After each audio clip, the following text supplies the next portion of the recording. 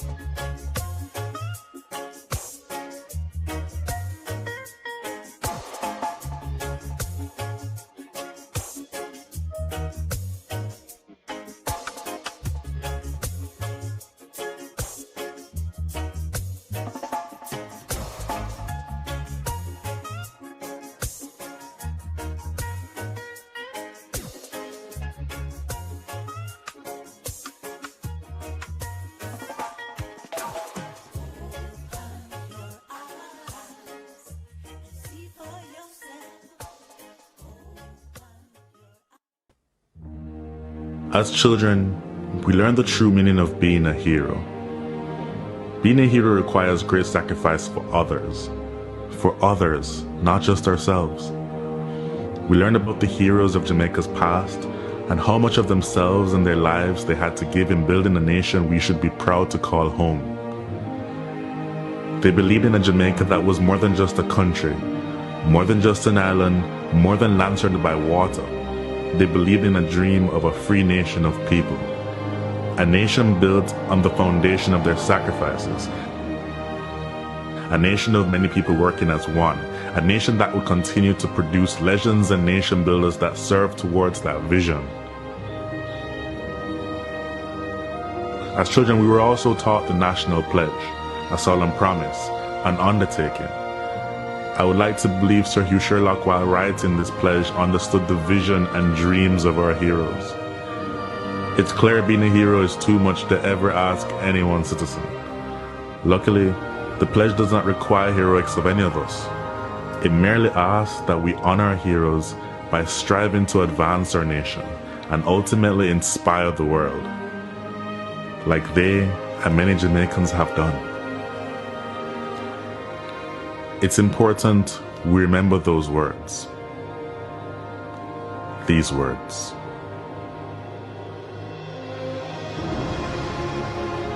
Before God and all mankind, I pledge the love and loyalty of my heart, the wisdom and courage of my mind, the strength and vigor of my body in service of my fellow citizens. I promise to stand up for justice, brotherhood and peace, to work diligently and creatively, to think generously and honestly, so that Jamaica may, under God, increase in beauty, fellowship, and prosperity, and play her part in advancing the welfare of the whole human race.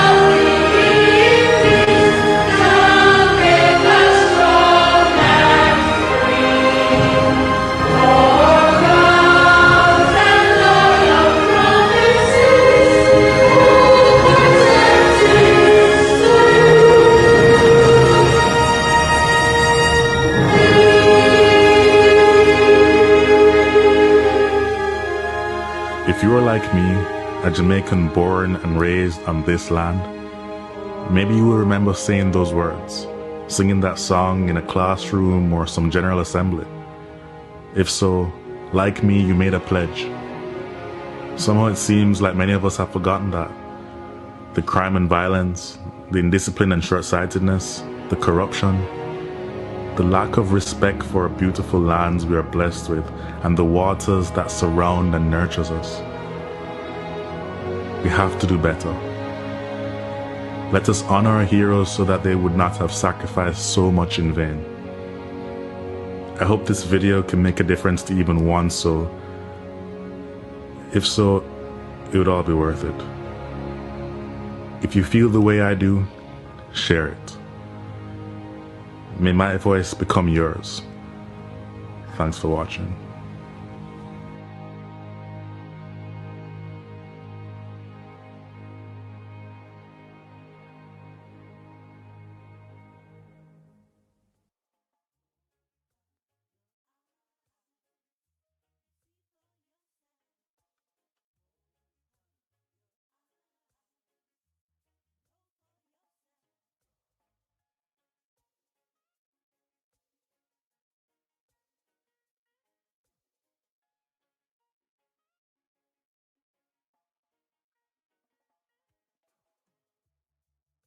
On a Wednesday evening to talk about things affecting our beloved island.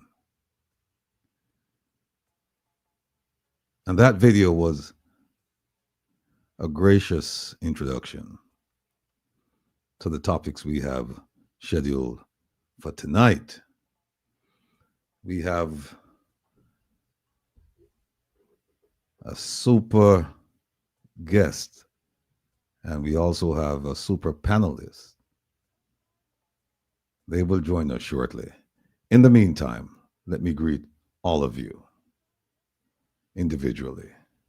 Laura Williams, it's early, but I can't miss my class. All I can do is spread the word and say, God bless you all. Thank you. Thank you. Dorothy McCoy, blessed. Thanks for being here. Miss E, Sunshine, bring on the fire. Thank you so much for your support and your presence. Merle, Way, way up there. Merle, Merle, Merle. Beautiful girl in the world. Bless up, Merle. Patel, thank you, sir, for being here.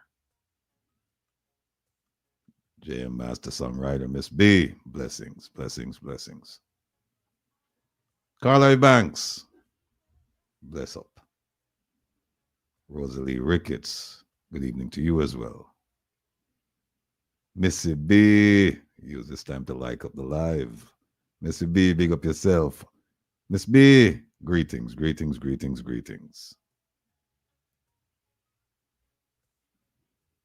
ACLB, blessings.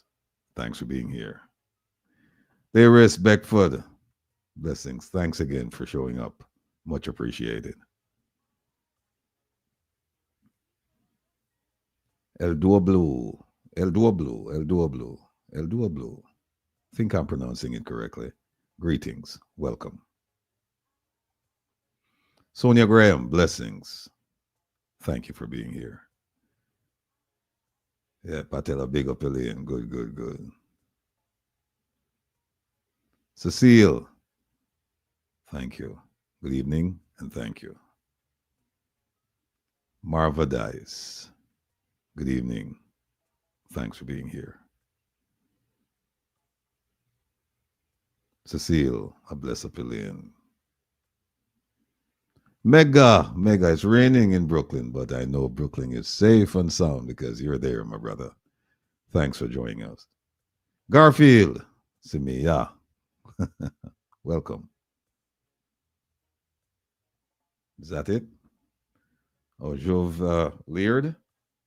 Or Jove Leard? Big up yourself, big up yourself. One love, one love. Loxley, we're going to talk about Deion Jackson Miller tonight. Yeah.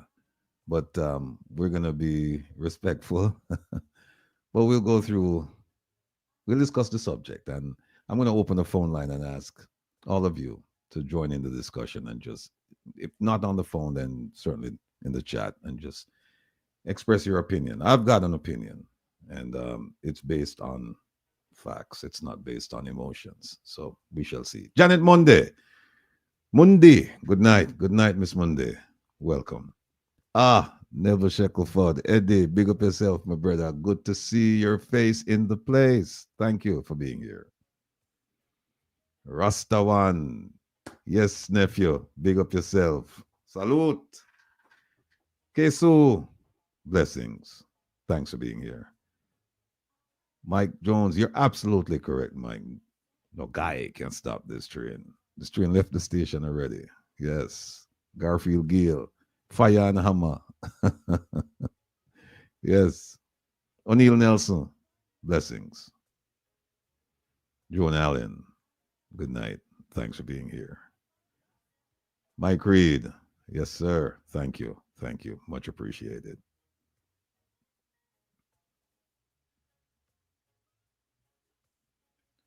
Is that it, OT?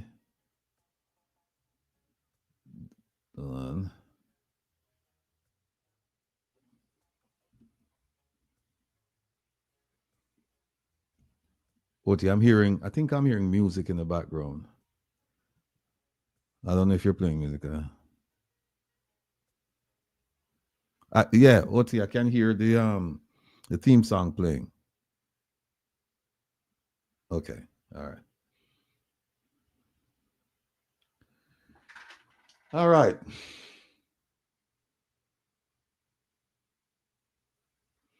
Well, folks, it's getting to that time, election time, and we're all consumed by the spectacle, by the attraction of this event. Bless up, Jeffrey. Big up yourself. Thanks for being here.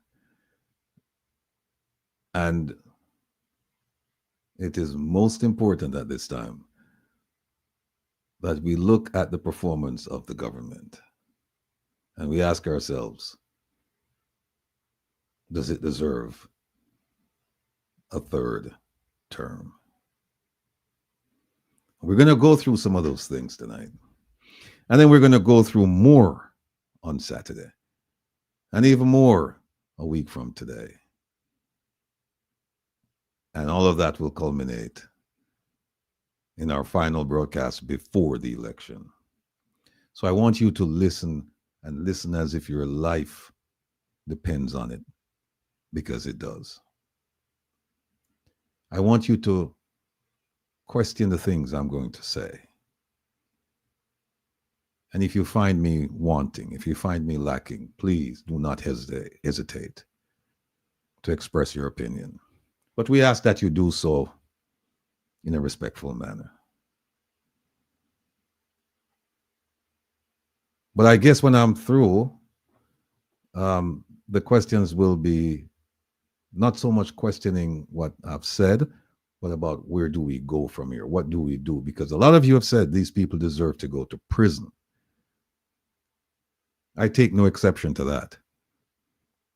However, it can't be left at they should be going to prison. You have to take some action. You have to be proactive if you want to see them behind bars. And I, for one, believe that some of them do deserve to go behind bars for what they've done over the last 9 years. And as usual, when we get into our discussion, we always start with this. I always say to people, do not trust the words of politicians. Do not trust the words of politicians. And that is absolutely true.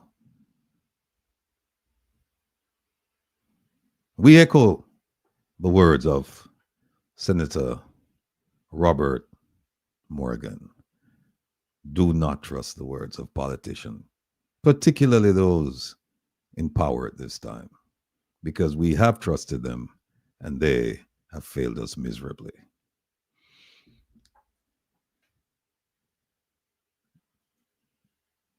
Let me start. While we're waiting for our guests to come, we see where the Prime Minister. I'll play a video for you that is so depressing, my people. It's so depressing.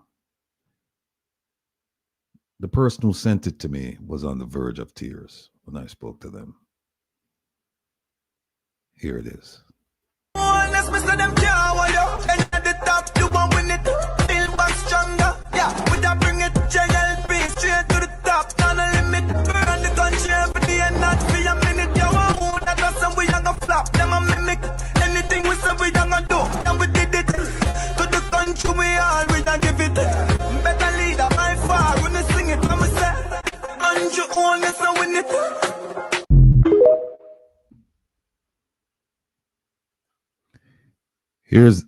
Here's that event from another angle.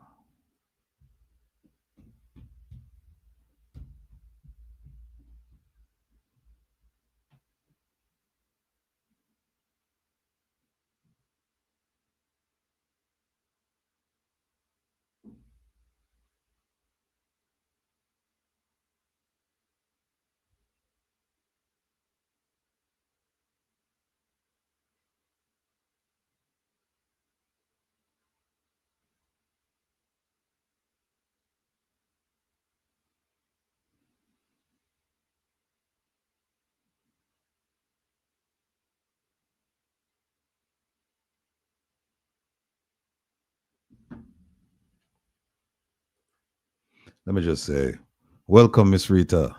Big up yourself. Jeffrey, it's really sad. Hurricane Hattie, big up yourself. Where do I start? We've said that this was going to happen, and it's happening. People are willing to give up their right as employers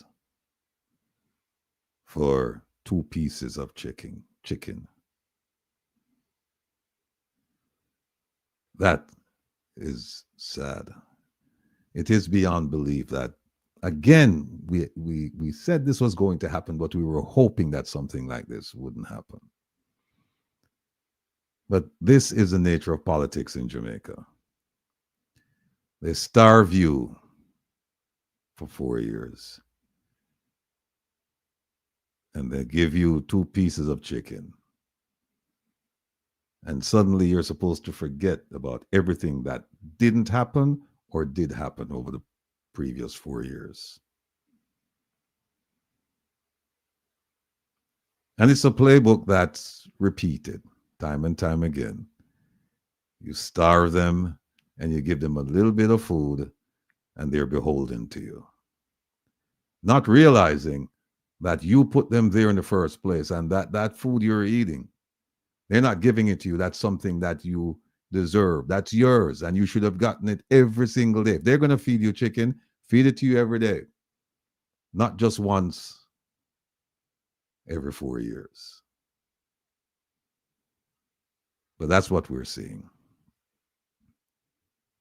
And I know all of you share the same sentiment as I do. And that is, if you think of yourself as a voter, this is exactly what you will do. This is exactly what will happen to you. Yes, OT, you're right. Them tax dollars are buy KFC for them. It's exactly what you'll do. And we've been teaching people that you're not only a voter. Yes, you are, but that's not the only dimension to your being. You're also an owner. You're also a financier. And you're also an employer.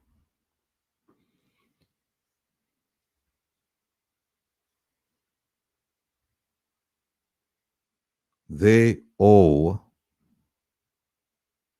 their present and their future to you.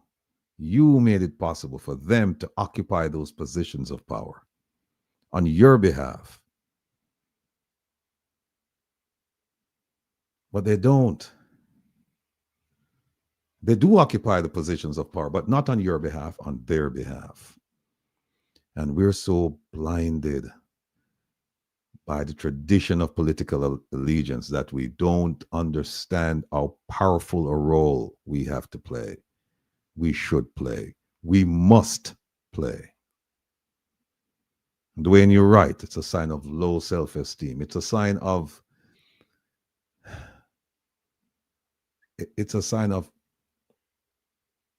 constantly telling people that you are better than them, that you know what's right for them. They should just do what you tell them to do. Cast your vote for me, and I will take care of everything. There is no accountability. No accountability. And that's why, because we have no accountability, that's why we have something like this.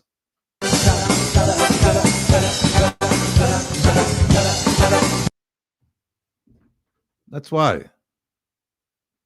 Dollar buses. And we're supposed to be happy. That's why we have this. But to work for anything that I have had. I have said it before and I will say it again. I don't know what a gold spoon looks like. It has never been in my mouth. So Comrade Golden, when I hear Andrew, I say I'm never born with gold spoon in my mouth. That does not mean you should steal it. I have no inheritance or any endowment or any trust fund anywhere. That does not mean you should steal it. And that's why we have this. Too bad mind, you're too bad mind, you're too bad mind, you don't bad mind, you're too bad mind. And that's why we have this. I buy 2 taxi, then I open a taxi company, and I go through the struggles just like everybody else.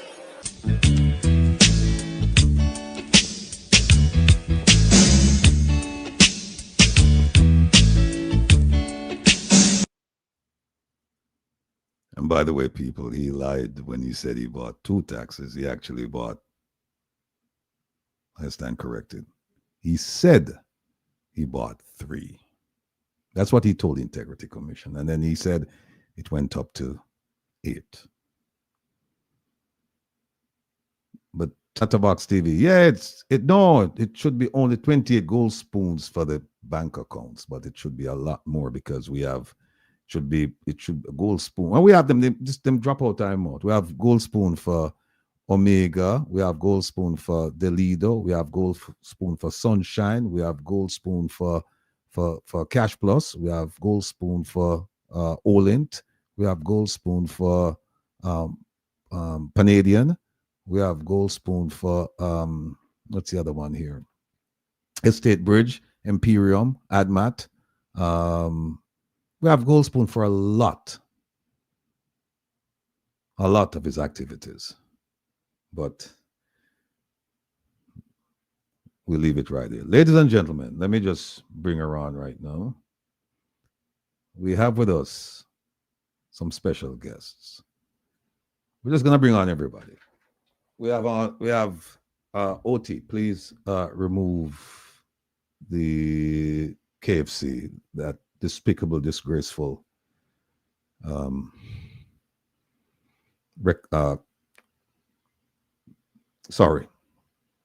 events with the KFC handout. There's another one there. Thank you very much. All right, ladies and gentlemen, we're joined by the illustrious head boy, and we're also joined by Keon, a teacher of renown, a teacher who's unafraid to speak. But our special guest is none other than Miss Beverly Manley Duncan. There she is. How are you, madam? Can you hear me? I am happy. I can hear you. Can you hear me? Loud and clear, loud and clear.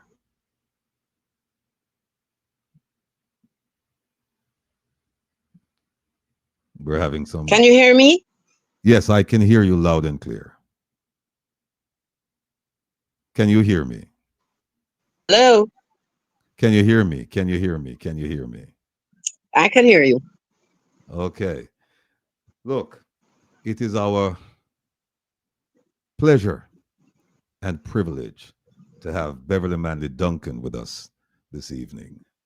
Ma'am, I know that you have a busy schedule, and so we are eternally grateful for you to take some time out of that schedule to be with us to, as we call it, share an evening of wisdom and reflection. And let me start with this. You're going to find this quite interesting. I assumed that everybody in Jamaica knew who Beverly Manley Duncan is. I just assumed that. But then there is a very dear friend of mine who's a youngster, a youngster. And he said, when I sent it to him, he said, "Who's Beverly Manley Duncan again?" And I said to him,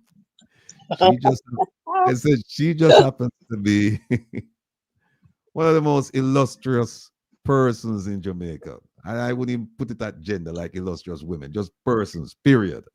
And then he made the connection. I think he looked at the last name, but then he made the connection. He says, oh, so I have to tune in then and listen. And I say, yeah, you must tune in and be educated. So he's listening right now. He's listening. So again, I just want to welcome you to the program. And just want to start out, I wasn't planning on doing, having our discussion this way or begin this way, but I must, because I suspect now that there's a few people, not a lot, a few people who they really they're not aware of your activities, political, social, and otherwise in Jamaica. And so what I'd like you to do, if you don't mind, is just to give an overview. Take as long or as short as you want to just introduce or reintroduce. Oh my God. That's why I leave it up to you. You can make it as brief as you want, because we have a lot of questions. So, or would you rather me just start with the questions? It's up to you. Start with the question. I think Sure. it might be more interesting. Let it come out through the question and answer. Yes. Okay, fair enough. Let me start with this question. 1 second. All right. A dear friend of ours sent me this question. What personal sacrifices did you have to make for public life and advocacy? Interesting question. I've never really thought of what I did, what I achieved. I've never really thought of it in terms of sacrifice. I was born in a house, a sort of work, I suppose you'd call it working class. My father was a station master at the railway, and he moved around a lot. So I got to see Jamaica a lot, and I got to see people of a different social class. Like I used to see higglers would come into the railway station to board the trains to get their goods into the markets. The next morning, they would spend the night in the station, and it was a really rough life. We used to live on top of the station. So my sister and I would peer through a window to see what the activity was downstairs, right? And we got a good view of them. We heard as they talked, and they shared different experiences, and really got ready for the next morning when they came into Kingston on the train. So Daddy's work life really opened up for us aspects of Jamaica that maybe we would not have seen. And he was also, he supported the People's National Party. And for him, nobody was greater than Norman Manley. So he used to tell his girls, because there were three of us and a boy, but he tell his three girls that was the person we should really try to be. The man of integrity, I remember that phrase. So long before I thought my life would be in politics, I was introduced to it. My mother, she was PNP, but she wasn't in it like Daddy. Like I remember when we were in Kingston, Daddy would take me to the meetings. We lived in Rollington Town, and that was in my youth, that was a place where the PNP had many, many, many meetings. So from the morning, you would hear the loudspeakers going around and saying, the man shouting and saying, tonight, corner of Jackson Road and wherever, Norman Manley, Augustus, what name again? Gaspol, the brown bomber, and the big wigs of the PNP were advertised. And we'd have a huge meeting right by the police station, as I remember. And as I go through what I call a decluttering process now, because I have to empty my house because all kinds of reasons. And the memories, because I see things, among the documents that really remind me of those days. So, it was because of the way we were brought up, we couldn't envy anybody anything. I remember once saying to my mother, I wish I could get a doll for Christmas, because my neighbor next door got a doll from America. And of course, it was a white doll. And I never even knew that racism was being introduced to me at that time. My mother said, "What are you doing? What you doing with a white doll?" No, she was high brown, Jamaican, as we call it. My father was black. But she would say to us, "Why would you want a white doll?" Got a lecture out of that.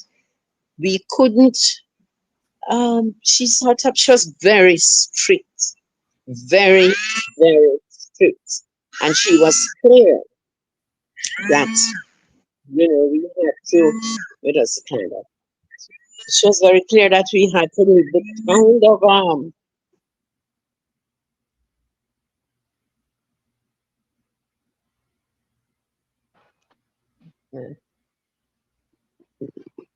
can you hear me again? Yes, we can hear you. Hello? Yeah. Yes, There was we can hear you. She was very strict about things like borrowing. We couldn't even borrow from each other.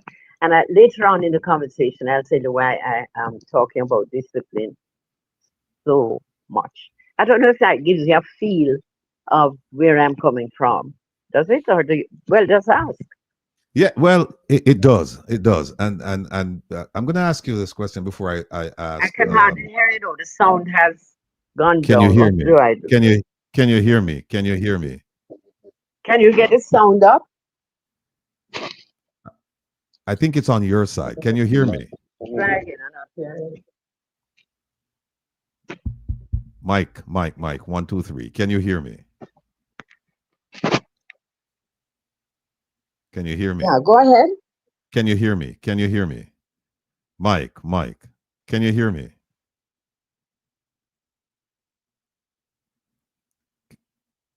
Can you hear me? Yeah, we're having some technical difficulty.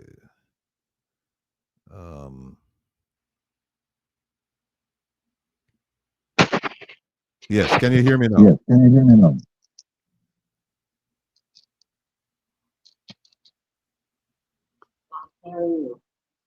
Can you hear me? Can you hear How me? about Yes, sir, Rattigan, I'm hear hearing me? you. okay, you're hearing me now. Yes? Yes. All right, good to have you back. I'm not hearing you. Can you hear me? I can hear you. All right, I go can ahead. Let hear me you. try and see if I can hear you better. But Okay. I'm not hearing you. You're not hearing me? No. What you want me to do? Can you turn I'm not a techie. So what should I do? if you can't hear me, it's gonna be difficult to tell you what to Mute do. and unmute your mic. Mute and unmute Huh? your mic and see. It's because of the phone call that you got that disturb it. Just That I mute don't know how and to do. unmute your mic. Mute. I don't think she can hear you. I don't think she can hear you. All right, go ahead again. No, I was saying to mute and unmute your mic and try your volume button I again. know I heard you, but I don't even know how to do that. Right down the bottom, you see a little mic at the bottom. Touch the screen if you don't see it. Or right below, you'll see the mic and the camera and so. Just touch it and a cross will come across. That's the camera.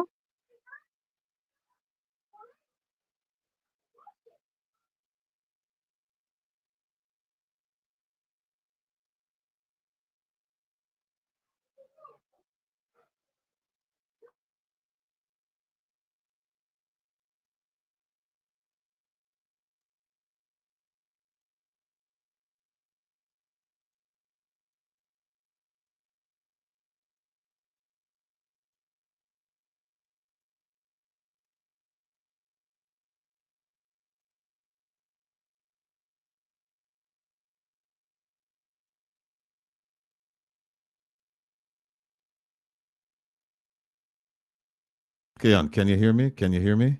Yes, I'm hearing you, Mr. Rattigan. Head boy, can you hear me? Yes, I'm hearing you loud and clear. Can you hear me? Yes. Yes, All ma'am, you right. can hear. I think the All call right. was disrupted there. Yeah. Okay. Here. Yeah, the call picked I up. can hear you now. They can hear me now. All right. Good. She's coming back. All right. Here's a question I want to ask you. You mentioned in an interview some years ago that a source of power is education. Do you see that still being the same, considering the state of education in Jamaica?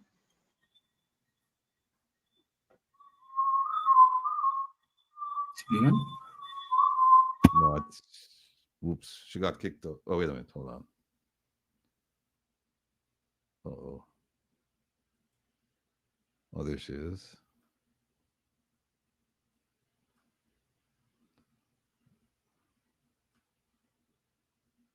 Yeah, she's frozen. Yeah, hold on. Hold on, let me.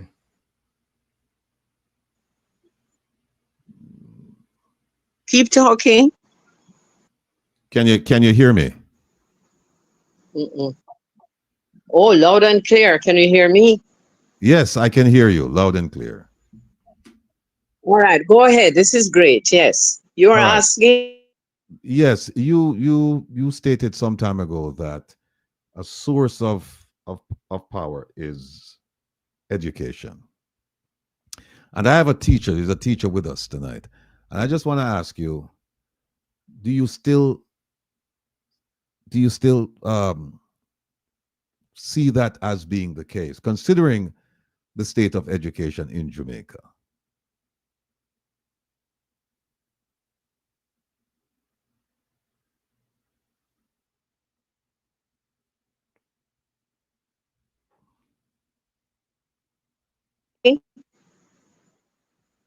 Yes.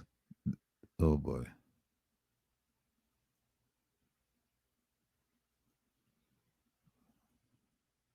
All right, hold on a second.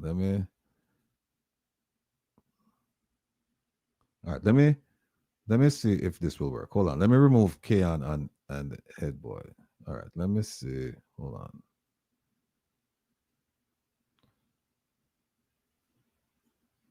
Where is she?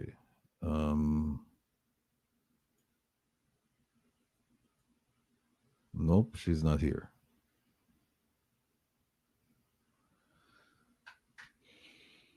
All right, she's back. There she is. Can you hear me? Can you hear me? I can. Okay. We're having some technical difficulties, but we'll work That's through it. all right. All right. The question I have is you said some time ago that a source of power is education. Do you still subscribe to that, considering the state of education in Jamaica? More than ever. I grew up on that. Mm-hmm. I grew up like most Jamaicans, working class Jamaicans anyway. We grew up on that. And because, again, we were schooled into the PNP, that was always their policy, education. Every leader who came as a leader in the PNP knew that. That's what Norman Manley understood. He said that in those days anyway, if you want to move from one social class to another, if you want to become somebody, of course you have to have education, because education is powerful, because you're like me, I'm an ongoing learner. Even at my age, I'm still learning. And it's because of how I was educated. The first chance I got to do a degree when I was quote unquote first lady is, I went and did it as an adult student, and I haven't stopped. I see the difference that education can make. The answer to my question is a powerful yes. Okay. The second part of that is considering the state of education today. And I see you. I see that look on your face. Yes. I'm trying to see where you're going. Considering the state of education, applying what you just said to the state of education today, where do you see the future of Jamaica? Well, I think succeeding administrations, a large portion of the budget is put towards education. And when you're not getting the results you really want to get, then you have to be more resilient and keep pushing. And I must say, Jamaica does keep pushing. I don't have the results in front of me, but at the PEP exams and the different exams they take this year have been better than they have been for a long time. So we begin to see progress. We're not happy with where we are, but we choose some of our best people to be ministers of education. We had Orlando Patterson, Jamaican, Harvard professor. He did a report for us on what is happening. We've had several reports, but we have never given up. That's the whole point. The results may not come when you want them, but they'll come. They'll come. We're working hard on it. You were a powerful advocate for women's rights. What prompted you into that arena? Because you could have just sat back and just said, I'll enjoy the privilege of being a first lady and not I could have cut. I can't resist saying this. I could have cut ribbons. And one of the first things I said to Michael, I said, Michael, I will never cut a ribbon. Funny enough, and that was as early as the 70s. And I never did. I was so proud of myself. I was asked to do it several times. I said, no, let the working people on this project choose one of them to cut the ribbon. I will not cut a ribbon. I was so offended by cutting ribbons.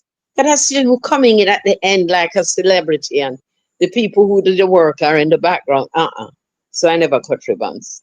But what did you ask? You asked if what persuaded me to be an activist? Yes. Well, growing up the way I did, I knew I had a sense of people who lived in poverty, what it was like. So I was aware of that from early. My mother was a generous person with whatever she had.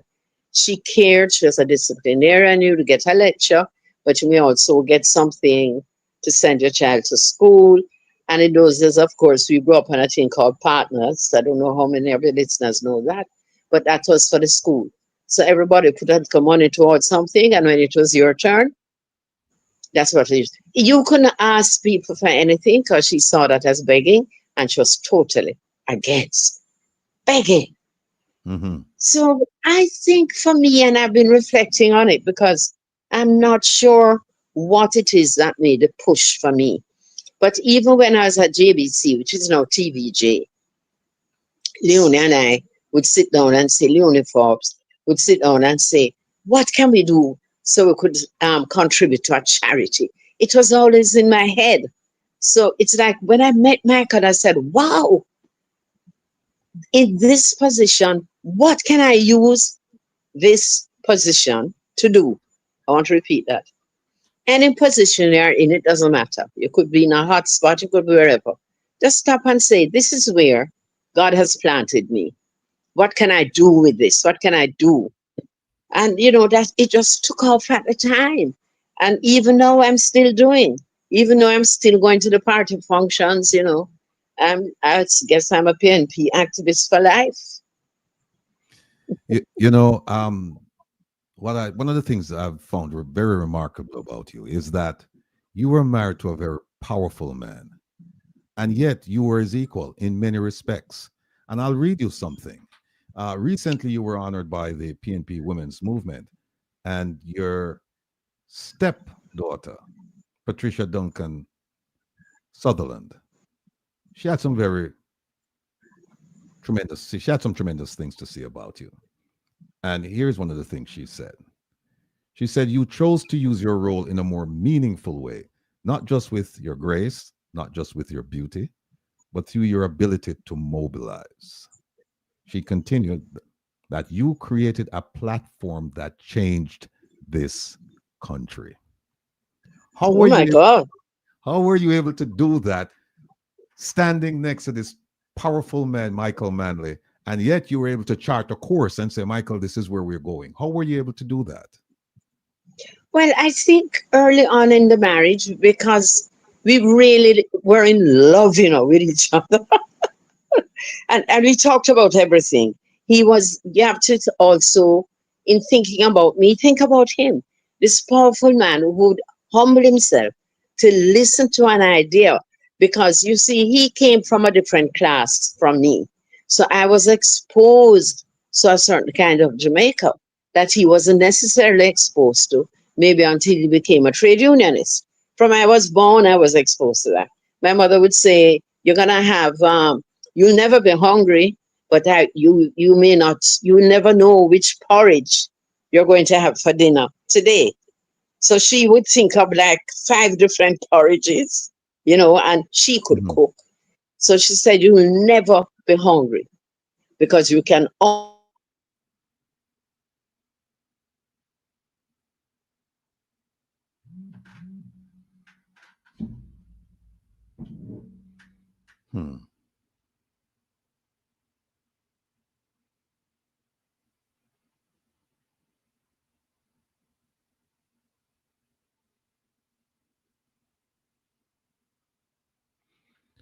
I guess we're again having some technical difficulties.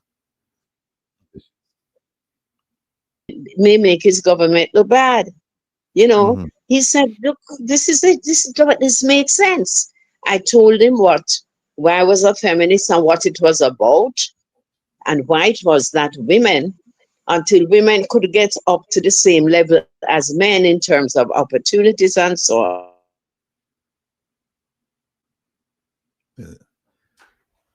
Yeah, the internet is. I had to struggle to get them there because the women in society, where many women didn't even know they had the right to be as powerful as their male counterparts. So that came. My marriage came about in 1972. I met Michael, I think it was in 1969, and let me tell you, that would have been the heights of the women's agenda in Jamaica, and certainly it was the heights in the United States. And Lucille Matherin Mayer, who was at the University of the West Indies, when she came home, she was one of the people who socialized me into this and made me understand that until we get to a stage where every policy is genderized, we're not going anywhere. We have to have a belief system, if you want to call it that, an ideological outlook that recognize women as equal to men. And by equality, part of what we meant was, what is it that a woman can do? Why do we say a woman can't drive a truck? Why we can't have women in the army? Why we can't have women in the police force? Why we can't have women in construction? And, so you got to really understand it. And whatever I share, I'd like to show. So in my own marriage, that was showing up. But without the support of Michael, I don't know, it would have been much harder because he came to advocate faith as much as I did. And no matter who we're meeting with as women to chart a course for women, I was the one who had the privilege of going to bed with the Prime Minister so I could whisper in his ear. And he was very, very, very supportive. I remember when I wanted to go to university, I didn't have a chance early in life because my bigger sister was the one who got to go because that's what my parents could do. And I always said I was going to go when I could. And when I said to him, I really want to go to university, he had my full support. His head security man at the time, now deceased, said, why you have to go and make everybody know you don't go to university yet? He was embarrassed, clearly. And I just laughed. And he got a lecture from me right there. I think his wife ended up going. Quite a number of women, I don't have the figures, because I was able to just be clear and say, look, this is what I'm doing. You can do it too. A number of women ended up on campus. It wasn't easy because I was sitting in classes with young people, I would have been in my early 30s. They would have been in their teenagers, and and people pointing and say, in those days, I used to say, is she? Is not she? You sure is she?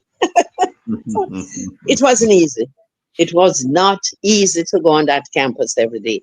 But I went, and it again was because my mother told me I could be anything I wanted to be. And she taught me to talk straight. That if people got upset, that was their problem, but I was to talk straight. The word we use now is authenticity. She just say you can be anything you want to be. And you couldn't go home with a B on a paper when you're in primary school because she was not going with, at the time she used to call one draws. She was not going with one draws for us to come home with B's. She didn't get that. What you mean? And I can remember because in my early years, the pill had not been invented. And let me tell you, we women had to be very careful not to get pregnant. And so the whole of my growing up years was hearing my mother say, I'm struggling to get all of your whatever, because if you get pregnant, your life is done. Life is done. No man is going to want you. And you just make sure you don't get, So we had to live a very strict life. If we went out at night, she was at the gate waiting until we came home. So she gave her life for us. It was rough for us under her care, but that was how I realized just now that is how she showed her love for us. Not by hugging and kissing, but, and my father was the typical Jamaican father, wine, women, and song. And on Sunday he would preach. So, and he was a lovely, warm-hearted person. He was like the opposite of her. So again, I guess that's how they got to stay together, because he would just say, "Don't watch your mother, man. She don't mean, anything." But yet you found him to be, but you found him to be equally powerful as your mom in a different way, though. Only in later years. Okay. I remember I was doing a second master's degree at American University in Washington, and they asked us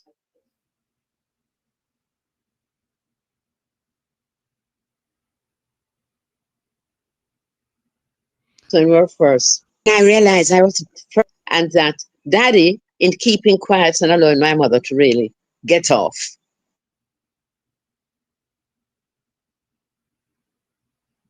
Yes, folks, the internet is unstable, and it's just one of the things we have to deal with in the age of technology. And I know some of you are asking me to have her go back and explain the pieces we've missed, but I think that would be unwise, because then she's going to have to go back several times. So was showing that was a powerful thing for him to be able to do. Mm-hmm.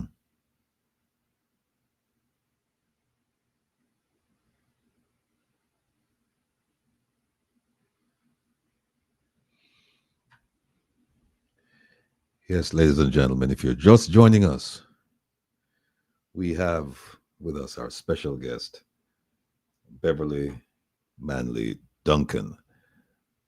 We're experiencing some technical difficulties, and it's been a challenge in trying to keep up with the sequence of events, but use your imagination and just connect the pieces, because I really can't ask her to go back and oops, here we go. Yes, I'm back. Okay, good. Yeah, we had a little problem there. Let me ask you. I have to ask you this question, right? I'm going to switch a little bit to politics now, right? You said that and this is a quote, every conversation I have now in an elevator, overseas, anywhere, must end with convincing someone to support the PNP before September 2025. Make that argument for me, please. When did I say that? When did I say that? This was at the, give me 1 second, I'll tell you. This was at the PNP Women's Movement function in March of this year. Oh, okay. Their annual conference. No, what I meant by that was, and you see, context, as my late DK would tell you, is very important. That was in the context of the annual conference where we just had PNP stalwarts, and to giving them a thing to say when you are canvassing. It's very important that you know that you are persuading somebody to support the PNP. So your conversation with that person must remember that end in mind. You with me? Mm-hmm. If you are a member of the JLP and you're canvassing, you should be doing the same. Huh? Yes. If you're a member of the JLP and you're canvassing somebody, you have to do the same thing. You can't get lost in the conversation that you forget what your intention is. And I would say to anybody listening today, it's very important that you can, if possible, come home to vote.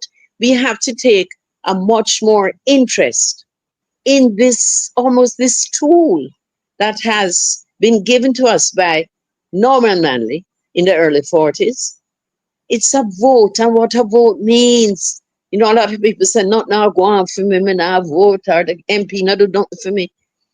My thing is, if you want to change it, you better vote and be in it, that you know what you're doing. You can't just sit aside and get lost in what I got dependency.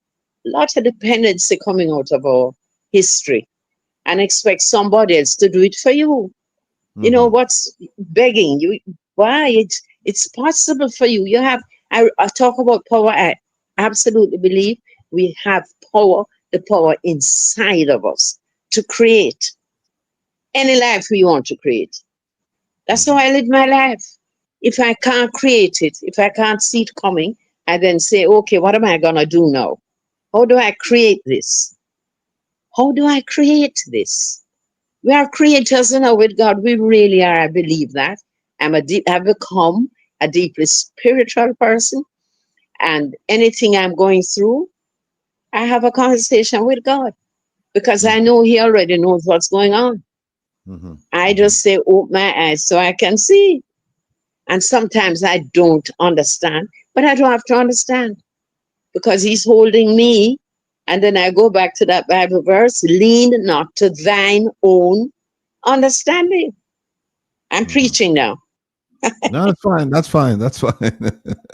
we are eager. What do you call it? Parishioners. So we listen.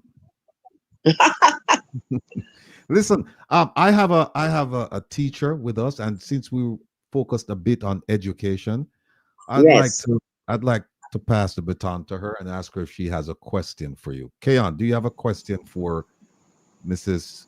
Manley Duncan? Sure. Okay, good night. Hi. Yes. You're an esteemed How woman. are I you? did not know. I'm good, you know. Did not know I would have Yeah. met in your company. Yes. Oh, I grew up in the late 70s, early 80s. So I was one of the beneficiaries of the uniform free program that we used education. to get Mm, uniforms. yes. I came out in the time when they just started the nutrition product thing where we got the lunch Yes. and the free lunch and so at school. Yes. I also grew up in a time wherein parents used to play a more active role in their children's education. So they would first introduce the children to reading and writing from home. When I compare then to now, I am Yeah, from you thinking went that to school, you could read and write. yes, man, when you went to school, you were able to identify MAT, math, CAT, cat, RAT, rat, and you start learning to write your name. Because parents used to say you must not see your name from Bula and Yamit. I hope I So haven't lost you. yes, I came out of that era. Compared then when more parents were home, were somewhat home, compared to now when we find persons who are now working. Um, I'm looking, do you think the investment, because I'm not talking about throwing money at education, because sometimes I do think that is what is happening now, where we throw the money at education, but we're talking about investing in education. Comparing then to now, do you think enough investment in education is taking place compared to then? Because we turn out more doctors then than now. And the literacy rate was the ability to read at that time was far less than now. Because most Well, parents learn. Yes. before you came on, can you hear me? Yes, I Can you am. hear me? Yes. Yes, Before we ma'am. came on, I was talking about the importance of context. The entire world has shifted around us. When you went to school in the late 70s, we didn't have the kind of technology we have now. Children are not exposed to the kind of technology, so are getting involved in all kinds of things. The other thing that has happened is that as women know more about themselves and who they are, not just as wives, although if that's what you want, that's fine, but that they had choices. They were not as much in the home as they used to be. Grandmothers are in the workforce now. So when we look at these things, I always encourage people to look at the context, because the context is ever changing. All over the world, they have Jamaicans in all kinds of jobs, all kinds of exciting jobs. And we have always traveled. A lot of those people are not at home anymore. A head teacher told me recently that when school begins, an adult brings the child, and after that, they don't see that person again. When you check it out, maybe that person has gone abroad to earn some money and send it back home. But that child is on their own. My mother, every afternoon, because she was a 100% homemaker, every afternoon she would get out the books and she'd say, what chapter are you doing tomorrow? And we tell her and we go through the chapter. You know? So when we got to it the next day, we all knew it. That kind of life just doesn't exist anymore. And therefore we have to be thinking now, and I'm not sure if we have a team in Jamaica doing it. Maybe as it comes up for me, I can encourage the PNP to start a conversation about giving, now that the context has changed. And it's hard for a single mother, although we still have them, to earn money to look after her household. She have to go and find it. So the child, when sometimes you go in the inner city, you see the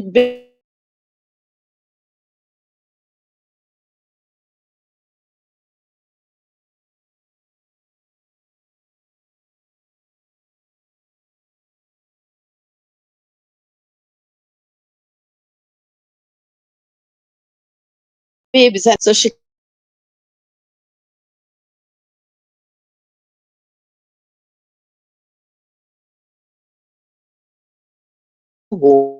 it's not going to happen. And happening in the home from the early childhood stage.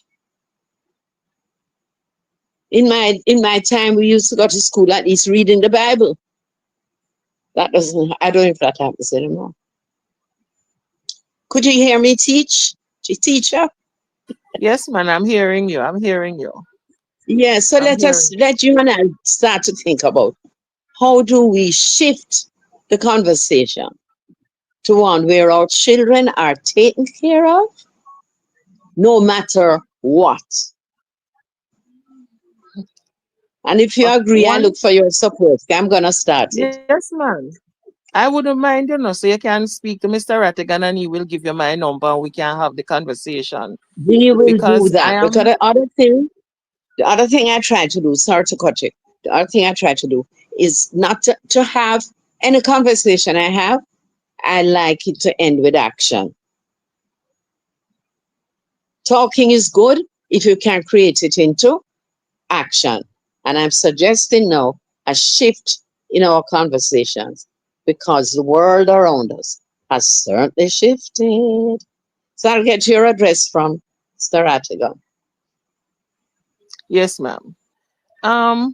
When I look at it in the years gone by, and this is what I talk about investment, it's very few of, well, years gone by, the lady in the community who can read a little better, two notch above your grandparents, was the basic school teacher. And they would start a basic school. And when you go into the communities, you used to have maybe 4 or 5 different summer class. So you have one set of children down at Miss Pet and our Stella, one next one round the road at Miss Agatha school, one next one up the road Teacher Brown have a summer school for the pitting them we're going to do common entrance. So we used to have that community thing because everybody in the community was preaching education being the way out of poverty. Yes. Yes, I grew And up that looking. we had real community. People look out for each other. My God. Now people are hustling to survive, But you have to find a way because some students, and I believe, you see, to a certain extent, what you believe becomes what you do and who you are. So you have some children in the inner city who make it because for some reason they had somebody early in life who could talk to them and say, you don't have to go this way. You know, this is what you can. I use the word create. But the But thank community, you. Mm-hmm. the community, not to cut you, the community, No, because man. I remember I went to, it's not Norman Manley, Hail Selassie High School. I Yes. know I'm coming from the country, so I don't know the place that well.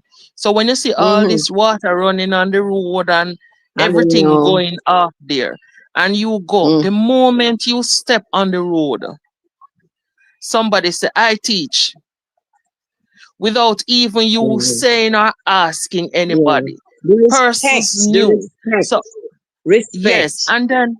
and then I remember talking with a coach who said that he had a boy on his team that was giving trouble, and there was nothing they could do. But the Dan in the area just hear, Mm-hmm. and them come right in front of the coach and the entire school and give him a proper flagging, Mm-hmm.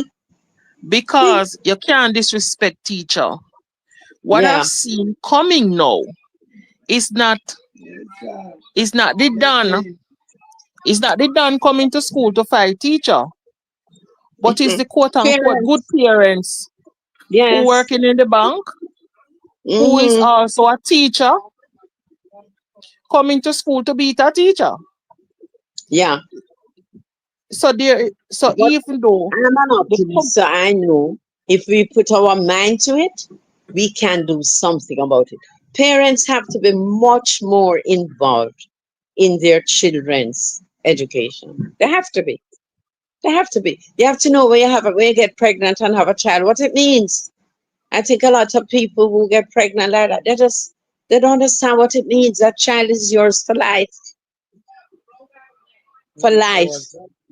But we'll get our conversation going. What's your name? Kean, I'll tell you, Mr. Rattigan will give you my info off the ear. I have another thing I have to do tonight. Not hearing you. I wasn't Not hearing you a hearing while you. ago. Can you hear me? Oh Can you Lord. hear me? Yes, Can you I'm hear Yeah, me? hearing you I now. was I'm hearing you asking now. how much. I was asking how much longer your program goes because I have another event tonight. No, we'll just ask. We'll ask you two more questions. I'll ask you one, and I'll All leave right, Karen that's to ask. fine. Cause you know Okay, the time. You know the busy time it is in I Jamaica. know, I know. And speaking of which, about visit time, we know it has to do with the campaign and the election and all of that. You mentioned early in our interview that your father idolized Norman Manley because he said he was a man of integrity. Can you hear me?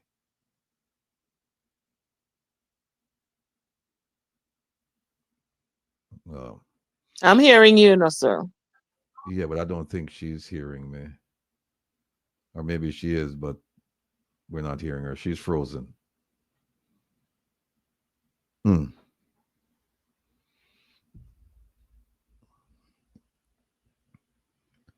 Folks, if you're just joining us, we're having a discussion with our very special guest, Miss Beverly Manley Duncan. However, we're having some technical difficulties with only 2 questions to go. So she's gone.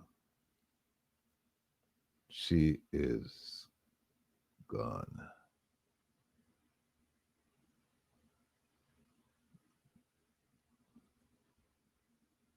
All right. Well, you know what, Keon?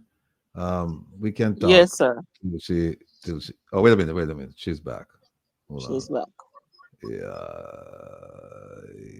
Wait a minute. Okay. She's not quite back. She's okay. There she is. Okay. Yeah, You can hear. Can you hear me? yeah, man. Okay. Here's my final question. Mm-hmm. All right. You mentioned early in our interview that your father was your father idolized Norman Manley because Yes. he said he was a man of integrity. No, Yes. He actually was called that. okay. Man of integrity. Now, we've had some issues with integrity over the past few years in Jamaica. Now, do you think Jamaica has advanced in achieving political integrity and accountability since then? Mm. Where has it evolved? Has it evolved? Where are we, from your I perspective? think, yeah, it's a difficult question to answer. It's such a generalized question, but there are pockets of Jamaica that I think would hope. At least we use those words. There was a time when we never even used those words. We use integrity, we use accountability, um, we use authenticity sometimes. But those words have at least become very, I wouldn't say popular, but they're very much into our conversations now. They never used to be. When I was growing up, I don't remember hearing those words. And taking responsibility, at least we're talking about it if we have not yet evolved into doing it. But there's no doubt that there are pockets of the society that are thinking about those words. Like, I think if you looked at the PNP manifesto, you can get it online. You must know by now, right? Yes, I do.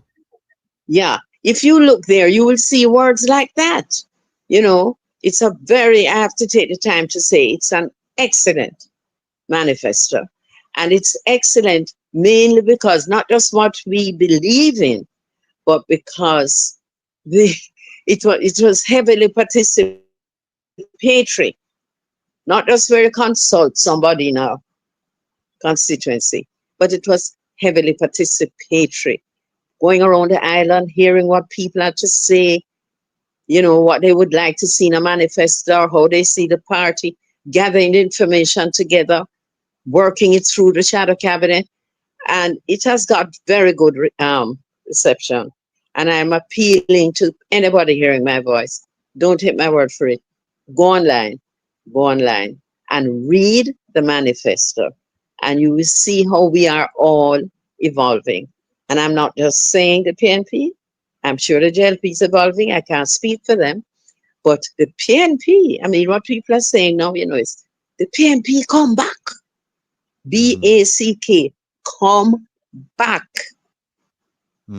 Because we went through a very difficult period with disunity, and we are back. I wish you could come to Jamaica to attend one of the rallies. And we have a lot. I hope to. I hope to. Well, look, time is at a premium, so I'll give Kayan the final question. Kayan, go ahead, please. By the way, you can see us on YouTube. For sure. For sure. Yes, all right. Yes, Kayan, go ahead. Yes. As you speak about your mother, the influence that she has made on her life, how do you see the current set of mothers? And if you could make any change, what would be some of the changes or the change that you would Let me make one. apply? Let us make one because time is going. But Yes. the word I'm going to use, it may surprise you. LISTEN. Listen.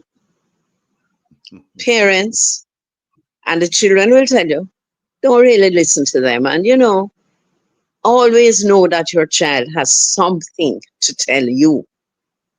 Keep quiet and listen. My daughter is a big woman now. Sometimes she calls me and she will say, Mommy, there's something I want to say to you.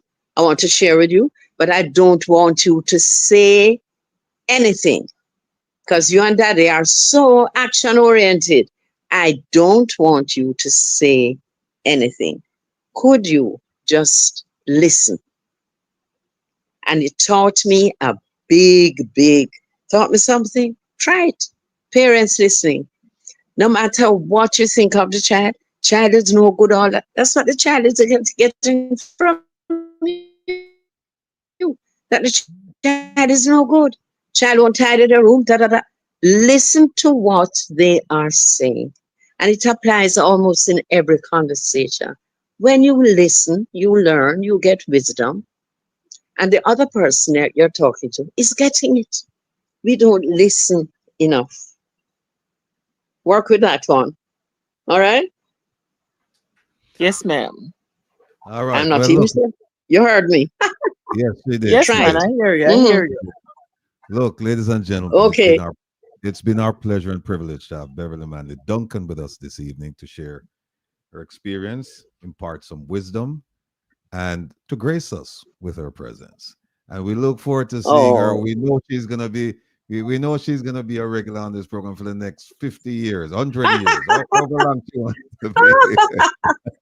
you don't wish me well. 100? Listen, Ooh, but it was my pleasure. yes, yes, yes. And we look forward to, on a serious note though, we look forward Yeah, to catching man. up again. Because we Yes, have that's lots more to easy. talk about. All right. Right? And remember, time come. Indeed, indeed, indeed. Time, All no, right. time Good is night, here. Time is everybody. here. All right, take care now. All right. All right, bye bye. Bye bye. Yes, folks. Yeah, that was our very special guest. Um, again, want to thank her for carving some time out of her schedule to join us and share her wisdom and her experience and her knowledge with us. We have, yes, Miss Elaine. Yes, we certainly will bring her back soon. Keon, we have with us Keon, teacher extraordinaire. She's been on the program before. Um, Many of you have asked for her to return, and here she is. Keon, what I'd like you to do is for those people in the chat or viewing us who have never heard about you, please give them an introduction, and then we can start talking about teachers in Jamaica, how they're being treated. Are they being treated well?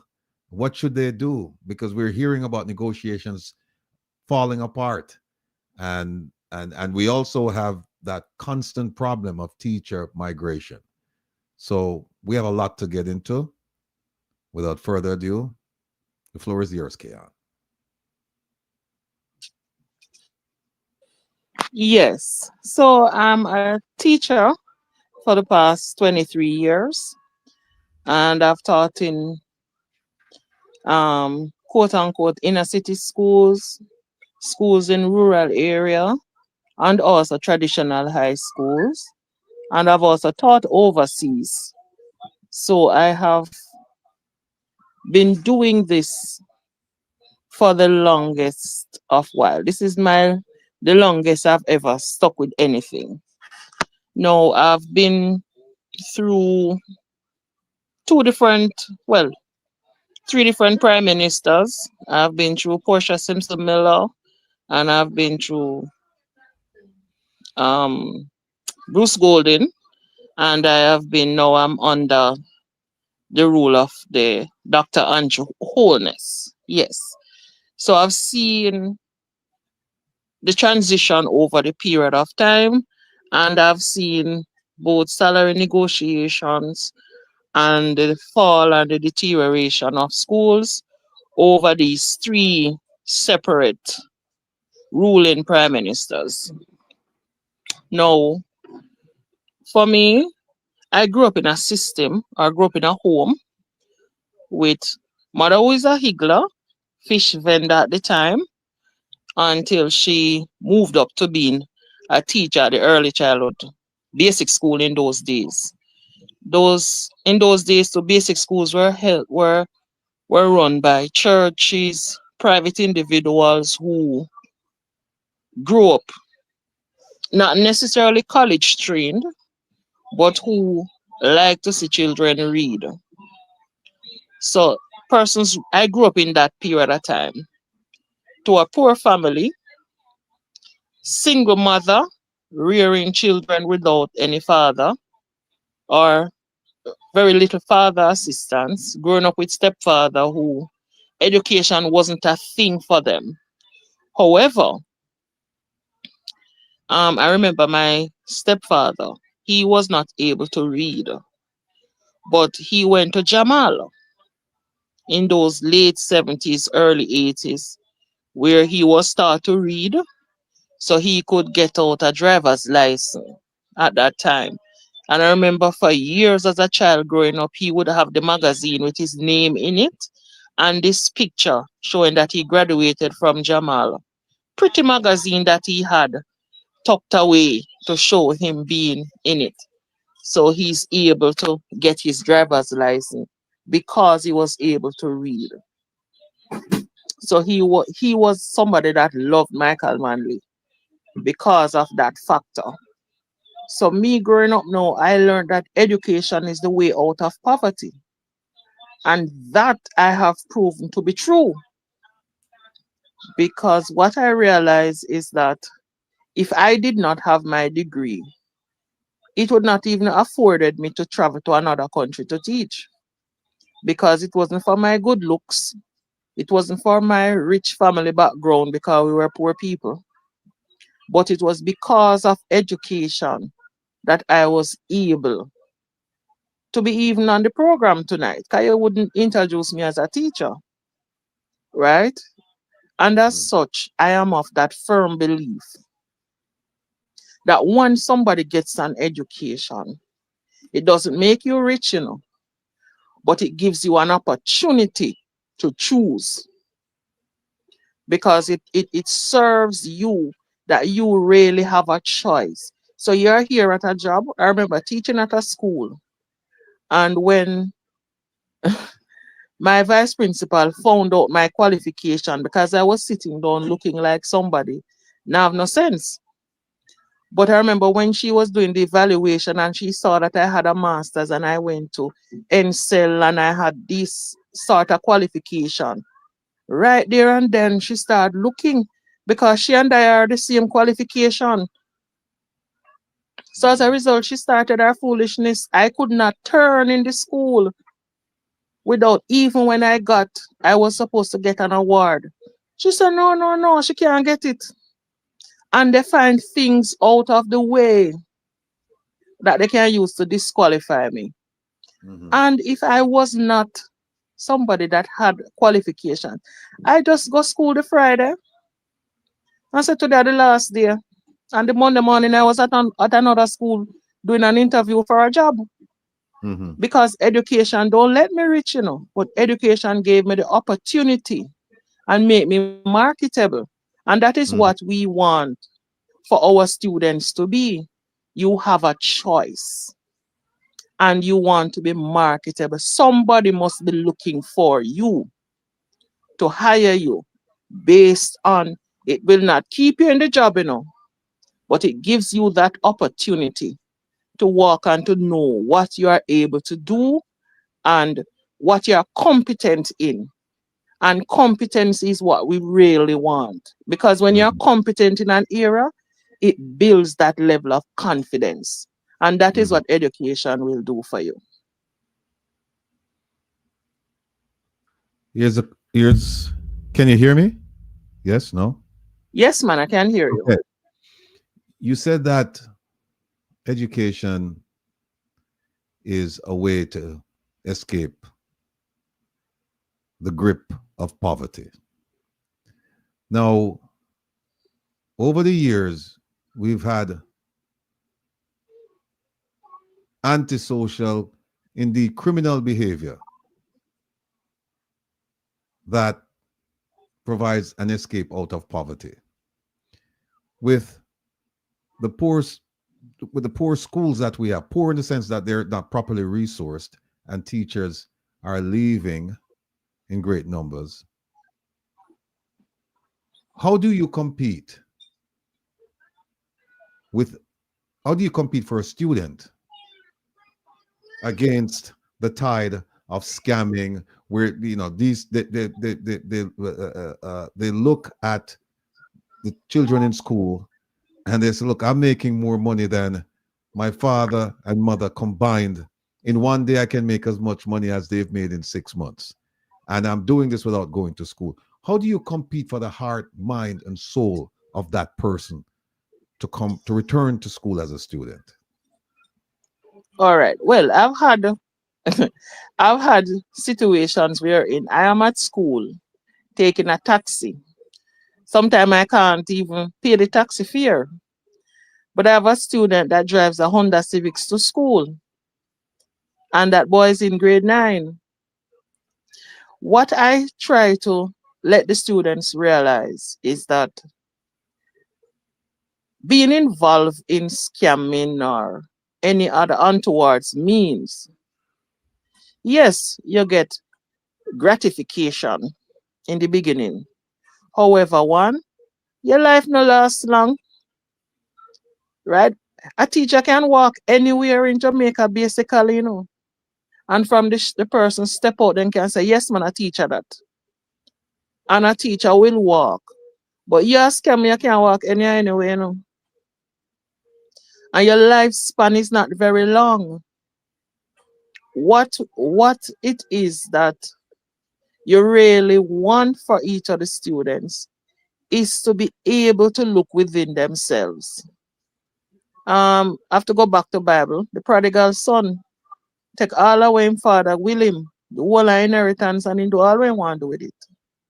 But there's a part in the scripture that said he came to himself.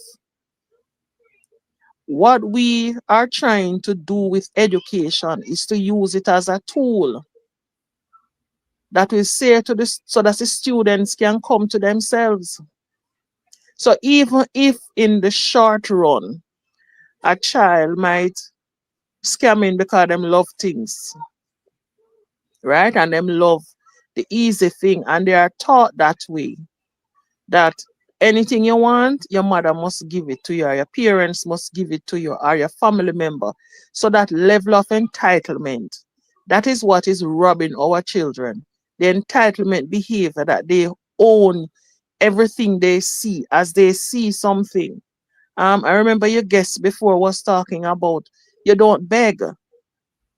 Even now I have to be saying to my mother, but you grow enough to beg. So even when we are struggle under it, and we could have easily well call somebody and say, boy, not going for me, no beg something. It's one of the hardest things for us to do. These children beg like blind and a handful and they want to put it in their socks. So it all have to combat now by getting both from the parent standpoint, having one-on-one. I have spoken to many parents who have said to me, teacher, me give the picnic everything what they ask. I said, you're wrong. And the parent look at me, I say, yes, you're wrong. I said, child is missing right now is that dose of hard life. I said, even though if I have a child living with me now, the first 2 meals I cook at my house for that child, a pot of porridge and dumpling and butter. Because I grew up in some of the days, it's porridge we have to drink. And we can't complain and we can't go next door over when neighbor go look pan and chicken back when them are fried. We have to make sure so we drink the porridge and smile. And even if we're hungry, when them give with the food, we tell them, say, we belly full, we all right. Or we wait until the pot land, we get up and we gone and we yard. We say, auntie, we gone over here. Because mommy soon call we. I'm not say we never hungry, but we were brought up not to beg. We were brought up not to see people's things and wish it was ours and start doing things. I remember going home one day with pencil. And mommy searched my bag and found it. And mommy said, where you get? And I said, mommy, me find it at school. And she said, carry it. But I said, I don't know about the own. And I want coolie plum tree. It was. And guess what? Mommy said, carry it, go put it back at the spot. So the next day I went under the coolie plum tree, go put down the pencil that I found there. So that level of responsibility and so is what we were taught. And we have to get, right now I'm looking at my students and I'm one of the teachers or the children say, Miss you hardy? Me say yes, because life is hard. Miss, you can't even give you a blind. Me say, no, life not gonna give you a blind. You have to work with a boss. So when it comes on to my classes, I have the rules there. And don't care is who you're going through the rules. Both locally and when I taught overseas. So that is how you have to bring that level of structure. When my students go to CXC exam, they come back and they say, Miss, we just hear you in the exam, I tell you the answer. Because guess what? Once they know that you are not lying to them, you have to first win the children, make yourself attractive in the lesson that you are doing, so that you grab the children's attention. So that is one of the things that I practice with my students. My students, they even tell me, say, boy, Miss, you're full of story. Right? So when you bring that to it, you just want to win one, you know. And I was told by a co-worker of mine, I'm not trying to win every child. And I don't believe that the 5 years they are at high school, that I'm there for them, I'm going to change much. But eventually leave them and down the road. When you ask them 3-4 years down the road as them see you, Miss, me go to college, you know, me go back to school. And even though me did fail by you, Miss, me go back to school, man. Me a lab tech now, me a phlebotomist or something like that. So even if they don't succeed while they are in my class, they are going to leave with somewhat of a light in them. Because that is what sometimes I think is lacking in the children. They lack that light to let them know that, hey, you don't have to suffer. There's opportunity out there. All right. We've been focused now on the teachers' relationship with the students. Now let's talk about the relationship between the government and the teachers. Go ahead. I think, you know, our problem is we having non-teachers dealing with teachers matter. We're having non-educators making decision for educators. And then if that is happening, we are in trouble. Because persons who are what we say, play doctor. I try to tell real doctor what to do. You can't be play doctor and I try to tell real doctor what to do, who have the training and the expertise. What is happening? Too many decisions are made by persons just throw things at us and expect us to change it. Right? I remember a few years back, the US had a situation where they were trying a new curriculum. And what they did, they take in a lot of Jamaican teachers. And those teachers' lesson plans, when they were leaving, they did not have any right over their lesson plan. So they are given the topics to teach. And these Jamaican teachers come in, write the lesson plans, do this, show them, do the activities. And when they leave, they have to leave all that information. So that is going to guide. So when they take in back their new teachers who are coming into the system, the teachers don't have to write lesson plan. For each of the topics, there is the lesson plan already there and the activity and everything.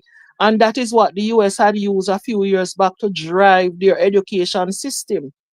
Now, what we are dealing with in Jamaica is that our Ministry of Education just is as if sometimes they just dream up something, or somebody sit around some decks around the dinner table and say, let us try this and this is what we want. And then they just put out something that is top heavy. Anything that you're going to do, you need to resource the place or the individuals that you're working with, that you want to carry out the plans. And we are lacking where that is concerned. Resourcing the schools is one of our biggest problems. You can't have a school where have 1,800 children and you give the school 10 projector and then you expect the teachers to come and teach lesson using PowerPoint and using animation and all those stuff. You can't give the school 10 projector. The school only have 2 smart room and that is the IT labs. that you have to be teaching IT, ED, PNM, and all those things. So you need to first look at what you have. And if you're going to implement certain things, come to us as the teachers. Have a conversation with us as the teachers. In years gone by, in my early days, we used to have education officers who were at the schools. So the education officers used to look at the textbook that the students use. They used to look at the curriculum. They know which classes of the school is carry the slow learners. And they would say, all right, let us look at the textbooks. See if the textbooks that the science stream children are using can fit those who are non-readers. And guess what? They said no. So we used to have the books that were geared towards the what we would call pathway 1 students.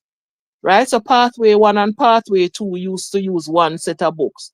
Pathway 3 use another set of books that will build them up.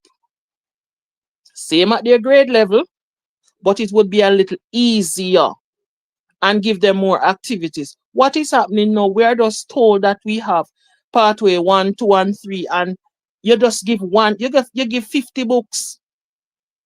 I remember thinking 2008, when Bruce Golding became Prime Minister, they basically go through all the schools, audit the schools, and take the textbook from the book rental programs to furnish other schools that they fail to provide books for, and say, all right, we will give you back your books come next year. Those books have not been returned when the school population use these books. They don't get back the books. And then we teachers now have to be sourcing things. I went to a school to teach and they told me that, oh, teacher, you have to buy your own textbook, you know. I said, I've never taught at a school and I had to buy the textbook that I'm going to use. Oh, teacher, you have to buy the workbook for the school. They don't, you're not getting those things. So when we go before a class and we don't have a textbook, some teachers might have 1 or 2 copies of a textbook.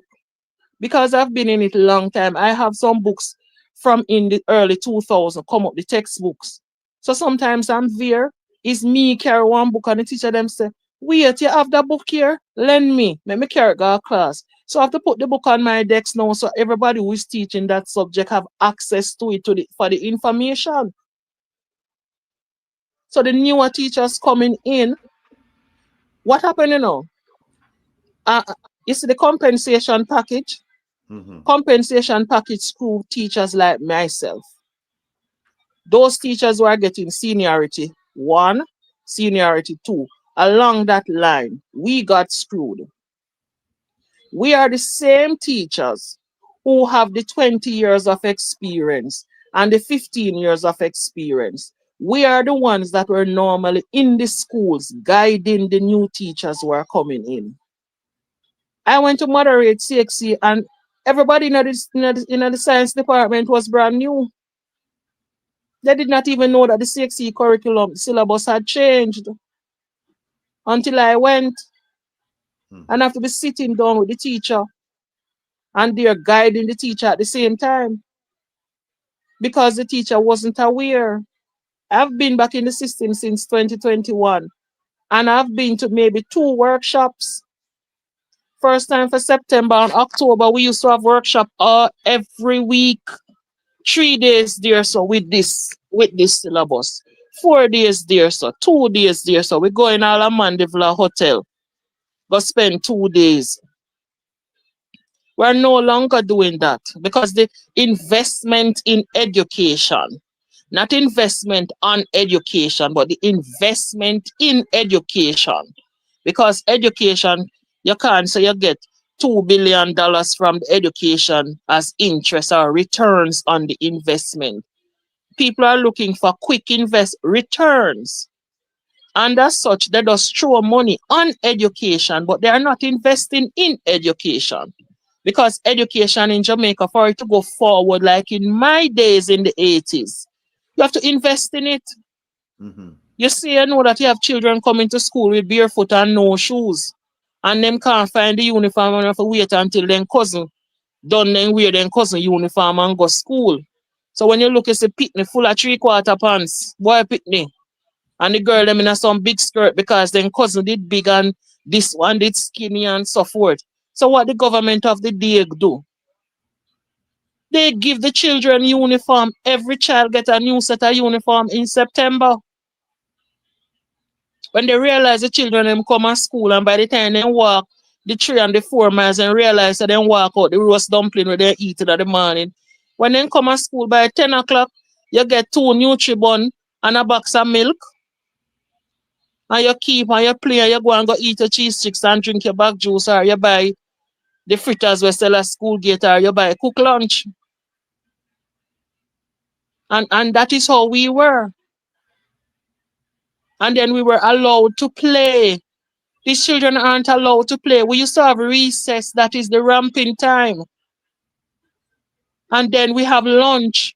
These children get recess and lunch in 45 minutes. By the time they line up in the line to get the little cooked food or to join the part line, the 45 minutes done. Because the sharing staff is only 2 persons because it's the school have to pay the canteen staff, I think, from their budget. And it's not the government pay all of these staff. So if you have a cashier in the tuck shop, is the school have to pay the tuck shop cashier. So they're not hiring more than 1 person. So you imagine 2 persons in a canteen, 1 sharing food or 3 persons in there, 2 dealing with the cook lunch, and 1 cashier, and them have 1,500 students or 800 students. So the 45 minutes blow off when you look children come in a class with the food. Children have to pay for the food and then wait and come in a class 1 hour later and say, Miss, you can make me go collect my lunch. So we are not investing in education. We invest in education. And then we have the issues. And then we as teachers who are there in the grassroots talk. People look and say, oh, a trouble you want to embarrass the school. So you know, so they're not getting no promotion. And they're not going to, they don't want to see you. So what? Guess what? The ministry not coming to the school. I remember I went to school one day and we had an issue at the school. And everybody sit down, and the moment I stand up in the ministry and open my mouth, everybody say, oh, yeah, try to embarrass the school. So not embarrass the school. This is the problem we have in here. And the ministry need to deal with it. The ministry knows what is going on in the schools, but they don't want to embarrass themselves according to them. And they don't want to embarrass the school because the school might have been a traditional high school with no pass student. So people beat around the bush as if they don't know what is happening and they're acting and playing dumb. They're not. If they really want to change education, they have to take us involved. We're not asking for $1 million. We're asking for a salary that we are able to go to the supermarket and to buy Harpic toilet bowl cleaner. Nowadays, we can't do that. We have to wait one at the corner, go line up and buy with $10 bleach now as teacher. So we students, them we live in a some ghetto communities to see teacher come there buy $10 bleach and $250 buckler fabric stuff. Now we can't go to supermarket, go do no big shopping, and we say we are teacher. When the children them look for we and sister teacher can go to KFC 1 time for the month and them they are KFC every evening. Sometimes we have children we buy we stuff, you know. Miss, what you want today? You want lunch? Right? These are the things that we are facing. We are looking forward on the students. And then we are supposed to win the students' mind and win their heart. And children can tell some of us what we're going to wear Monday to Friday. Every day and tell us, oh, she mixed the jacket with the skirt. Then next week she go wear the pants. She go mix the pants. Yes, this is what, Mr. Rattigan, this is what is happening, you know. Students coming to tell us, Miss, I like how you dressed, you know. You see that teacher there? A pair that you wear. Lord, Miss, you can buy something different. But of a fact, the salary now make you buy that. The salary that we got, you know, Mr. Rattigan, allows us to live on, be able to afford 50% of our expenses, you know. 50. So it doesn't matter if they tell us that we get $17,000 more per our salary. it still equates to 50% of our monthly expenses. And remember, prior to the compensation package, we got a salary that brings us at 80% of market. So if we as teachers were living on 80% of market and still found it challenging, you can imagine now they bring us to 50%, Mm-hmm.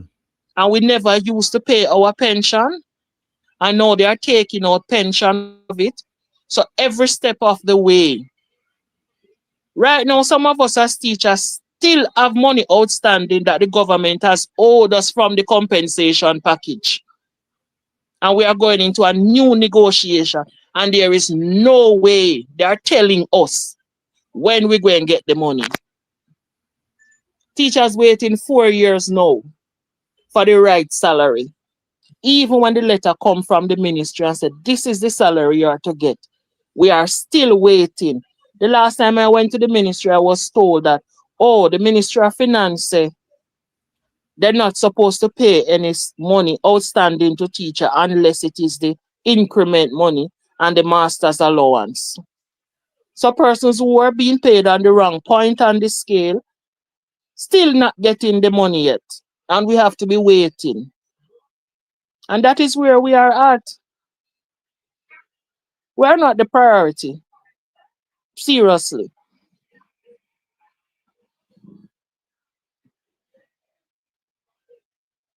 I'm not hearing. You're not hearing me? Mic check. Can you hear me? Oh, Can I'm you hear? hearing you now. Yeah, I Yes, I'm said, hearing you now. yeah, I'm saying Yes. it's so depressing listening to the truth. It's hurtful. And as you were talking, I was thinking that teachers don't represent themselves individually. They have representatives. Yes. Are you satisfied with the level of representation you've had, considering the myriad of challenges that you just enumerated?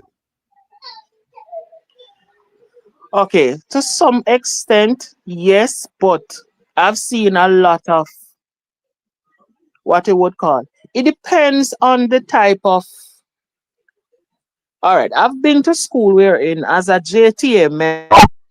We have regular meetings with our teacher rep. So they come to us and say, teachers, what's the issue? And we as unionized workers would say, the classroom falling down. We are in need of chairs and desks. We are in need of chairs and desks. We are in need of this. And they would make a representation on our behalf.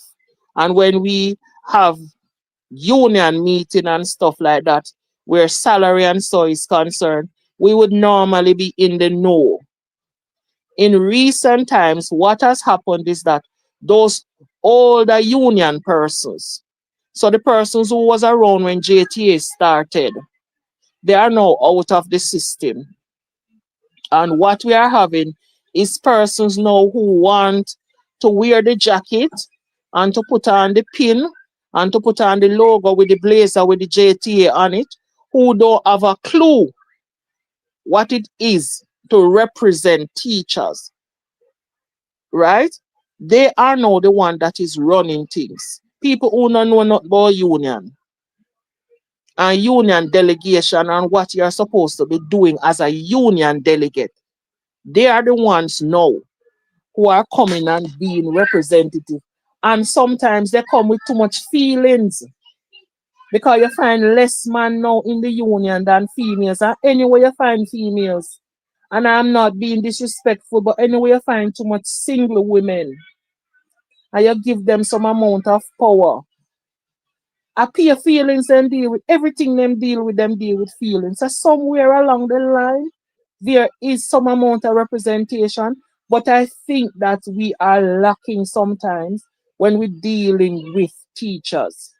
And worse, if it's females negotiating with a man, if the man look and as a female, I don't mean to be disrespectful, but once the man look cute in our eyes, Is sometimes you lose your head and them tell you one something and them come and them switch up on something and then because you see the man and you say, yes, the man look good and him look trustworthy. You take the story and then when you realize, I know JTA started going down the drain to some extent. Once when we had the compensation package when Bruce Golding took over, it was a union who went to the government and said, pay us the salary increase over a period of years. Because what? Something happened. The government of Portia Simpson Miller started saying by 2006, every teacher in the education system should possess a first degree. So they came and they gave us in 2002, 2003 school year, they started giving out some free degrees with UE. If you do maths and bio and those crucial subjects, you could go UE and UTech for free over, I think, a 4-year or a 6-year plan. So many teachers went in. So what had that compensation period? Some of us as students who some teachers teach us at primary school, because them did in the education system with a certificate. When them look, them sister, them student who them teach is now with a first degree. And when they look at the retroactive payment, they realize now that my student and me I get the same money. So they must say along them in it from Wapikil Philo, so them and you know forget the same amount of money. So they run into the government and tell the government split the money up.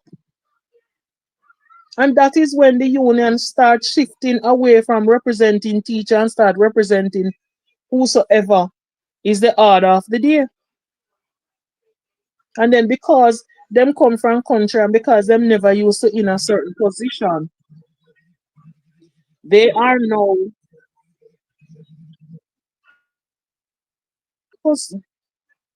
You hearing me good?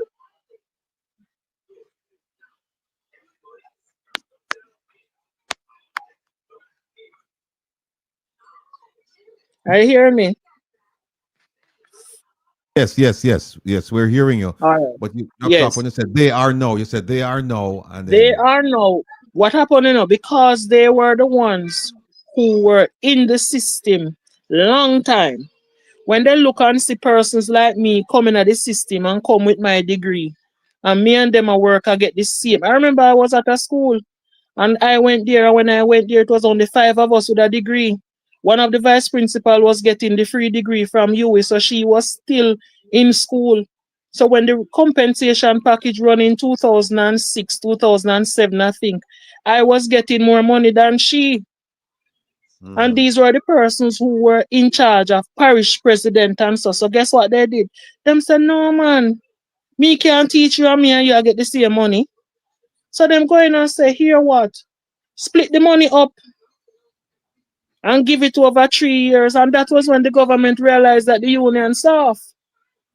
So as a result of that, and then on top of that too, the last compensation review package, principals who know that them get a decent sum, them start to quarrel, say we must sign. And we say no. When you look on the persons who were in the seniority line, the seniority teachers who were there for the 20 years, they don't get much of a money. Because at the end of the day, I could count, I got something like 130,000. 21 years of teaching. And retroactive payment come on 130,000 you get. And that is plus, that is what you get as retroactive payment. And then student where you teach get 800,000. So you look at that. And then you expect us to sit down in the classroom wherein there is no chair for teacher, no decks, no there. The classroom ceiling a drop down on you. When it rain on the outside, it rains inside. You can't hardly get anytime you go and you request anything. Them throw the requisition paper in one garbage or then tear it up or then put it in one file and you can't find it. So you go to class and them want you to buy the things them out of your pocket and come teach the class. So all teachers I do nowadays most of the time is demonstration. because there's not enough equipment there or resources there for you to give to actually let the children get the hands-on learning that they ought to. It's demonstration, because you can't even the equipment that you have is from when the school just opened 1978. So then the amount of the one box of beaker when them supposed to give and the 10 test tube or the one box of test tube where you have, by the time you put in one nail in it and the nail start rusting at the experiment, the test tube broke because it dry rot and there's nothing replacing it.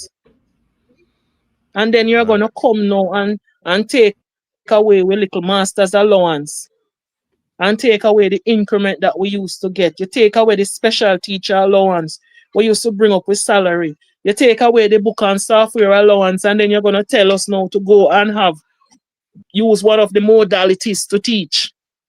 Who's paying that JPS bill? Who's paying that internet to teach online and is not at the school? Who is going to pay that? And then you expect us to smile. I tell you what, Ken. Let me play this for the people, because the more I listen to you, my blood keep boil at a higher temperature. Because it's not like there is no money in Jamaica to address the education issues as far as resources, including teacher salaries and perks for teachers. The politicians, they make great speeches about education, about teachers, but then when it comes to doing something about those issues, they don't. Or if they do, it's very little compared to what they do for themselves. So let me play this, and then I'll get your comments when we're done. And then there's something I have to ask you. There's one question I want to ask. I want to show you something and ask you that question. But first, let me play this video. Anticipation is high for the final day of the JTA conference following an announcement by Education Minister Dr. Dana Morris-Dixon last night that teachers can expect good news today. Dr. Morris-Dixon says she will have an update for the JTA on what she deemed the big issue. Kimberly Petty reports. The JT and the government have been at loggerheads after the Ministry of Finance made the teaching body a 4-year offer of 0% in 1 year and 2.5% in each of the remaining years during the ongoing wage negotiations. JTA President Mark Malava sent this clear message. Somebody needs to tell Antife that 0% cannot buy a Pro Box. The JTA gave the Ministry of August 17 the deadline to make a new offer, but still nothing. Addressing the JTA annual conference on Monday, President Mark Malava told the Minister of Education, who was in the audience, that her silence on the issue was deafening and charged that she uses her influence to encourage a better wage offer. Hours later, she said this. And tomorrow, I promise you, I will tell you some things you really want to hear. And I will give you an update on the things you want to know about, including the big one. The JTA president responded. And I am happy that we have found a renewed friend in the minister who has been advocating behind the scenes for us. He went further. We will remember your words, Minister. All I ask, and whilst I have never been a mathematic person, I've always preferred the arts, really. All I ask is that you not move the zero, but you put something substantial in front of the zero.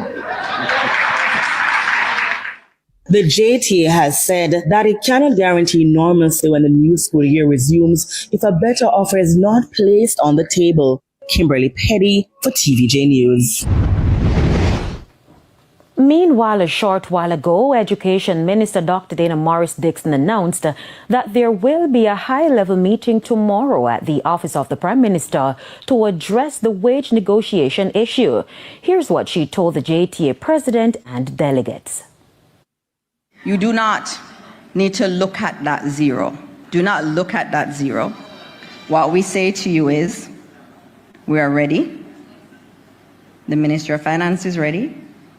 The PM has said, as a former teacher, as a former Minister of Education, teachers deserve a good salary. Dr. Morris Dixon said as they go back to the table, she expects that they will be negotiating in good faith. Morning at 9:30, there is a meeting of the national partnership with the unions there to discuss wages. It will be at the Prime Minister's office.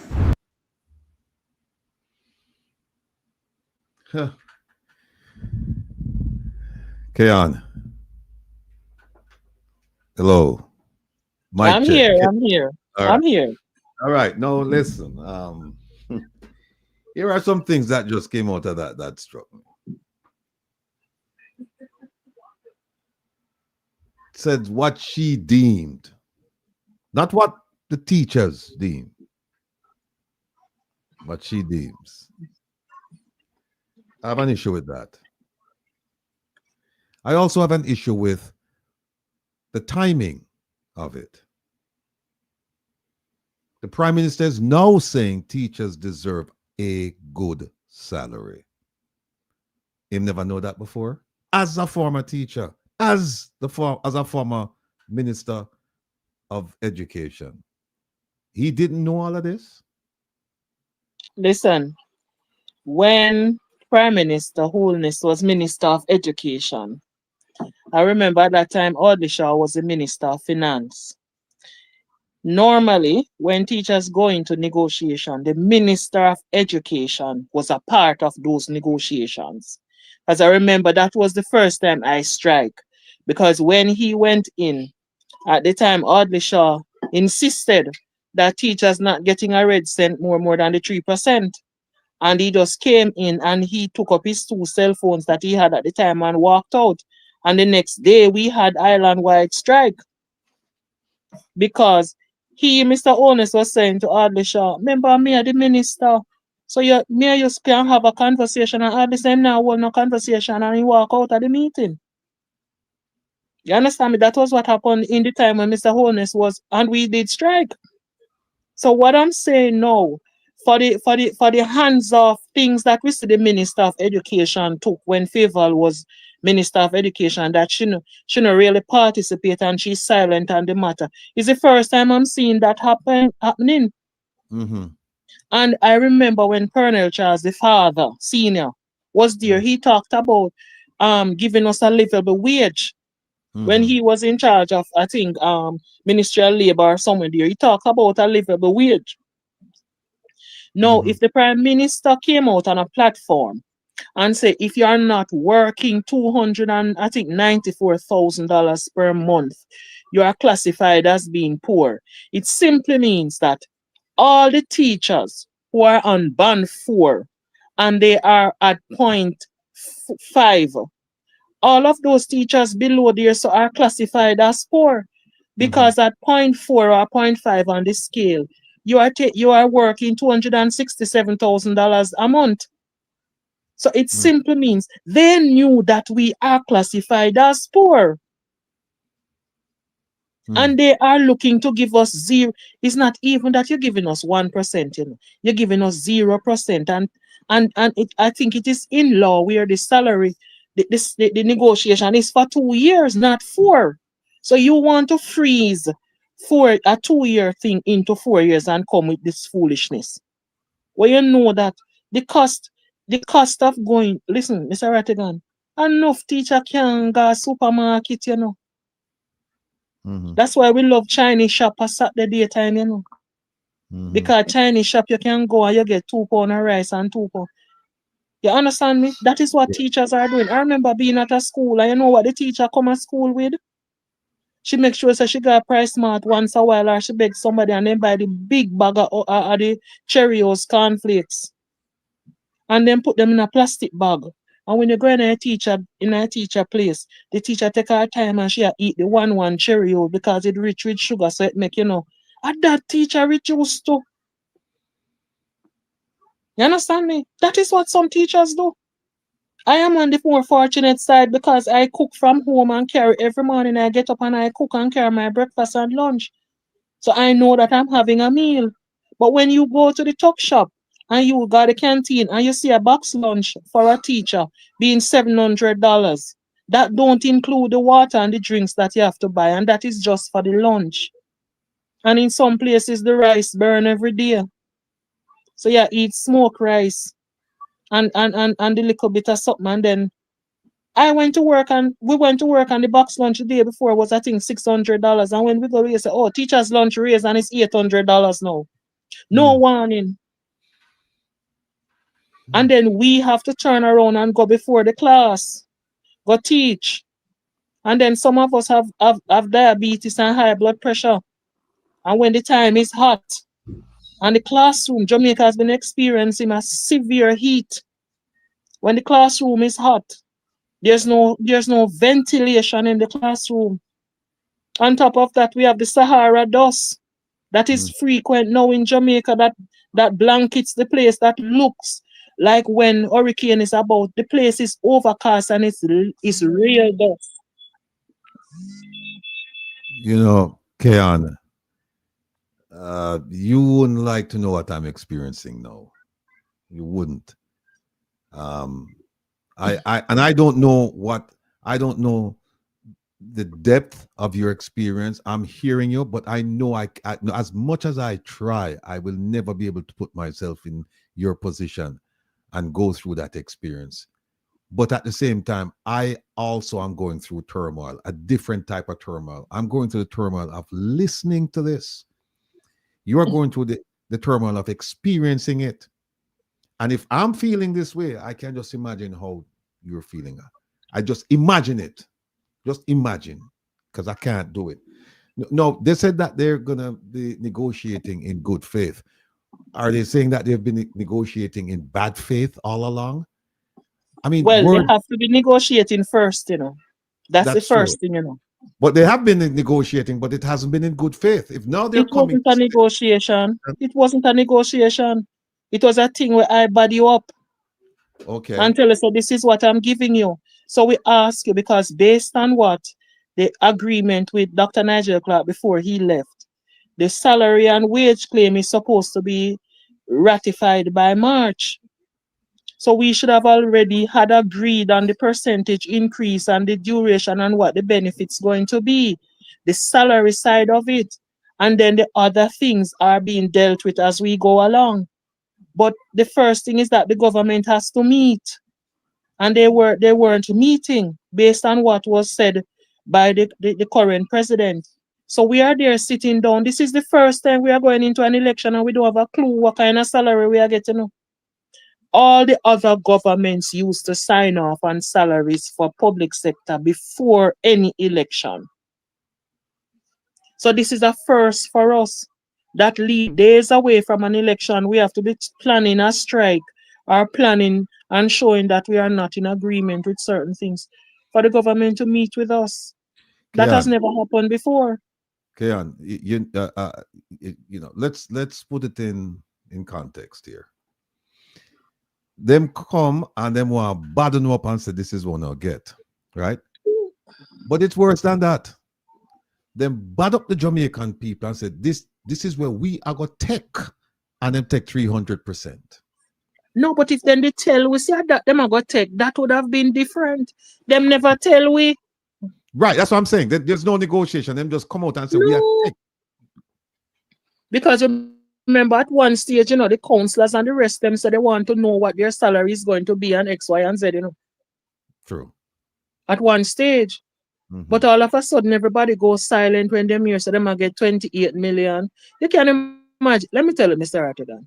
You can imagine I had to take NCB loan at them high interest rate and everything to pay for my masters. And a man will not even pass primary school good, who is now mayor, can't even read straight if he taking finger and guide along the line. Getting 10 million a year and me still I get 3 million. And then them come up with licensing for teachers. And you must re-license every year or every 2 years. And if you don't get license, this is what's gonna happen. You have to remember no, providing this government, the different boards, them hardly meet because of who. So this minute you might be there or you might have somebody that is a no-nonsense educator being the chairman of the board. And because him and the minister of education don't agree, Mm-hmm. and the whole board have to resign because them never did appoint that 1 year friend and they never did do this. And for the whole year we are going out, teacher can't certify, and then we're supposed to pay one fine. Mm-hmm. No, you're going to let the persons who are the experts look and say, let me look away for escape, because that is our thing, you know.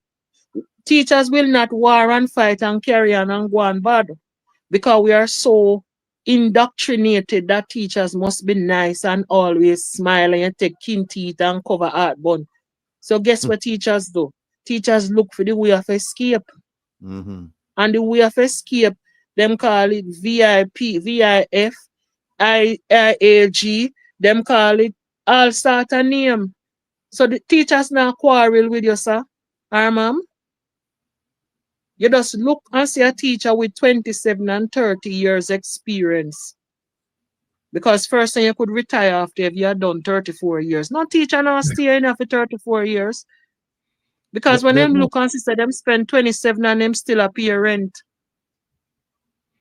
And then can't get a school one room. Kean, let me show you. Let me show the people, and some of them have seen this. But let me show the people about one person, and this is typical of a lot of the executive in the public service ranks that you're referring to, that how much money they make, how much money teachers make, and the responsibilities of the teachers versus the responsibilities of these people. People, this is laughable, but don't laugh. Don't laugh. Or if you want to laugh, just hold it in, please, because hold it in for the sake of Kean and the teachers, because there's a point to be made here. On the surface level, it's laughable, but on a deeper level, it's sad. And it's reality. Here it is. Repeat what you were saying. Mr. Mackenzie is suggesting that there's a certain level of partisanry on the part of how you allocate certain benefits at the municipal level. Mr. Mackenzie cannot come to this on this platform and say anything like that. What I have done is what he was practicing when he was the mayor. When he was the mayor and he gets the funding from the ministry, he shares it in a 50, 100% basis. He gives the JLP 50% and they take 100%. And it is evident right now that is exactly what I'm doing. Hold on. That maths doesn't sound right. If you get $100 million, him take 100% and get the PNP 50? Get half of it. No, that's not, no. Something that's what he was doing. No, but you can't have 150% or something, sir. How much would he take and how much would he give the PNP? If he gets $10 to share for the council, yes. If the PMP would get 100 or $50 out of the $10, and his JLP will get $25. But hold on, Mr. Mayor. Yes. Arithmetic not right. Him get $10. Him get all right. $10. Let me break it. Yes, so you get $10 for spend, right? Total. And the JLP get $5. 50%, yes? Yes. Yes. And the PNP and the JLP and the PNP would get how much? The PNP gets, whenever time the PNP gets any money, whether $20 or $10, if they get $20, the JLP get $10. Oh, so if they get $10, the JLP get $5. So it's 50-50 share it? Right. Oh. Dr. Ben, good evening and welcome, sir. Good night, Ratty. Good night. Yeah, it's been yeah, every Kean time, is with us. Ratty, every time I saw happen, if you come on, you play that clip. I am in Port Antonio, Portland right now. Mhm. Why are you doing this to me, sir? Well, you know what? On a different night, no, Doc. I'd play it and I'd laugh, but I'm telling you, if you listen to the story that Keon, and maybe it's just timing that that whenever you come on, I play it. You know, it's just coincidence. It's coincidence. It's not because I see why I play it. Believe me, no. I'm not saying that you're like that. No. No. You may be from the same place, but you're cut from different cloth. Believe me. And when you listen to Keon and the story that she's been relating to us concerning teachers in Jamaica, it breaks my heart. I'm telling you, it really breaks my heart. But Keon, I want to show you something, Keon. I want to play 2 videos, and then we want to segue into another topic, but it is still relevant to teachers and teaching in Jamaica. Here's that video. Just pull this off. The brakes. Down. All right. Ready? Folks, listen. Don't make too much noise, huh? Now which one? Orange. Yeah. All right. Folks, listen. I haven't been trained, but the gentleman decided that he want to make me just take a short spin. No long drive. But just to give you an idea of how well the bus is performing, and also give you a sense of what it's like to ride inside of this bus as a driver. So just stay with me. We're now getting in an accident because the man the right is next to me, so we're just going to go around the corner and come back in. And we're in an area where it's underpopulated. It's out in the country, so we don't have a whole lot of traffic. So here we go. All right, ready, sir? What, this? Pull up? Down. Yeah, ready? Put it down and hold it. Like that? Yeah, hold it down. Yeah, all right, good now. Good. Ready now? Yeah. Yes, here we go, people. Rattigan at the wheel. All right. How many look around us up, Papa? Good. We're clear? Yeah. All right. All right. See that?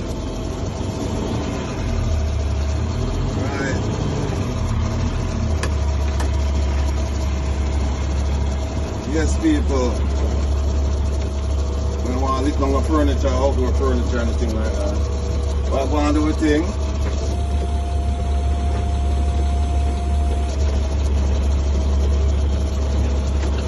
Indicator.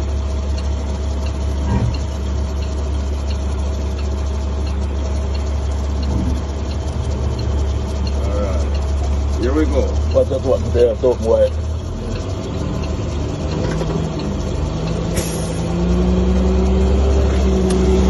Open. Yeah.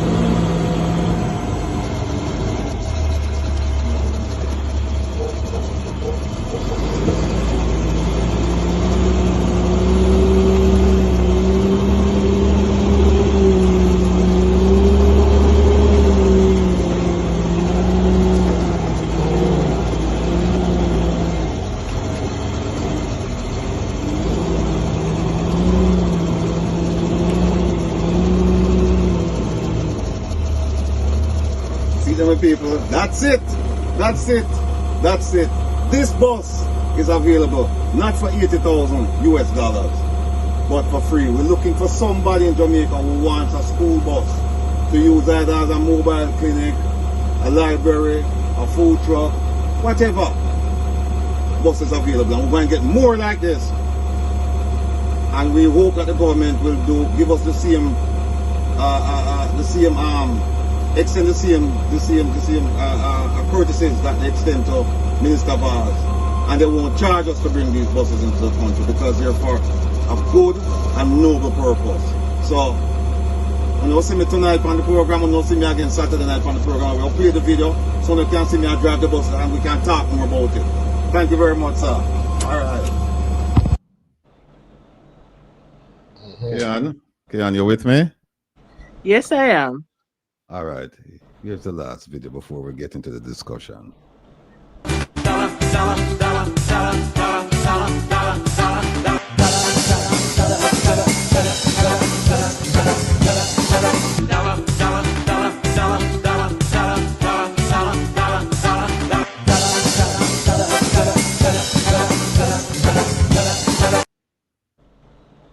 Now, those of you, well, I'm sure all of you have heard about the dollar wine. Remember that old soca, dollar wine? And those of you who live in New York, particularly those who live in Brooklyn and Queens, you know about the dollar van.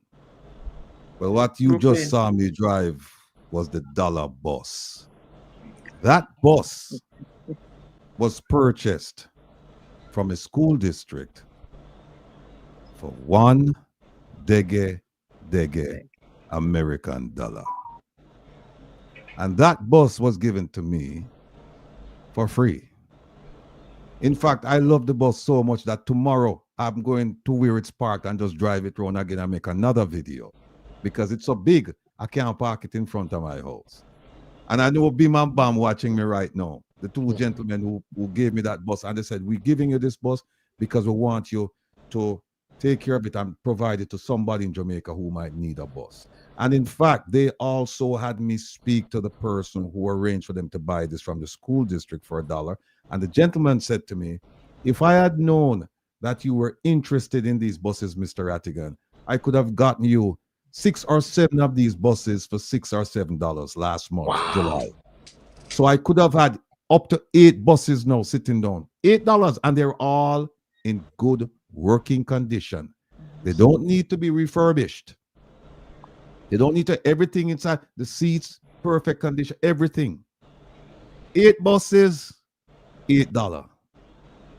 Here's what we have instead of that. We have $1.4 billion allocated to purchase 110 of those buses. Keep in mind, I could have gotten 110 buses for $110. Yet we have the Minister Vaz who went out and claimed that it's an emergency why you had to purchase. This Saturday we're going to show even more reason why it's not an emergency. But we can safely say right now, without any fear of contradiction, that they had 9 years to work on this rural school bus program, and the Prime Minister admitted to that.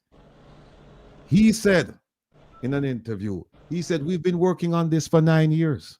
Now, if they are supposed to be the best and the brightest, how come it take them 9 years to come up with this cockamamie plan? How come? And how come it's an emergency? You know what's an emergency? As Kevin Stew said last week, the election is an emergency.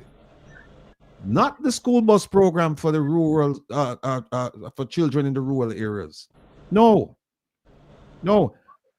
And here is the thing. People are asking me for these buses, but I've made a concerted decision along with people who are close to me. And we said, listen, it would be foolish to complain about these buses being health hazard for children and then send them to Jamaica, even though we're not sending them for children.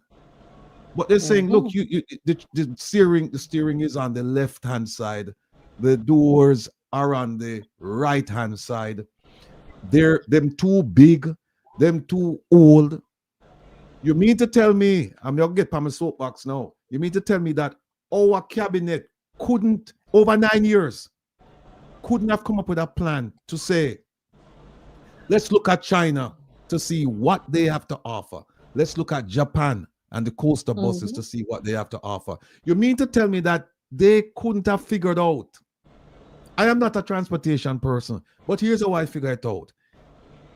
The children living up in the hills, why didn't they get small coaster buses to go up there and bring them down on the flat where you have the because JUTC is losing money. So they could have reconfigured the routes, take some of those luxury buses off and use them on the flat to transport the children to school, bring them back to where the small buses can take them now and can navigate the bad roads, the winding and the twisting and the turning to drop them off at home up in the hills. Why couldn't they have figured that out? Here is something else. They're telling me that they're paying 30% concession on the buses, and it's the cost of the buses plus the shipping cost.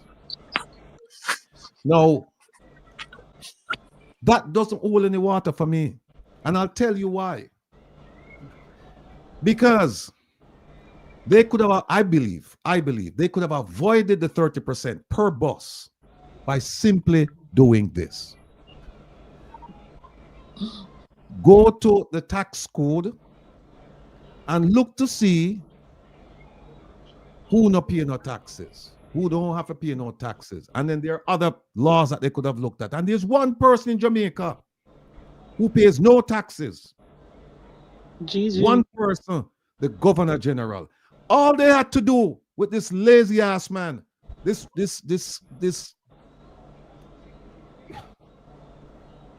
all they had to do with him is say, listen, you are the head of state. You are the head of state. We are going to make you a patron of the rural school bus program. And therefore you bring it under that program. And we pay no 30%.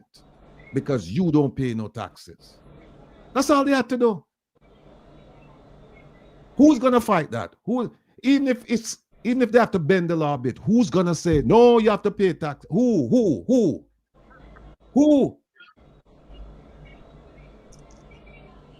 But Mr. Rattigan, go ahead, please.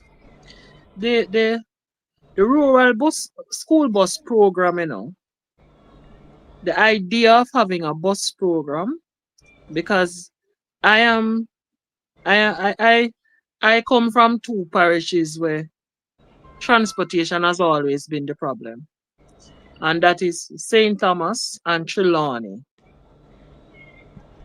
And where I'm coming from is the wait a bit Albertown side of Trelawney, the side coming from Manchester, not the side from Falmouth.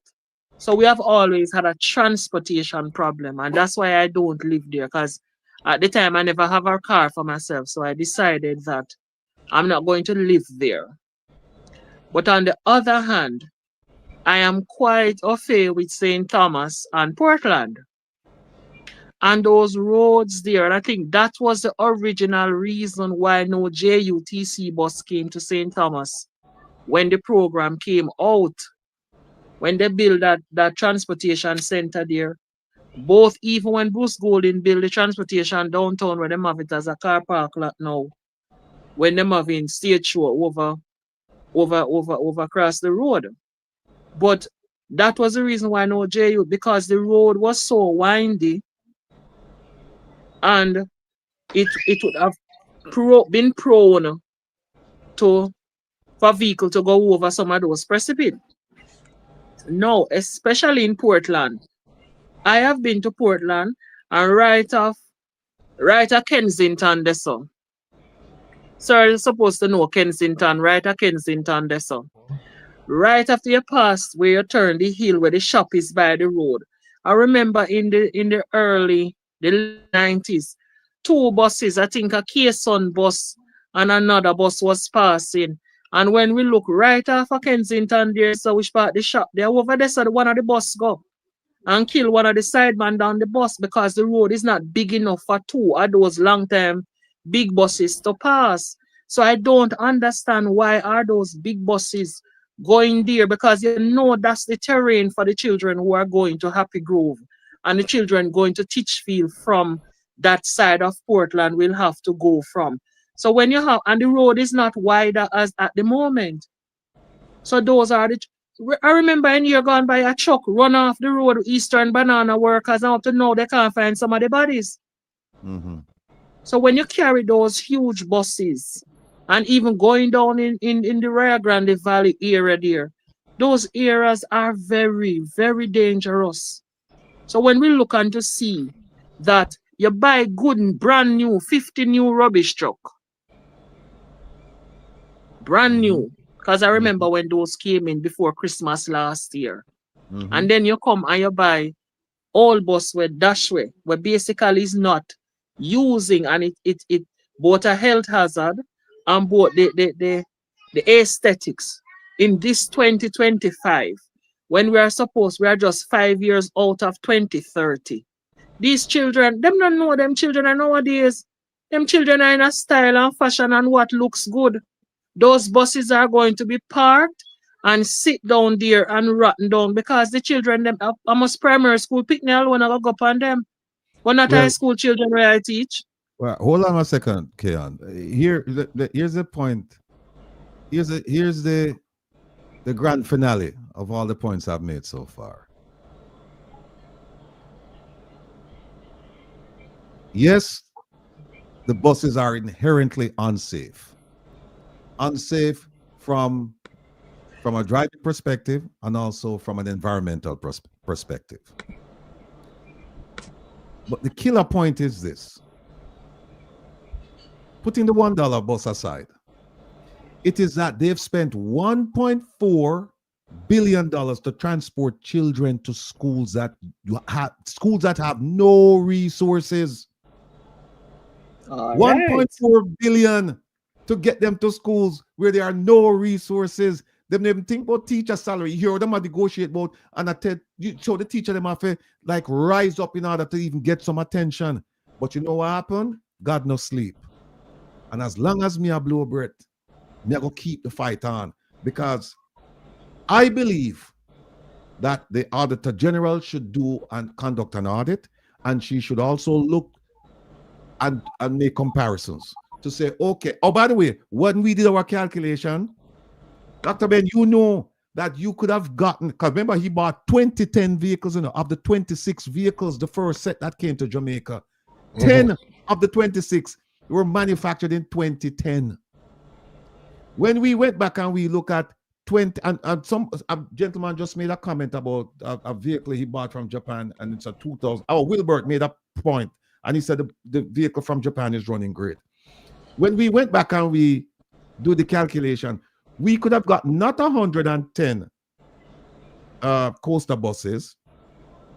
We could have gotten at least 220, twice the amount went by, and these buses would be equipped for the Jamaican roads and would be equipped as far as safety and equipped as far as them want Wi-Fi and all of that, everything inside the buses. We could get all of that, and we would still have more than $1.5 million left to spend. Mr. Rattigan, let me say something that sometimes that we tend to miss when it comes on to government and their spending.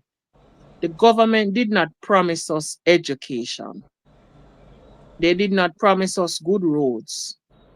They promised us access to education, access to better health care, access. That's the trick. So when they say access, they're not providing the education that is there to transform. Right? They are providing the access. So they are putting down 30%, 20%, or 50%. And then you must take that 50% and make it into 100. So that is the problem we are having. And I say 50% because that's what they said that they are paying teachers 50% of market. So it's 50% they're giving us. So that 50%, we are supposed to take that 50% and draw out of a magic hat and make that 50% into 100. Like the servant that got the 1 talent, the 10 talent. Right? So they're giving us 50%. The problem that we are having is the quality of the 50% that we are getting. And because they are dealing with access, them say there is a school there, there is a school there. And I will always go back and talk. I remembered in 2008, there was supposed to be a brand new high school built in St. Thomas. Money was allocated for it. Under the PNP government, because they knew St. Thomas, St. Catherine, and Trelawney had the highest birth rate in the 90s. So they know that within 12 years or 12 years time, they need to have a school that will absorb the number of children. When Minister Andrew Holness was education minister, money was set aside for a school, a high school to be built in St. Thomas. And that's how they build the school in the KNPs down in Trelawney, and those schools were built. That money has been reassigned somewhere else, and there was no high school built. Moreover, what they did was it's not even them in the latter part. They converted, even when they converted Paul Bogle Junior High or Mark Bay Junior High into Paul Bogle High School. Some of those things that were supposed to come did not reach. Some of the things that should have been used to equip the classrooms did not come. And because it's just access they are providing, and the parents are not demanding the education like what our grandparents in the 70s and 60s and so demanded education. Because everybody on a Sunday evening used to have to stand up and read newspaper, you know. When I was growing up, you know. So everybody at that time believed that education, as long as you can read and write, nobody can take you for fool. But the parents of today are fighting for KFC. Instead of saying, walking away and leave the KFC and stand up and say, no, KFC we want. We want a better school bus. But guess what? For your money, I remember in the last election, why some persons, I remember Fenton Ferguson said enough people picnic at school. But parents who in a bat and so say, me want false teeth. So me go vote for who can give me false teeth. You notice the Minister of Health give a false teeth and false foot? Because when they go into the community, that parents say they don't ask education, they don't ask a better school. They say they want false teeth. So when the Minister of Health come and decides and they start to give a false teeth, people who get false teeth, they smile, sit down and then get false teeth, but they don't have no food to eat. Because Eastern Banana and those places where you see their St. Thomas, where you used to run, all of that sell out, even though that started from the previous administration. But they don't require anything else. People just sit down and take it as that. Now a call center, so every time you look, you see them a teach. In my days, we not teach agriculture like how we used, how them do call center work now. You can go in there, start, make it and say, oh, we're teaching you to go in call center. The same free zone that was running in the 90s. So the parents are not asking for the quality and the substance. The parents are saying, give me KFC, give me false teeth, give me a wig.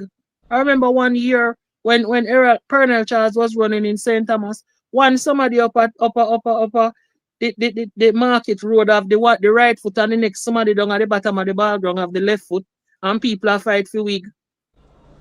In a night, politician come and curry donkey, in a night, kill the man donkey and then curry donkey and eat. That people want. The instant thing. People now ask a better road. I remember James Robertson come at Danvers Pen and say, I'm going to give everybody phone. House phone. And Franny walked that night and win.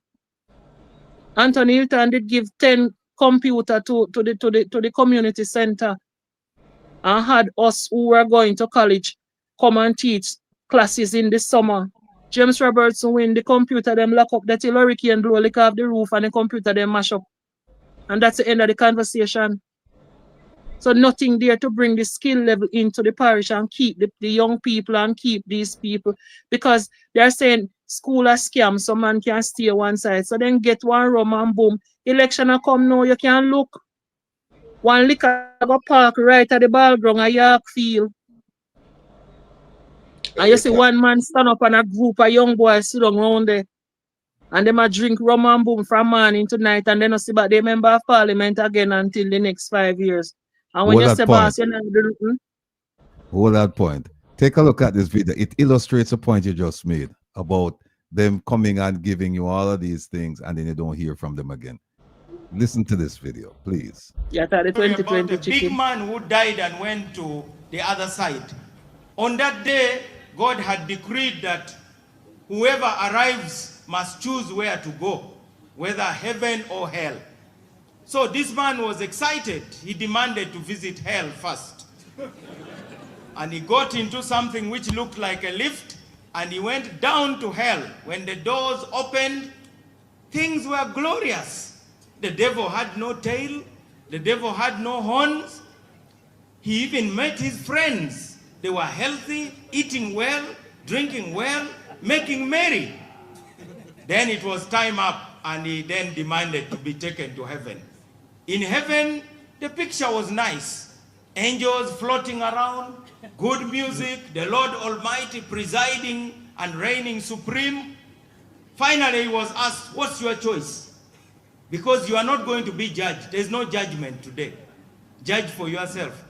He thought, you know, these bishops have been telling lies and spoiling the name of the devil. The devil is a very fine man. He looks after his people.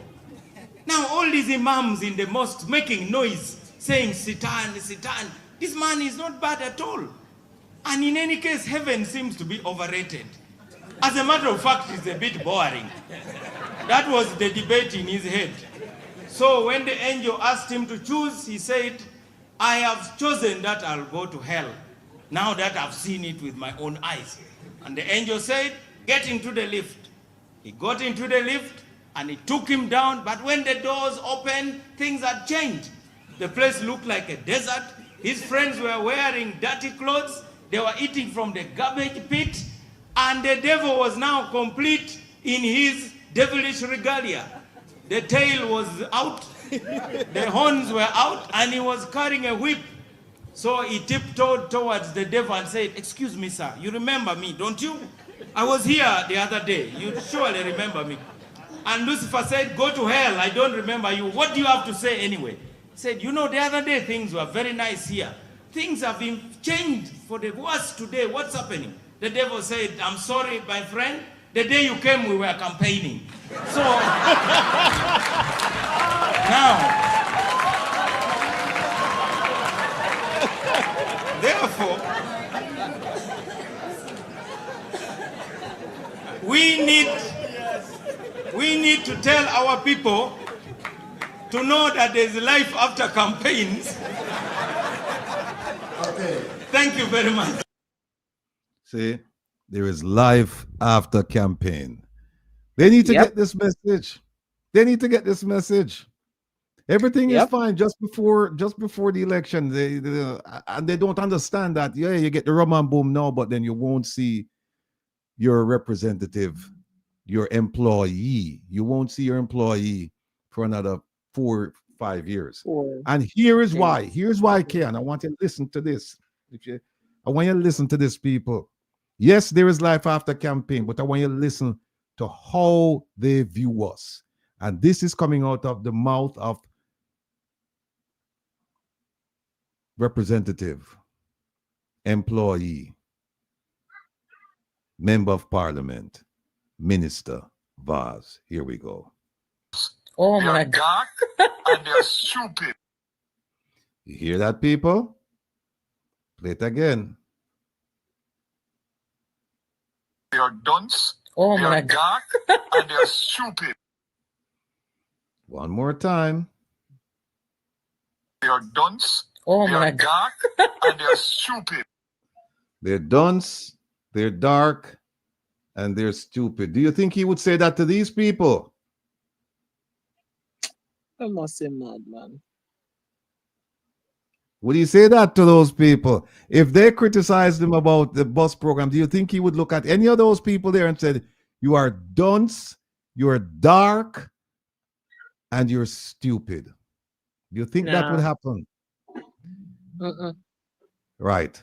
You know why, people? Because he has a high degree of love and respect for those people. He doesn't have it for you. That's why we can't talk them way at all. No. Him can't talk that way at all away, because you know why? We have allowed him to. We have allowed him to. We need to remind him that we are the employers and he is the employee. That's why he can't do that. And that's why we need to start standing up. I'm telling you. Kayan, is your mom alive, Kayan? Your parents, are they alive? Yes, man. Yes. My mom is alive.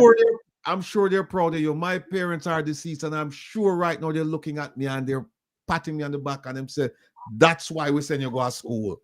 So nobody can come and turn you an idiot. Because Where we need to do, people, we need to rise up and let the Auditor General know that she need to do an audit, and then she must put in a recommendation to the Financial Secretary for to get the money back from all of those people in Parliament who voted for this school bus scheme. They must, the surcharge action, she must bring a surcharge action, the Financial Secretary in the Ministry of Finance. She must bring a surcharge action, and it's a 3-year statute of limitation, so they need to start doing it now. We don't want another repeat of Grace McLean, where the 3 years went by and then they went to court. She went to court and the judge says, no, the statute of limitation has passed. The time to sue her has passed, the 3 years. So there's no lawsuit, so they're not getting back that money. We need, and Saturday I'm going to call out the names again and show the pictures. Every single one of those people in Parliament, not Parliament, Cabinet. And you know why? Because Minister Vaz himself said it. He said the Cabinet approved the rural school bus program that he's trying to implement to the tune of 1.4 billion Jamaican dollars. Every single one of them need to pay back that money. Everything. All they have to do is look how much a coaster bus would have cost and come up with a better plan and say, okay, guess what? The Jamaican taxpayer did not get value for money to the tune of $5 million. So guess what? All of you people here, we're bringing a surcharge action, and all of you, the 14, 15 of you, whatever, you have to pay this money back. They need to do that. But Mr. Rattigan, go ahead, please. You have to remember that some time ago there was a payment of rent for building that was empty and inhabitable. They need to bring a surcharge action for that too.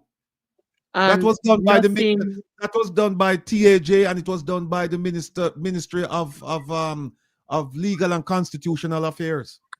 But nothing came out. It's as if it's a dead story. But what I'm saying to you and what I've seen work when I was a kid growing up, our parents and grandparents who were the days worker and those who go to the market and those who go wash people clothes as helper, those who bake pudding and sell at school gate and who sell sweetie or coolie plum at evening time to children, those parents called for education. They didn't call for KFC because if you're a girl picnic and can't fry chicken, you can't get nobody. Unless you're a coolie or you're brown and you're high color browning. So you must be pretty girl. Pretty girl couldn't do nothing. But once you're black and ugly in them days, you have to can fry chicken. So KFC would have never survived in Jamaica at the time. Now we are having more KFC than anything else. But what I'm saying is that from the home, and I've always spoken about the home, if the parents of the day, the mothers and fathers and the aunties and the uncles and the grandparents don't stand up and call for education, because education transcends poverty line, color line, looks line. You might not like me, but me have one piece of paper behind my name, so you have to call me miss when you come into my presence. You might not like how me dress, or you might not like how so me no cream me hair, I me no bore me ears, I me no dressing at the latest. But when you come into my presence, you are going to say miss. And it's education that caused that. And once you have that part covered, nobody can tell you pick me nothing. The people them who are fight and quarrel for KFC are people who anti their foreign and send barrel. And mama make sure say all when you get. Listen, I went to college one day now. I go GC Foster one day. And they put out the grades on the wall. From ever since I was a student, they had the grades lined up on the wall. And I went there one day looking at grades. And when I see D and E line up, you think a JDF of them soldier on parade. And I remember a young lady come and say, thank God a D me get and I no E. And I'm like, when I was going college, I pay A and B plus line out, and you might see a 1C and maybe a 1D. But I'm telling you, them have 80 students and a 60D, missy line up on 10E, and the rest are A and B. And when me hear that, I stood there. There is no shame in being dunce nowadays. So when you have a teacher coming out of teachers college and you have a doctor coming out of university and him get D in a surgery, but him do the practice, him do the something and him get one A on the notes, that doctor feel the ability to operate on you, you know. But you will give him and say him get C. So him come cut you when him not sure, him not know the anatomy. And the teacher no master the concept of not even classroom management, the content. I've been on interviews and hear them commenting that the teacher and don't know them content. Because what? They have watered down the system. And those persons, because teachers college want now, they make sure so them grab anybody. This place make sure. Listen, when I look, I have friends that have 2 CXC, Mr. Rattigan. 2 God Almighty 60 and them are working as civil service. And they are at 0.7 on the scale. At band 7. I may have a master's, Mr. Rattigan. And I am at band 4. What does that say to me? Yeah, idiot if you go get master's degree. Because 2 CXC tap you. A student that I teach can go peak office go work, Mr. Rattigan, and somebody will collect your passport and you started, you collect 1.2 to 2.2 million a year for your salary. I may have a master's degree and you start me at 2.4 million. Right. No, it's so my student will laugh after me. No, it's unfair and it's unjust. But you know what? Wilbert make a serious point. Him say, but the finance secretary won't move because she's bought by the government. No, Wilbert, make a reason. Because this name come reason with Rattigan. How many of you knew that you as a citizen could petition the Auditor General to conduct an audit and, where necessary, bring a surcharge action or recommend a surcharge action to the financial secretary in the Ministry of Finance? Honestly, how many of you knew that you could do this? I would hazard a guess. All right. See, I was hazard a guess to say not very many people knew this. So that's why when we say, that's why what we need to do is we need to start thinking about these things, because when you hear something like this and you say, well, nothing not gonna happen. Well, the first thing, you didn't know about it. And because you didn't know about it, you couldn't take any appropriate action. What I'll submit to you is this. If I provided you with the address for the Auditor General, and I say to all of us, let's write letters individually and send them to the Auditor General and say, we demand that you conduct an audit to see whether or not the rural school bus program, as conceived, as approved, as implemented by this government, was fair, just, legitimate, and value for money. And if not, we're asking you to recommend a surcharge action against the cabinet. Don't you think that it would cause her to move when she starts a sea wave of people, when she starts people from all walks of life start writing to her, because no, she's going to realize that these people know about this and they're serious. And as we say here, the squeaky wheel gets the grease. If you no ball out, them not going to pay no attention to you. So we need to start writing to these officials and let them know that we understand. We know the process. And we are going to ask her. Here's the thing. How many people knew that Grace McLean could have been, the surcharge action should have been brought against her for the 10 or 12 million that she paid the Joint Tertiary Council when she shouldn't have? How many people knew this? Nobody knew. No, and so as a result, yes, so as a result, nothing was said. So them just do these things because them say, you know why? Them do these things because of this. Oh my God. And they're stupid. You hear that? It needs to be played 100 times a day. Here we go. Dunce. Oh my God. And they're stupid. They're dunce, they're dark, and they're stupid. That's the mindset that they have of you, the employer. Think about this. You have a business and you employ someone to help you with that business. And you entrust that person with the resources of that business. And the resources have been misallocated or misspent.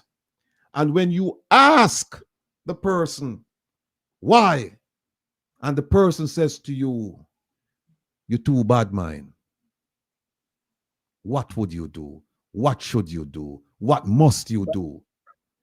You should fire that person. You should fire that person. Right, you should fire that person. When you hear bad mind, see it, hold on there.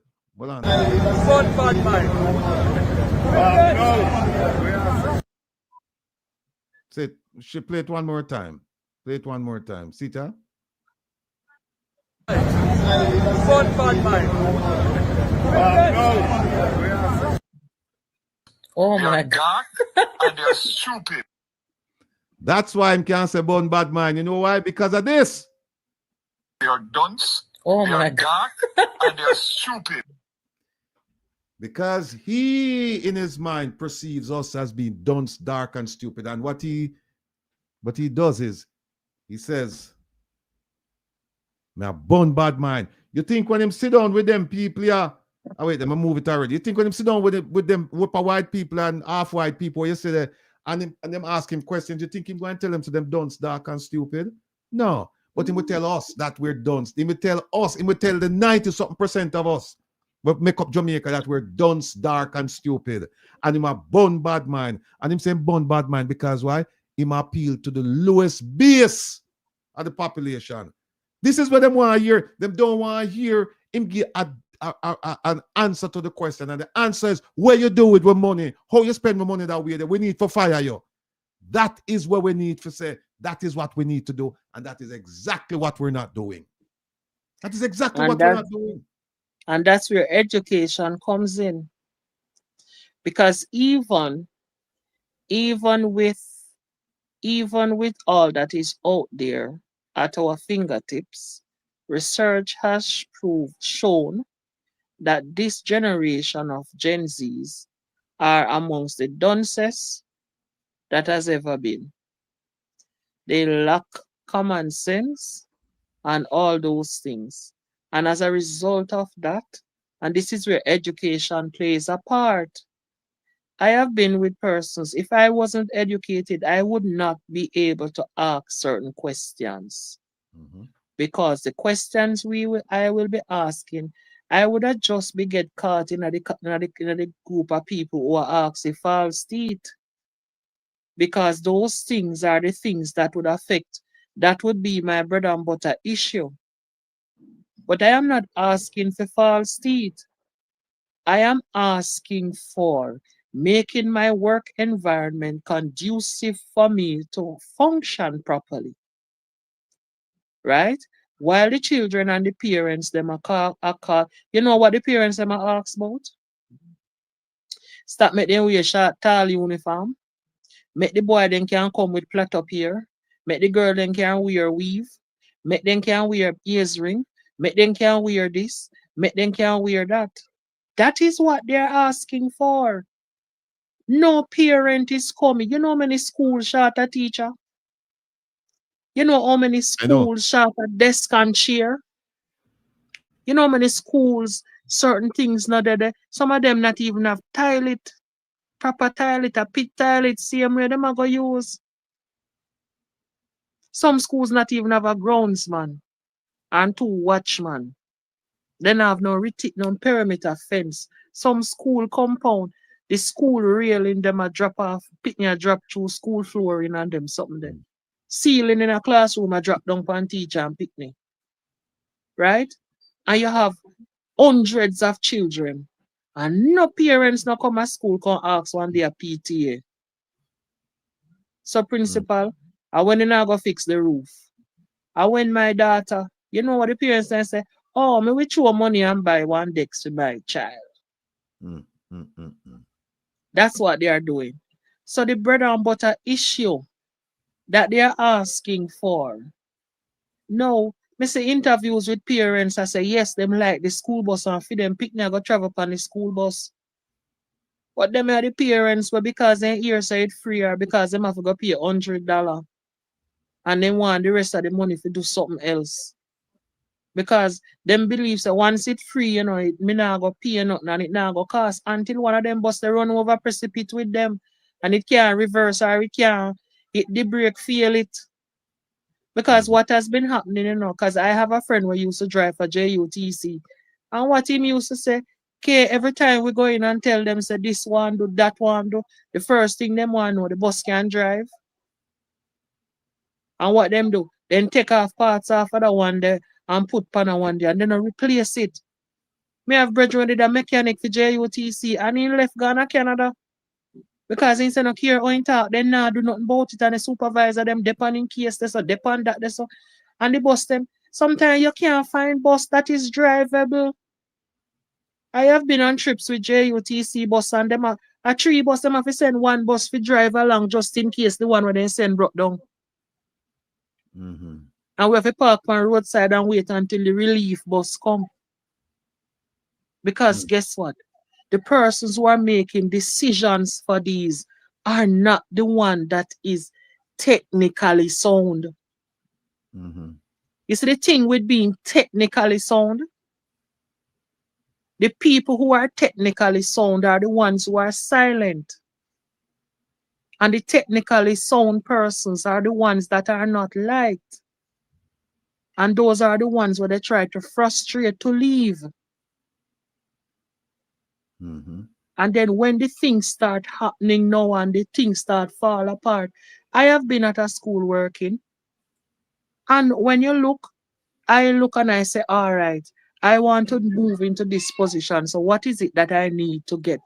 So I went silently and acquire my qualifications and come back. When some persons find out the qualification, them start find a way around figure talk to board chairman and figure talk to this a person where they on the school board. So that's when my name come up and when my application come, them throw it in a rubbish pan. And guess what? At the end of the day, the things that I used to say, if you don't change or not do certain things, this and that is going to happen. And people said it can never happen. And guess what? To the date it happen. The Ministry of Education come at the school and see the school in a disrepair. And the principal did the same way. The board fired the principal. And one phone call from the particular lady where to get the surcharge and the principal is still there today. You get what I talk about? So these are the problem and parents know and parents say, oh, I not send my picnic out of school there. And as soon as PEP result come out and the child depend on school their name, they start search around the place to move them children. I remember I did an interview for a school, you know, in Portland. And the school was 2 shifts. The school had 1,200 children per 1 shift. 1,200, yes. And when they gave a particular person the position, within 6 months, the school had done the 800. So 400 children, parents moved them out same time. And one phone call from the member of parliament, and that person is still the principal same way. And the school population are go down. Because nothing now go on as them say. And parents now have no say. Parents stand up and say, oh, if another teacher that turn principal, nobody else can come turn principal. So the board chairman say, all right, go on. And I live to hear the board chairman say the worst person that we could have ever put as principal. Because good teacher don't make good principal. And the ministry know. And them have the data in front of them for sure. Population down. This has happened. The school safety and security is in terrible condition. But what the ministry do? Oh, education officers can go 1 school every 3 months. And these were the police for the schools. Well, so parents not ask for education anymore. You know Parents what? want to come to school and see teacher drive under, and teacher must have pretty car, and teacher must this, and teacher must that. So what teacher do? You're going to some school nowadays, Ratty? You don't have a space in there for turn. Because every Mm-hmm. teacher got just scared because of that parents want to say, oh yes, man, miss now walk. Mm-hmm. Mm-hmm. Let me just show some videos for kind of like, it's not, sometimes the video, they have a comedic moment, but it's not really comedy. It's just so sad that sometimes you just have to shake your head and just laugh. We could play some videos here. Watch out here. We just want to applaud government right now. The government them get the brand new bus them, school bus them for the kids right now. And me I tell you right now, we just want to give the government a round of applause. Brand new school bus for the kids them of Jamaica right now. I'm not talking about put on that man. Let's start up on that bus them and them see what we're going to start up on that bus them. Start up on that bus them. People me I tell you right now, we just want to big up Andrew and big up the Labour Party and big up the government of Jamaica right now. Hey. Something all right? Something all right, yeah. Hey, come on, bro. Nah, start, you know. Can't bother with this, because now start, you know, bro. Blood. Here's another one. Me nah drive it. No mirror on the bus. No mirror. How the hell me for drive it in a peak hour on a Friday evening? Peak hour on a Friday evening. How the hell can I drive it on a Friday evening? From Wharf to Lindot Road. Look here how much experience I have. I'm not taking that shot. No mirror on the bus. No mirror. See? No mirror. No mirror on the bus. How me for drive this on a Friday evening? You go to Lindot Road. Go to Lindot Road. Eh? No mirror. What is it? Here's another one. Remember the Minister of Ours said that it's going to cost $100 to ride the buses. Here's what the Prime Minister said. We're going to get 7 school buses that will be serving some of the remote areas of the parish. And I'm certain that the children of this parish will be very happy to be able to use those buses. And of course, those buses will be free of cost to them in terms of bus fare.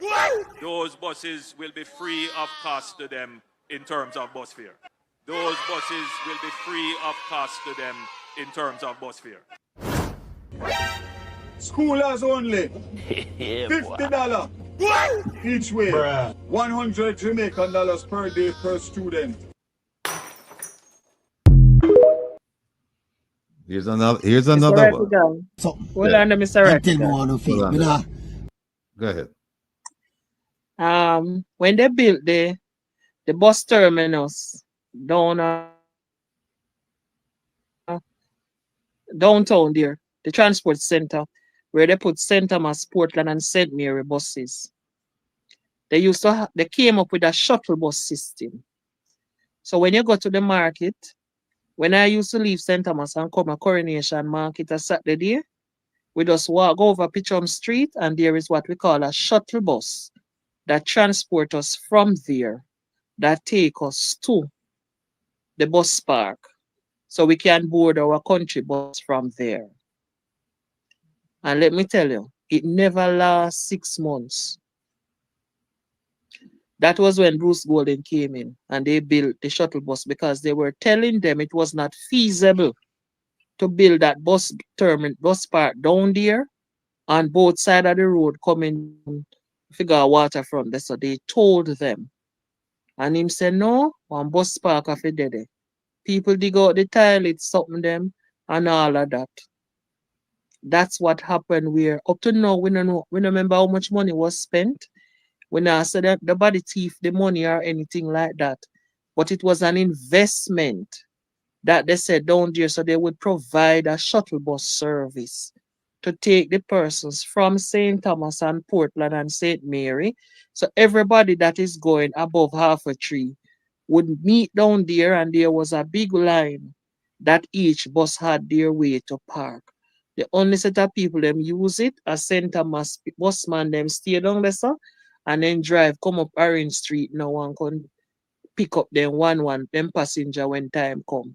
So that is there are certain things we should not be doing in this time. Cause those buses, some of them, missy video with the bus, them now have no seat in it or half of the seat. So if they not come without, who tell that fuel mechanic know how to put in and change? And you're literally building a bus all over to move the hand and the driver's side and everything and reconfigure the bus, you know. Why it wasn't reconfigured overseas and then carried here? Mm-hmm. Well, it could have been, because that's where the manufacturers are. Yeah, well, last Saturday we dealt with that, and we are going to deal with it again this Saturday because the $1 buses could have easily been reconfigured, and we don't need to buy refurbished buses because the U.S. government, the state, the school districts, they have plenty, thousands and thousands of buses. In fact, there's a gentleman from Guatemala who comes to the United States and he buys these buses for $2,000 at auction, and he takes them to Guatemala, and they use them. They call them chicken buses because they used to use them to transport chickens, and produce and all of that stuff. But listen to this. And by the way, they just know that they come out recently and said that I think it was last week Sunday, or the Sunday when they had their mass rally, and they said, "Oh, children will ride now for 2 months for free, September and October." What about the rest of the months? What about the rest of the years? Them think people are idiot. All right, listen to this. Rock the boat either way, but it's all sure enough. I want to tell me what to feel. Watch our settings, sir. Watch this. Look on this. Eh? What I say? Oh, it look. We never know say school open. How is school that? How is school? Me not say nothing, but it's a sure enough. You understand me? Who bias, we bias, and who no bias. We no bias, but look on it and just tell me what to feel. We know say a silly season, and we know say everything about what is happening now is silly. But me not rock no boat, me not say nothing either way upon this issue. I mean just show you this on my YouTube channel. I'm going to invite some comments in the comment section and tell me what to feel about this. Is this appropriate behavior? Is this excusable? Is this right? Me not say nothing. I remember so we know say everything right now in politics now. Remember me tell you say no. If you see the air where you breathe, feel a little way smoggy, you know say politics. If you see the sun start shine too bright and get too hot, a politics. If you see the rain start fall, a politics. So everything we see going right now in the atmosphere, a politics. Which are one of the reasons why we want to get the election over with and done. So we can go back and live with life, divide of politics and political campaign. so what do you say about that something? What do you say that school your name? Eh? I never know say school open in a late July. You think of September morning school up much? How is school going? I try to look if me recognize the school uniform. I wish. Yeah, for that, because what happened is that they came in and they said that they wouldn't use the buses for political purposes, and that's exactly what they were doing right there. And that's why the gentleman said, and we have to big up that gentleman there for we use him thing and we have to big him up, you know.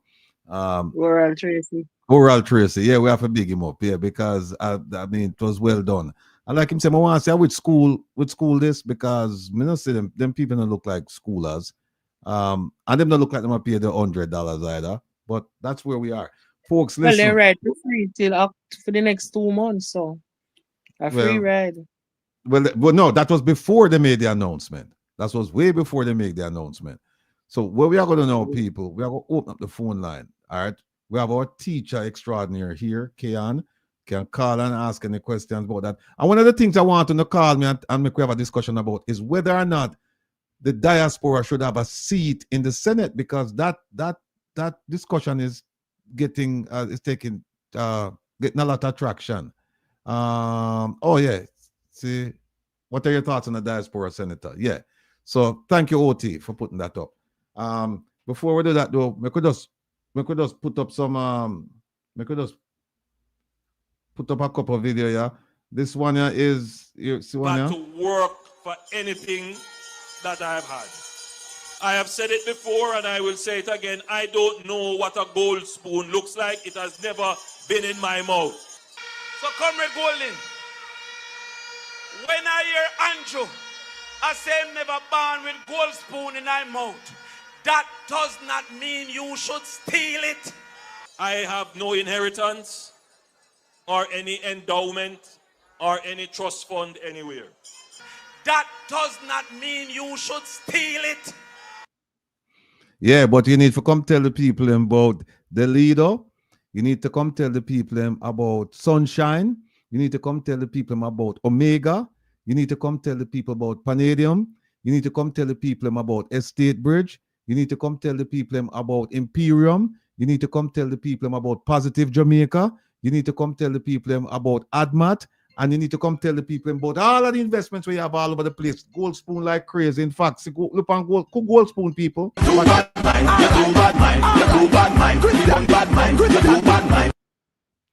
Gold spoon all over the place. Caller, good night. Welcome to Come Reasons Rattigan. Where are you calling from? Hello? Hello?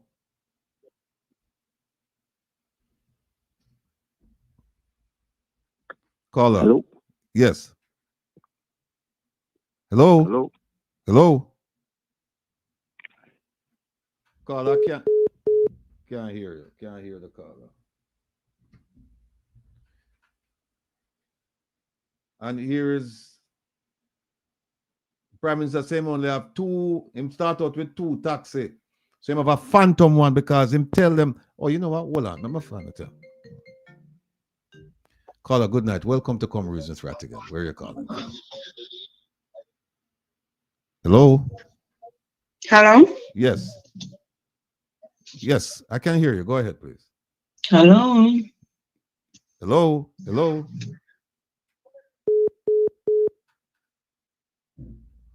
What going on here? Them a mash up my Derek, sir. Can you not see what going on? Them no want the people them calling. But hold on, let me say something here. Let me say something. I buy two taxi, then I open a taxi company, and I go through the struggles just like everybody else.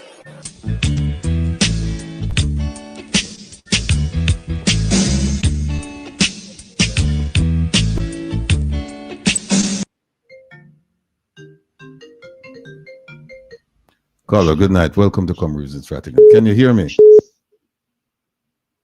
Hello? Hello?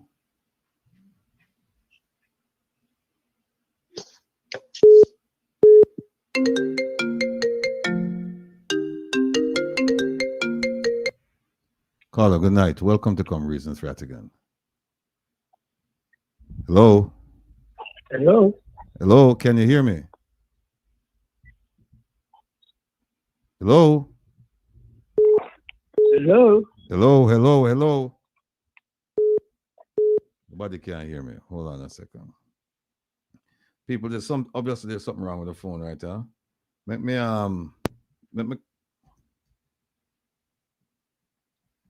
call Kevin and say, but we need to play this one again. Hold on a second. Sit down.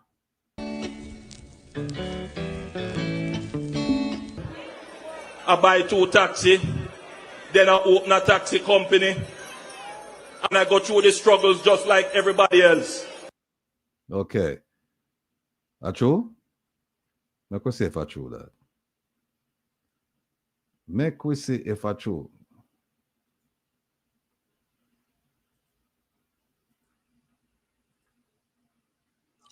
But Mr. Rattigan, I'm wondering how can no one repeat this and get the same success?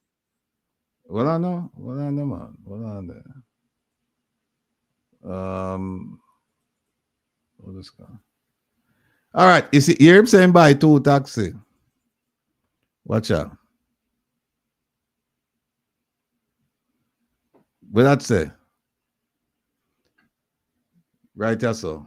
Hold on there. Let me use a different color so I can see. You see, No, man, I see the tree. I see the tree. Oh, you see the I tree? see the tree. See it? Yes.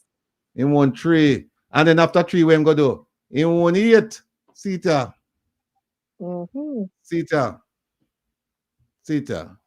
So, don't make him fool on the people. Do not make him fool on them.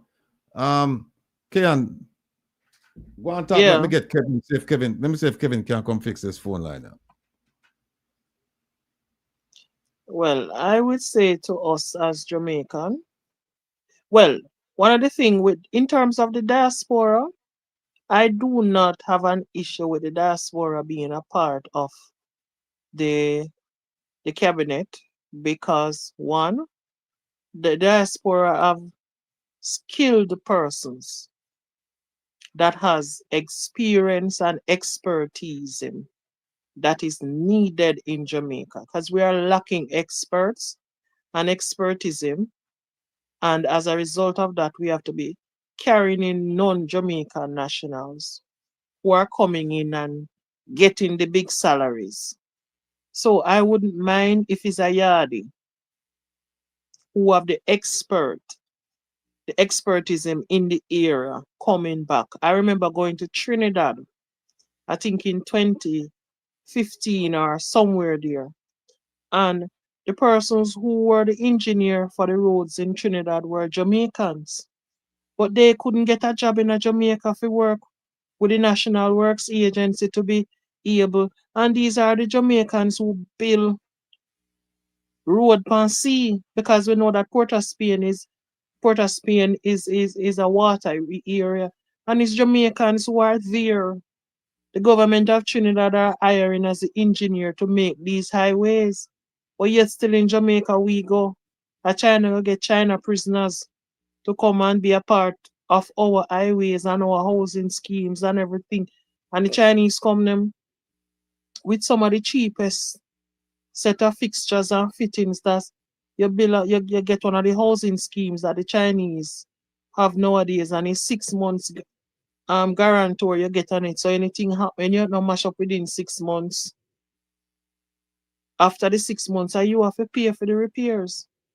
So they do things different. So I don't have a problem with a diaspora member who is living outside of Jamaica. What it is that we need to do is to ensure that it's not a brethren or company.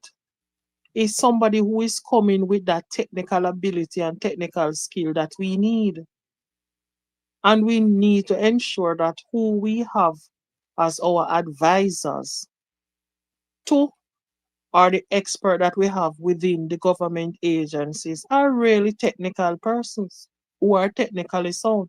So if the diaspora member has special expertise in a crime and violence because of the years of working in law enforcement, and so they come with the best practices, and so they should be a part of it because it's building, you're trying to build Jamaica. And in building Jamaica, you need Jamaicans who are there, who knows Jamaica. I don't want to know that my expert I come from China that is non-Jamaica, not even talk English. And it's them now I go tell we. Them can't tell we anything and take we money and gone because they are not loyal to Jamaica. Most of the diaspora members, them like the country that they reside in, but Jamaica is at their heart. And they wouldn't mind coming back to Jamaica to live. The problem that Jamaicans are having is that the health care, the security issue, right? And the bureaucracy when persons are returning to Jamaica, that needs to be sorted out. Once you get the healthcare system in a way in which persons can live comfortably in Jamaica, the returning residents, the persons who are Jamaicans who are living overseas are going to come back. Right? Some people are saying that, boy, them no live here, so they don't have none talk here. When COVID come in, you know how much the amount of foreigner send money come Jamaica. I wasn't in Jamaica when COVID strike. But let me tell you, when COVID are coming, I make sure say my mother and father are right. Me I send, my brother I send. Because COVID, When me look, me say, mommy, go on my account, shopping, and make sure you don't run out of anything. And don't go back on the road and tell daddy don't leave the yard because food is in the house. That is the power of the diaspora. Them not talk and something that you have to pay them. It's them a pay. Them send them money back home. Them a build them houses, even though they might not live in there. But they are the ones that is still spending and keeping the country afloat. So why shouldn't they have an investment? And some of the diaspora members have some money sit down and are willing to enter into business in Jamaica. So why not let them be a part of it where you can get the full thing from them? I don't have a problem with diaspora member being a part of the cabinet. Hold on a second there. Kean. Somebody call me. Let me see if it'll work, yeah. If the thing will work. Please.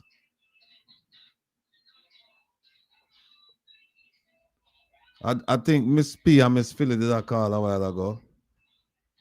Somebody call me. Quick. Let me see if this thing will work. Okay. Because I have Kevin where you're on the line here. So my work with you right now. All right, let me see something now. Caller, good night. Welcome to Conversations Rattigan. Can you hear me? Hello?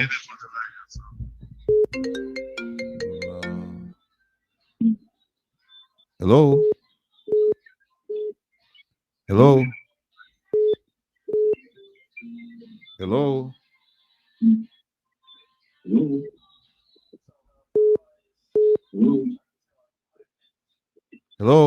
Hello? The phone is ringing, but I can't hear anybody at all. Hello? Hello?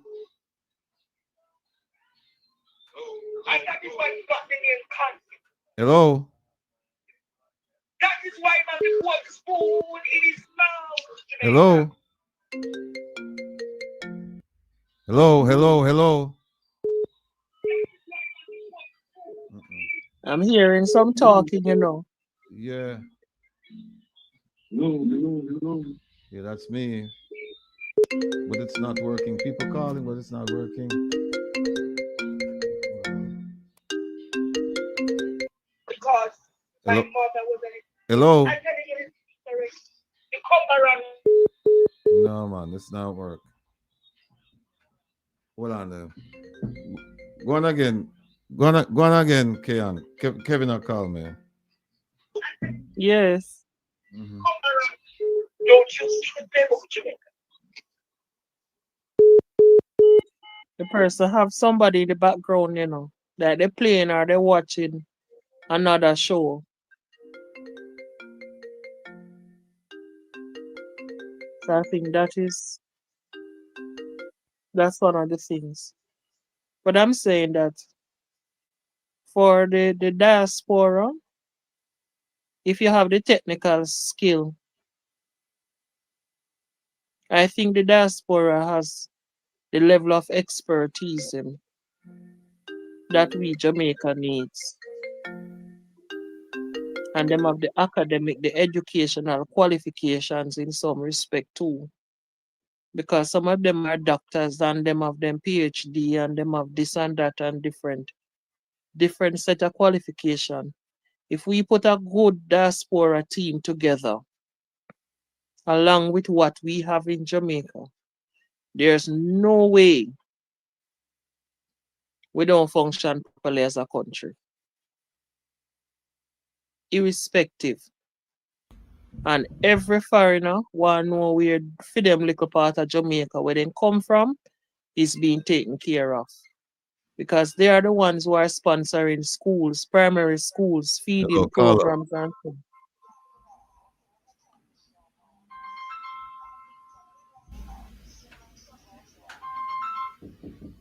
Yeah. Caller, go ahead. Good night to your guest. Yeah, good night. Good night to everyone in the chat. Good night.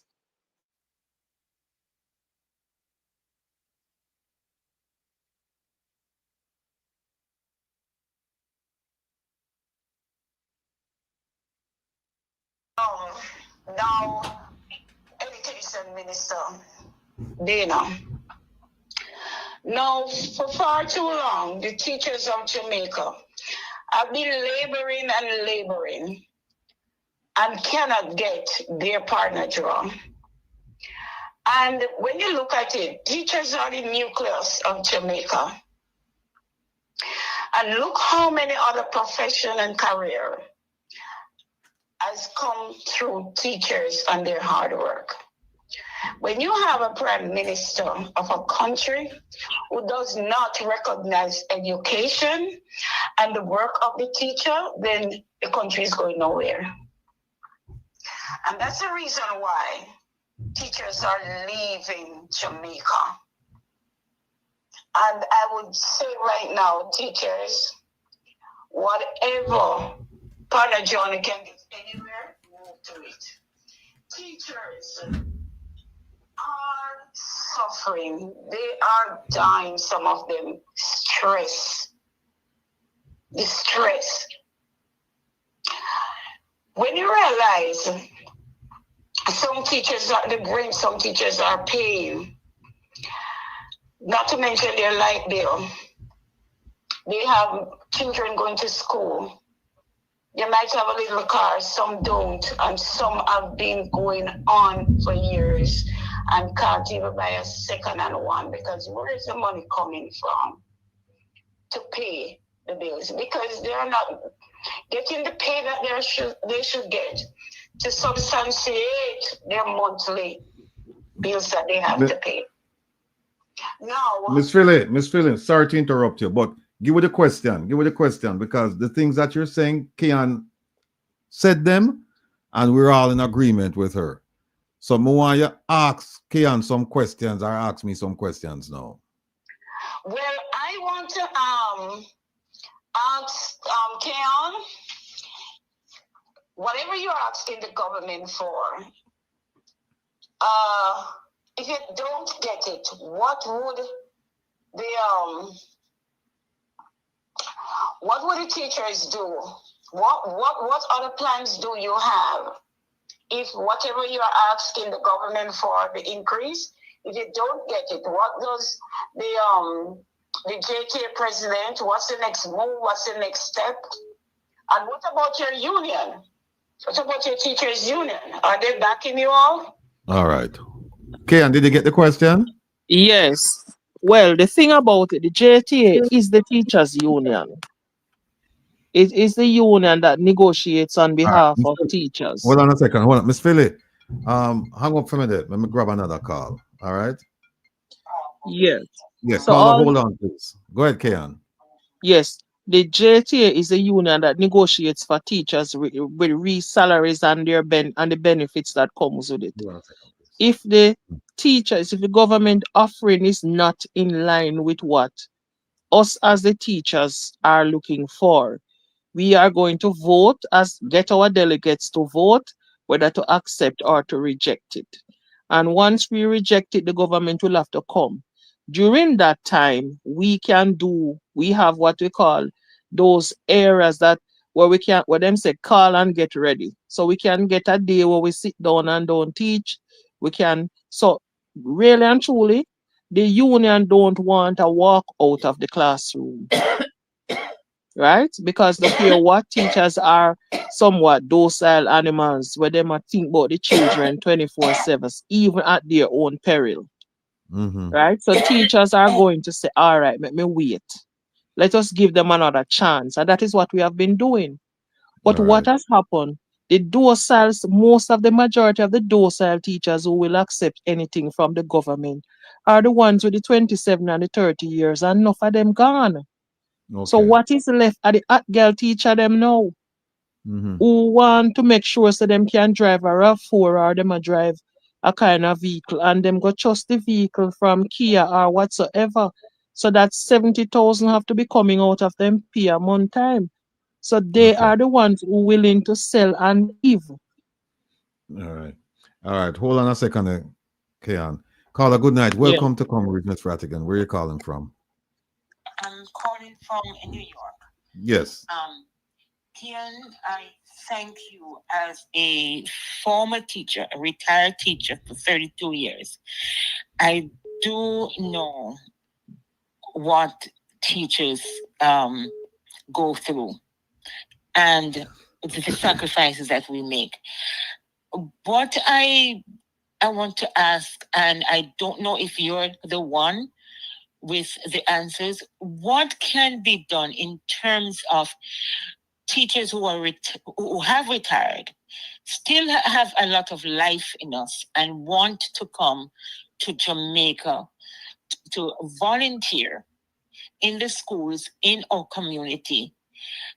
I think that given the fact that we have a lot of teachers who are leaving, what about those of us who want to come back home and volunteer to bring our skills back to Jamaica? And unlike Dion, who thinks that the diaspora should just shut up and sit down and be quiet, we have something to offer, not only in the Senate, but also bringing our skills back home. What can she say about that? Okay, so I just want to know, is there a program for retired teachers who want to come back home and bring our skills with us and our experiences? All right, thank you so much. Keon. Yes, they have been asked since the mass migration has been taking place. They have asked for retired teachers who have reached retirement age and is supposed to go off on retirement now. The Ministry of Education is calling them, asking them if they could stay another 2 years or so. So yes, they have a retired teacher who they are calling back out, who is willing to come back to teach in the normal classroom. So that they are able to do that. How about from overseas? Because I think that's overseas, that they can do, they can volunteer and come in. But remember, each school, especially the high schools, each school is independently run by the board. So you have to come in, link the school that you wish to, and then have a sit down with the principal so the board can ratify you coming in to volunteer your services. So it's possible then that people from overseas, retired teachers, possible. Yeah. Okay. Yes, retired teachers can come in. Who do they contact for further information regarding this? As I said, each school is run independently by their own school board. Okay, so the the decision with hiring, I think they could. I think they need to contact the permanent secretary to find out. Okay. All right. Because she does some of the, yes. Yeah, Carla, did you hear that? You need to reach out to the permanent secretary in the Ministry of Education and make the inquiries there, because that person is in charge of running the ministry on a day-to-day basis. So reach out to that person. Carla, good night. Welcome to Come Reasons Rattigan. Where are you calling from?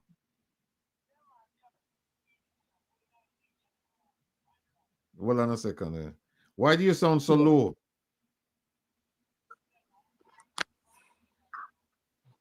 Hold on a second.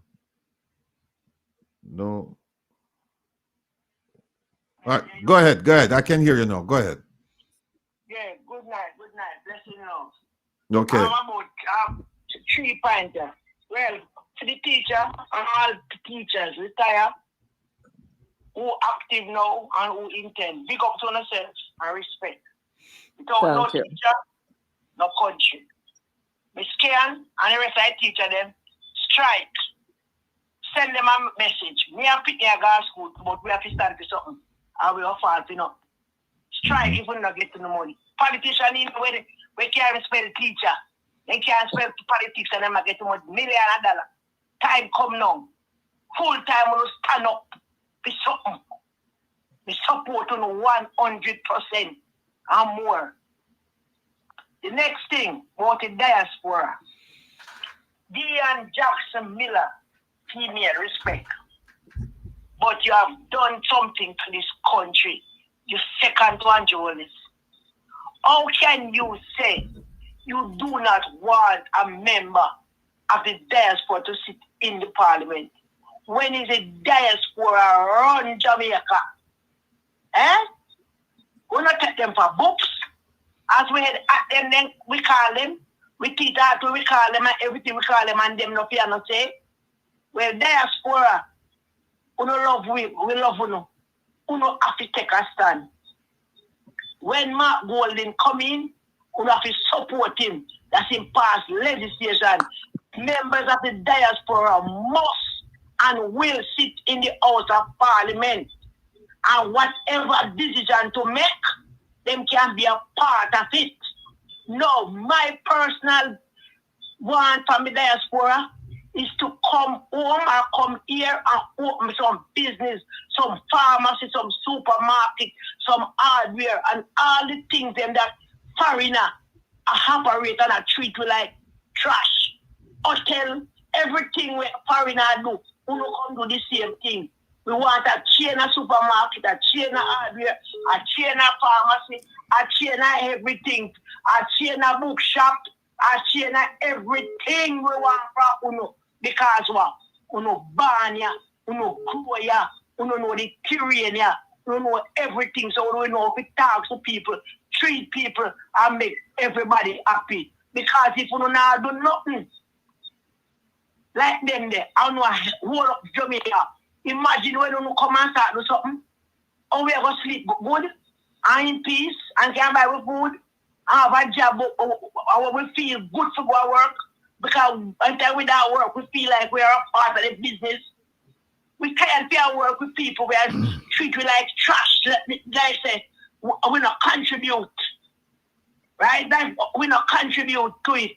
So when diaspora come here and are spending money where they work, in a certain call, you know, when we never feel it. I hope one day, look at me touch it, you know, too. Right? and I send down the money. Anywhere in Jamaica you go, and you see a long line. No ask our remittance. One long line down here down so. And people have been there before you in the course. In a pandemic, God bless the diaspora them. So when they and Jackson Miller come out, I talk about she will take up a person. They and you go drive a nail in your coffin. And me tell you again, me hear when man name Mr. Minor take time out with me. The Power of Faith Church pastor. Every Them time forgive pastor at Jamaica, I can't talk about people to support Andrew Holness because Andrew is a good man. And if he has 50 account. No. Jamaican people in the diaspora, teacher, lawyer, doctor, nurse, thief to everybody. Listen to a pastor say, if you support Andrew Holness, because he's a good man, and he do a wonderful thing for Jamaica. Out of the diaspora, Andrew Holness, which one better?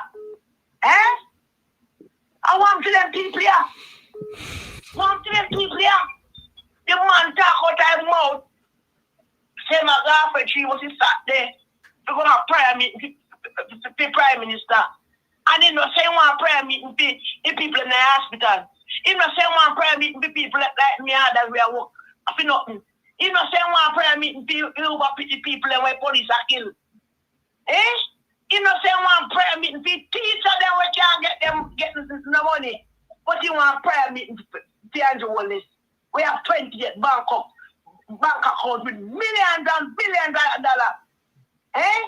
The people in your whole bus come here. And as a pastor, I church people who don't know, get up and talk about it. When you talk where you want prayer for Andrew, you want to do the same thing. I mean, it's alleged that him in their prison. So, Ratty, I want you to look up for that for me. It pastor when they're over, Power of Faith, tell me sentence and prison. And a powerful pastor. Well, whatever his name is, just send it to me, please. Send me his name. And if you have any but the Power of Faith Church, you will see come up there. In one church in a Brooklyn, New York, Brooklyn, Bronx, where they did it. Yeah, one church out there. Even though somebody calling for Andre program, say the man I do a run on the collection plate. Right? The whole time I can't have one Joel is a good man. Which part of Joel is good? Which part of him? So some Miss Kian teacher, 100% respect to you. And you have some teacher too. Some hypocrite teacher. Some licky teacher too. But stand for something, man. Stand for something because it happen in all my workplace them. These people, you go to college and you stress yourself and you pass and you don't get the job. And you take your skin to get a position. Why would you do that? No, it's me have a degree and master's. You think no boy can chat to me? And look for the young teacher, yeah. Them body are flinging around, are flinging here, so flinging there, so. I got a teacher long before them, and I step up past them and then done like a bat too. And then I got them to grow the thing. I make the thing go and learn from the whole head and unite. But them brown and then we have to skimpy screws. And when the big boy, them a grade 10 and 11, 12 boy, look them make problem. And as they sit down here, I see one of them Jerusalem. Right? Me respect teacher. Me love teacher. If he wasn't teacher, I couldn't spell my name. But you have some crocodile among you. Some crocodile among you who are run back a hand you only and I get buyout. So I stand with you, teacher. I mean, no matter what they want to say, come 3rd or 10th of September, no money, no school. Easy as that. You never hear a politician strike the money. Because their money big and then I do nothing for. True. Don't man in a parliament. Don't like a bat. I talk about 75 out of $10. All them mislead that thing there. Eh? All right. And I'm going to get big pay. And I get allowance. And you have been there, broke your back from picnic. See, I tell them 2 + 2 = 4. And you have to work out it. And you have to go down to their level. Right? Because you have some people who are slow and some fast. And it's stressing, you have to mark. It's going to mark that. And I correspond with parents. He say, why this child is not this and this and that and that. Teacher work hard. Nobody can tell me nothing. You want to pick me off? I know pick me off. And I'm a bird them and sometimes when me a teach them in the club when me know them have a problem. So imagine one teacher have 30 people to teach. Eh? 45. Stress their brain. 30 at prep school. Right? Mm-hmm. So let me tell you now, Jamaican people, come this 3rd of September, get up early, go to polling station and take your time and mark the X properly. Make it sit down on the line. Don't make it move over. Make it sit down on the line properly. Nobody in a too much ego and flash pen like a doctor. Take your time like a basic school and you write it properly. Don't go in there with no ego. Take your time and write it and come out. And teachers again, I stand with you. And my diaspora people, I was here. And I'm the lowest. When I say low, it means I'm the lowest. And through this program, a member of the diaspora have mercy upon me. Up till right now, we still have things out of the barrel that lady said, come give me. To God be the glory. I was at my lowest. Just imagine your lowest. Me get pay. And I have to pay the light bill because me no want to cut off. Me couldn't buy food. And me I work. I think me not work. And me I work hard too. Right? Me little boy couldn't go to school. And thanks to Mr. Rattigan and the diaspora. When the lady say, so and so and so and so and so and so. And up till now, me have little thin things. When me say me I ride on Africa if hurricane come, you know, I go already. I'm still sharing with my neighbor. I didn't take everything for myself. I share it with people who in my position and even little one me because they have about 6 feet and them now work. I share what me have and give them what me get. And diaspora people, may God bless you. And may no store basket never empty. And may no children live and benefit of it. God bless you. And Mark Jefferson Golden, you promise we not do like I do one, you know. say when you win, you have to vote my legislation to make sure a representative of the diaspora have a talk in him or her country. You don't have to live here. Zoom meeting, and diaspora again. Me a beg you. We want to come do business here. With a family, no matter what you want to do business, run competition, run out the Chinese, run them out. Business, open supermarket, open pharmacy, open bookshop. And right now, me have a book list, Almighty God. Mr. Rattigan, me have a book list, and nearly 100,000 Jamaican dollars for that book. And the boy now got university. But me I tell you, same bright, and you help teach him to pass civics. 100% with credit. And I see you showing and listen and make notes that when he got school, he could have able to do it. So thank me. Them. God bless you, somebody else call. All right. God bless you. And Mr. Rattigan, me love you, me thank you. And you miss it, Rambra, me wall out really and turn. Oh no, me not see my call on him. Everybody. All right. All right. All right. Take care. All right. All right, Miss B. Yes. Mr. Rattigan, as I listen to that caller, you see? And she talking about businesses such as supermarket, hardware. Those are all retail businesses. What I would love for the diaspora to come with is the quality and expertise that they have. So quality law enforcers, quality in the legal field. Because nowadays, as you quint, you get one lawyer, some of the lawyers, they're not equipped to some extent to handle certain matters. Because when they go before persons, that quality, some of the qualities is missing, along with other areas that we don't currently have. Because they go to universities all over the place, Germany, Russia, Kuwait, all over Jamaicans are located.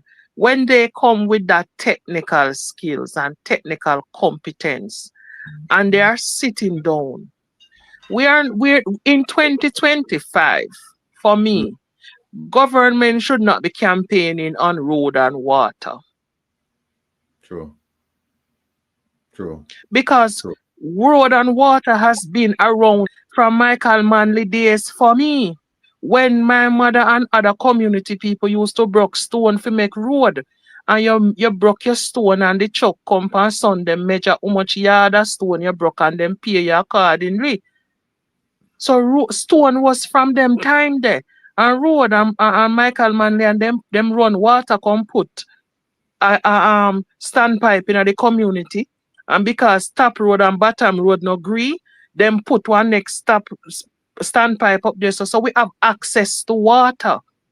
And if the water commission water line run through your property based on its location, you don't pay no water bill, so you get one standpipe in your yard.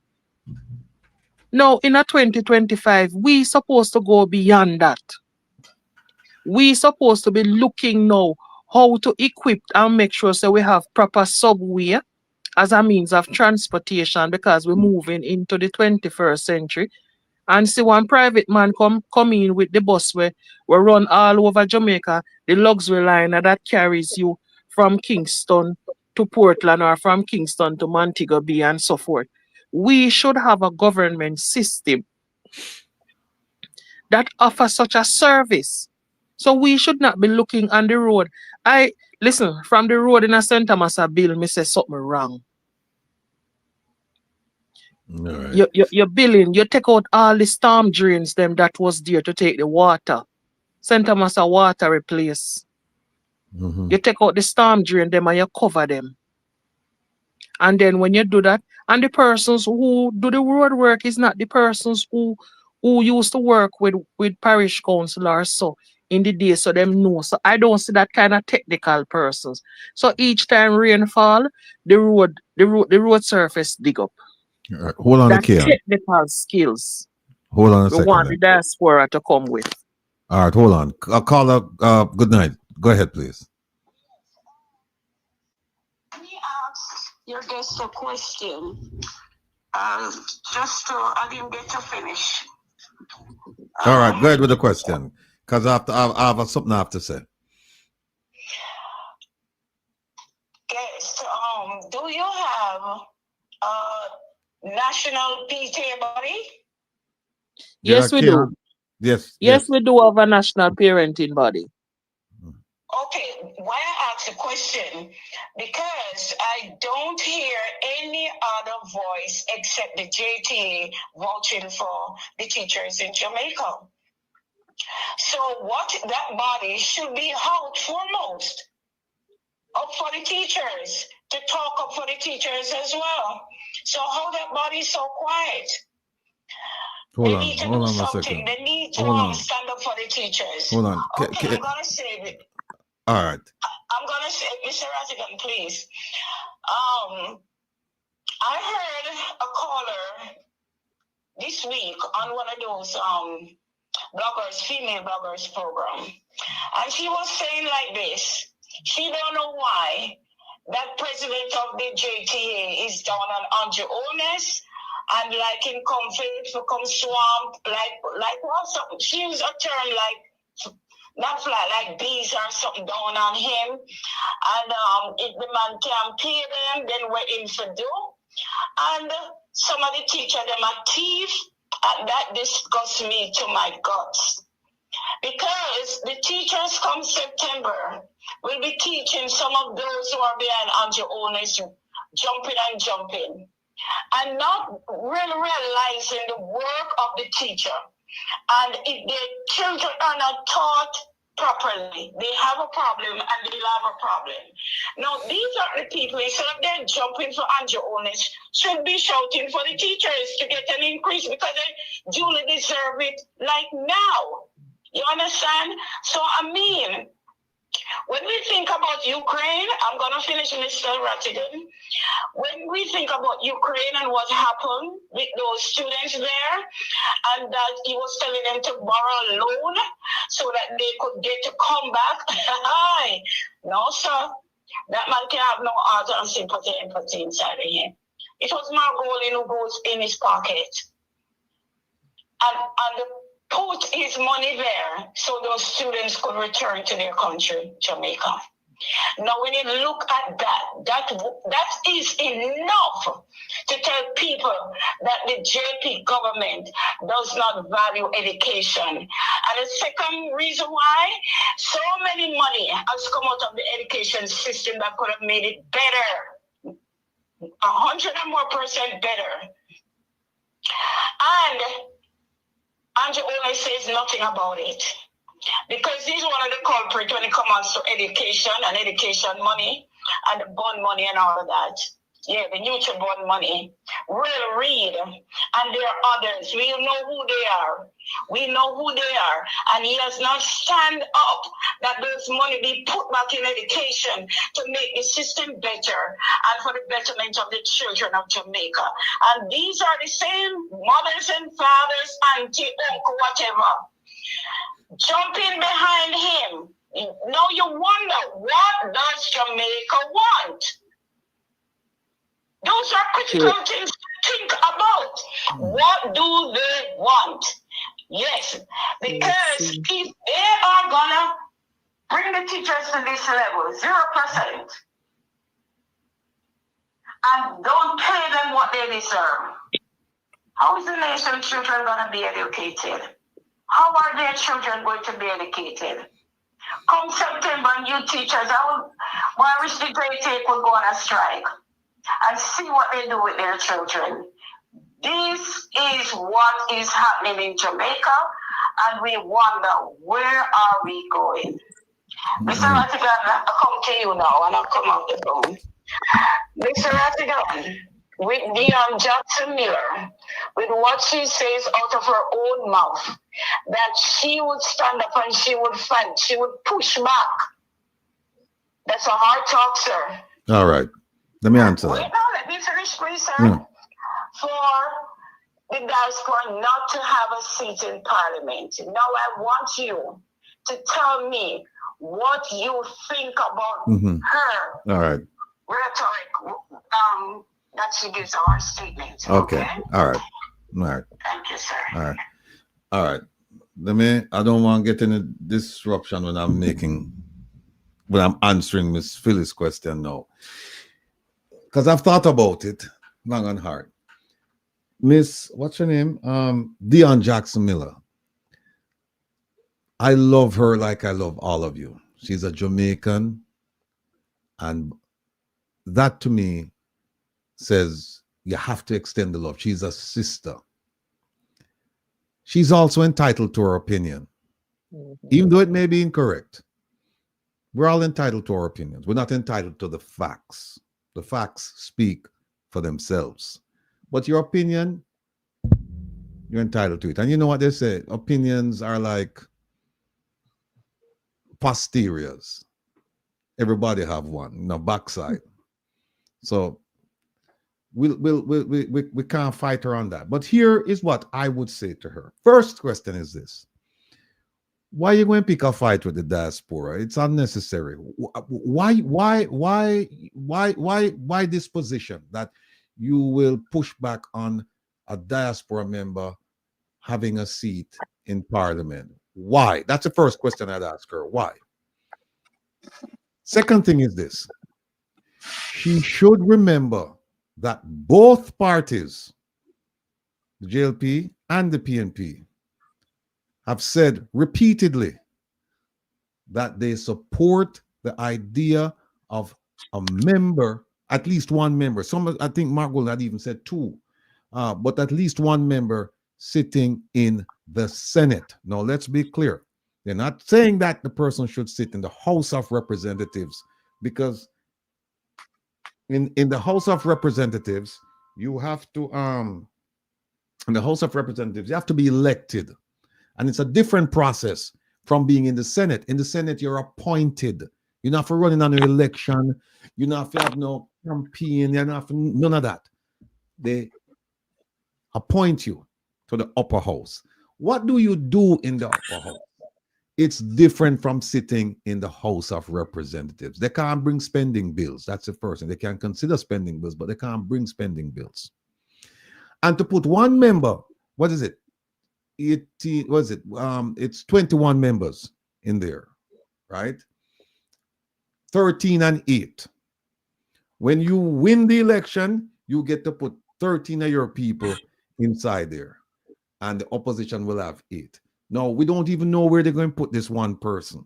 We don't know if they're going to increase it to 22, which brings me to this point.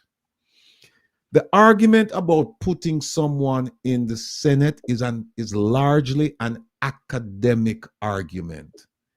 People, let me broke it down to now. It nah happen anytime soon. This is an argument that has been going on before 2016, and it's still ongoing. It has been going on with this. It has been traveling along with the argument of whether diaspora members should vote overseas. It's not going to happen anytime soon. And here is why. Because it requires 2/3 vote, 2/3 of the vote in the House of Representatives, 2/3 of the votes in the Senate, and a referendum. So it has to come to the people of Jamaica, and then they decide in the end. It is a lengthy process. So when she picked up that argument, I believe it was an emotional argument. It wasn't based on facts. Because if she had thought about it, she would say, but this is something not going to even happen right now. Maybe not in her lifetime. It's not even going to happen. Right? We can force, and even when Mark Golden put up that thing and said, okay, we're going to pass this legislation. Remember, it has to get 2/3 votes in the House of Representatives, in the Senate, and then they have to push it out as a referendum. Now, here's the thing. A referendum is a very expensive process. So what I think Mark Golding, and what he should be doing, is saying, look, we have a constitution that we have to repeal and replace, and not in stages, but in total. So now he has to put experts for 2 years or so and say, listen, I want you to consider our constitution, consider the changes that we need to make to it, or consider repealing it and replacing it with something brand spanking new. And every 6 months or so, you give the nation an update as to where you are. And after 2 years, then we can have a general meeting, and then we can talk about it, then we can push it out to the communities. And we're talking at least 3 years, people. At least 3 years. We're talking about the next election cycle. And then after they're done with that, they have to take it now to the people.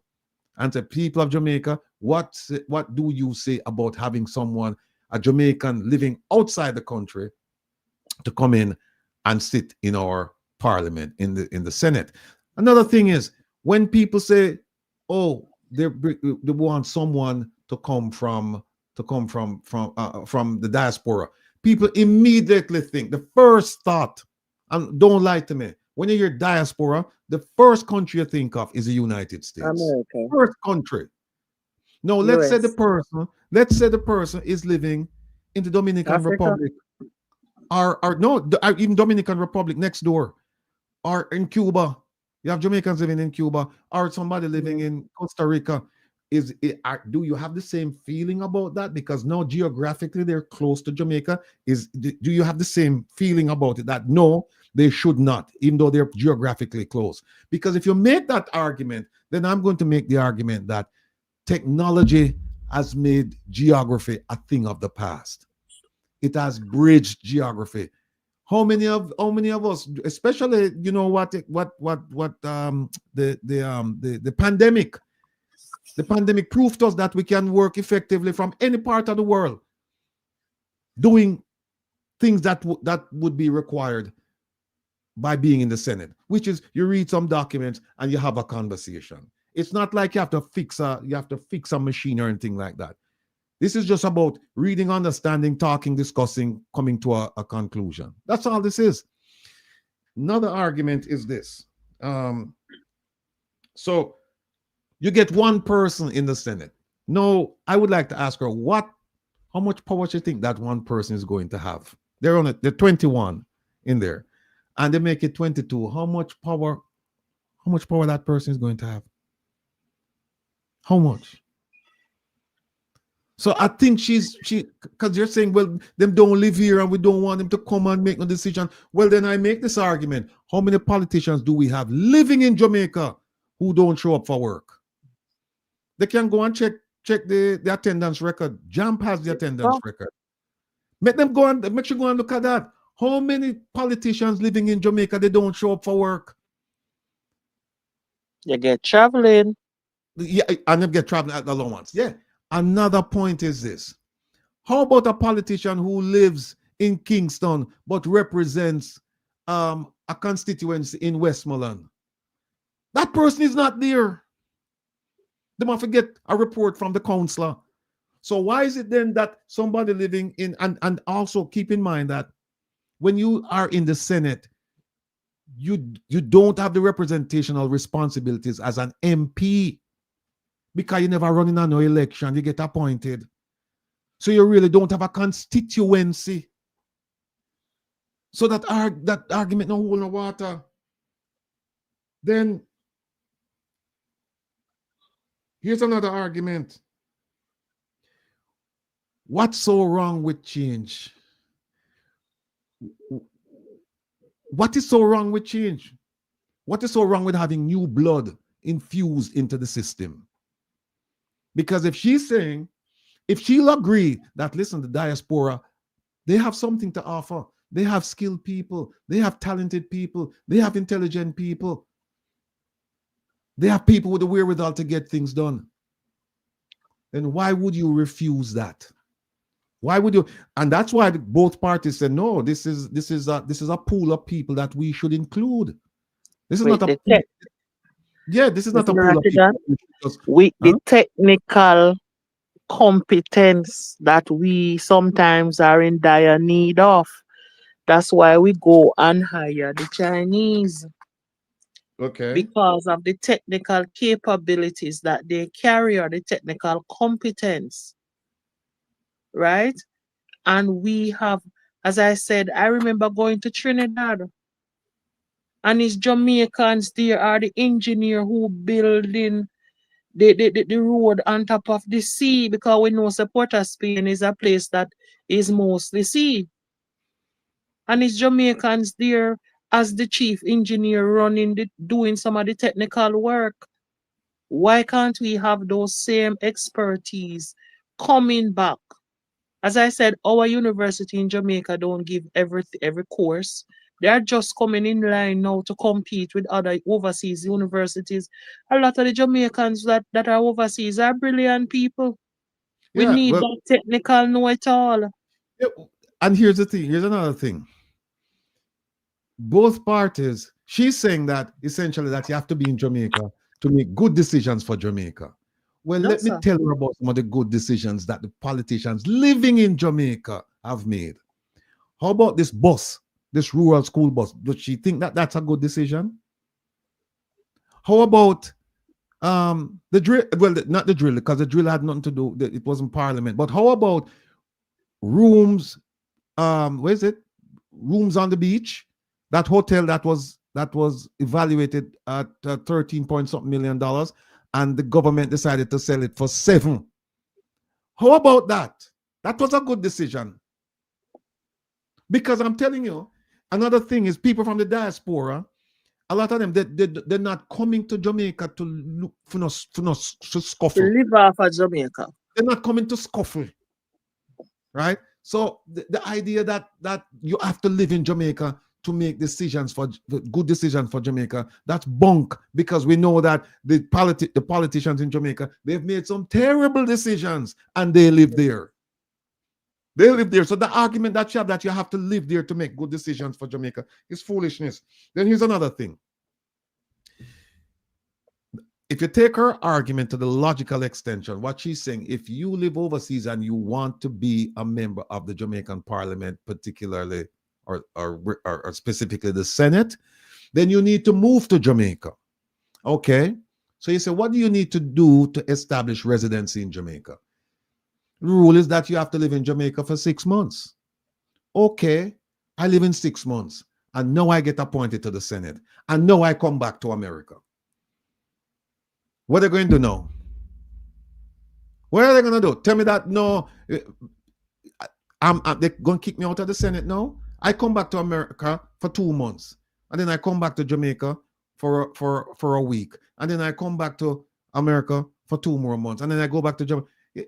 The argument she's making is it wasn't properly thought out, and I'm kind of surprised, But because remember, the BOJ governor is Bajan, that goes home on a regular. I think some Petrojan man that they had when they had the big scandal there, that they had to pay by plane ticket and stuff like that. They were not living in Jamaica. Look, Mark Golding has even said that, listen, in the meantime, because he realizes that it's a lengthy legislative process to get it done. So what he said, in the meantime, we would like to see some diaspora members on the boards. Now, boards make decisions that affect Jamaicans too. And the technical expertise, listen, my thing is, I don't care where the technical expertise come from. Jamaicans have a vested interest in Jamaica. So even though they are living overseas, as I said, I remember when COVID hit, I was not in Jamaica. But I called my mommy with the day when they said, because St. Thomas was the last place for COVID to reach. I called mommy and I said, listen, I don't want you nor daddy on the road. So here what? You have a bank card that is linked to my account. Please go there and go to the market.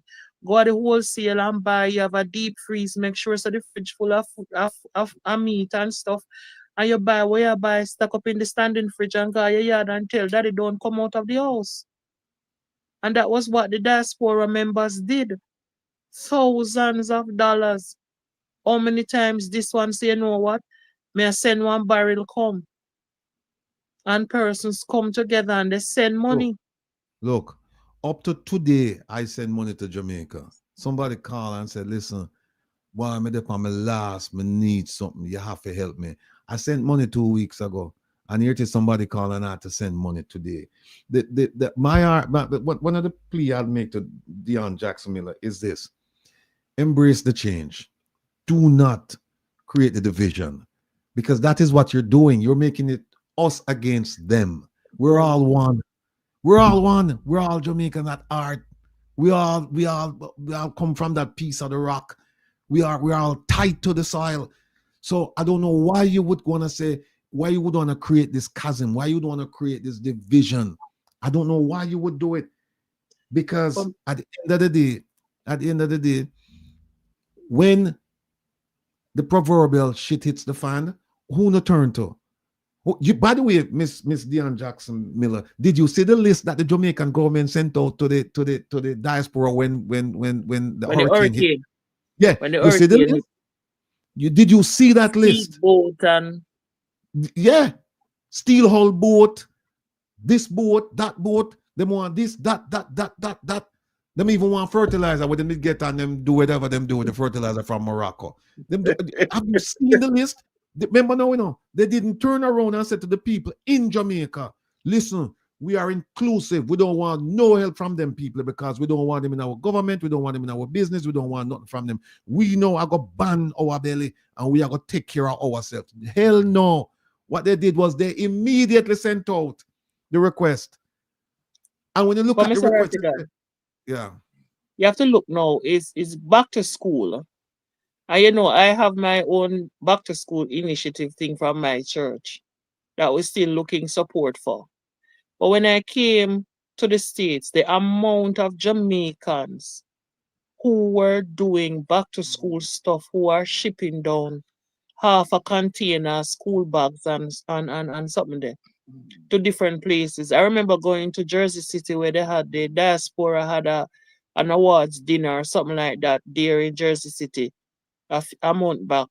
And when you look at the list and the things that New Jersey City Jamaican Diaspora put together and the different schools in Jamaica, some forgotten schools in Jamaica that is their primary school, and the ensuring that those schools get back to school stuff and they fix up one reading room or they equip something. Most of the time, some things happen, and it's the diaspora members who are past student of these. I mean, some bush primary school where you never did hear the name before. When I look, I see some primary school that I'm saying, hey, they're the ones that provide certain things for these schools. Listen, I don't think she can properly articulate a convincing argument as to why Jamaicans living overseas should not be afforded a place in the Jamaican Senate. I don't think she can, because the arguments I just gave, she will have no answer to them. She will have no answer to the questions I'm posing to her. None. And I tell you what, she would probably be one of the first ones, when a hurricane, God forbid, of level 5 lick Jamaica, she'd probably be one of the first ones that reach out to people overseas and say, help, said, blah, blah, blah, blah. I would suggest to her that what she needs to do is she needs to have a come to Jesus moment and sit down and reflect and talk to people. I'm not even asking her to apologize because it's her opinion, but I'm saying to her, reflect on your opinion. Think about it. Don't make it an emotional argument. Give us the facts as to why you think that we would not be of good service to Jamaica by sitting in the Senate. Just give us the facts. Tell us why. Right? And like I said at the beginning, that this argument is largely an academic conversation because people, it ain't going to happen now.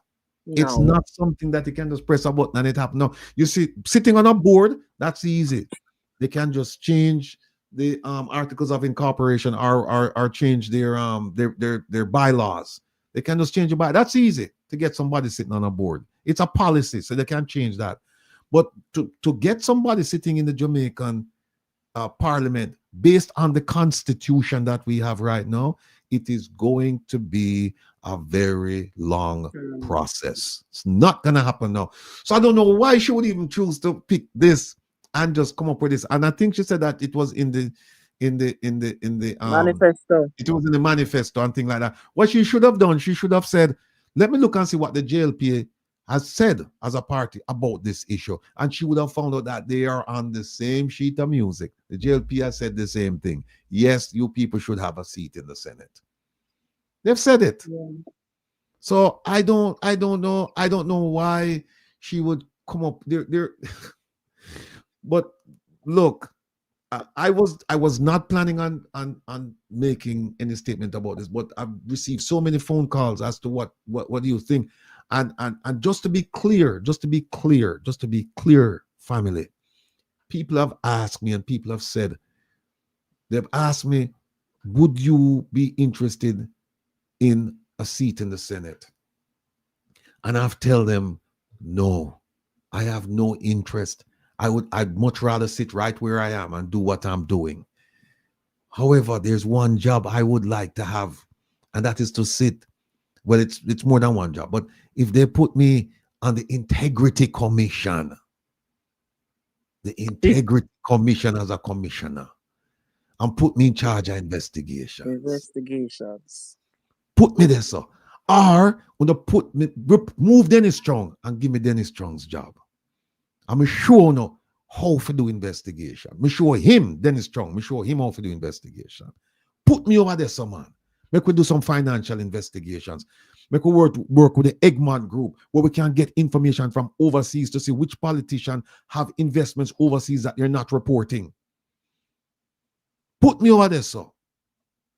Or the last job, which is very unlikely out of the three, Auditor General. Because we have a young Auditor General, she can go up to 65. I think she's just 50 now or something like that, 50 or 60. So she's got a few years, so she's not going anywhere. And I wouldn't really want to see her go anywhere. I would want to see them beef up her agency. Yeah, send more people, train people over there, beef it up so that they can do more investigations.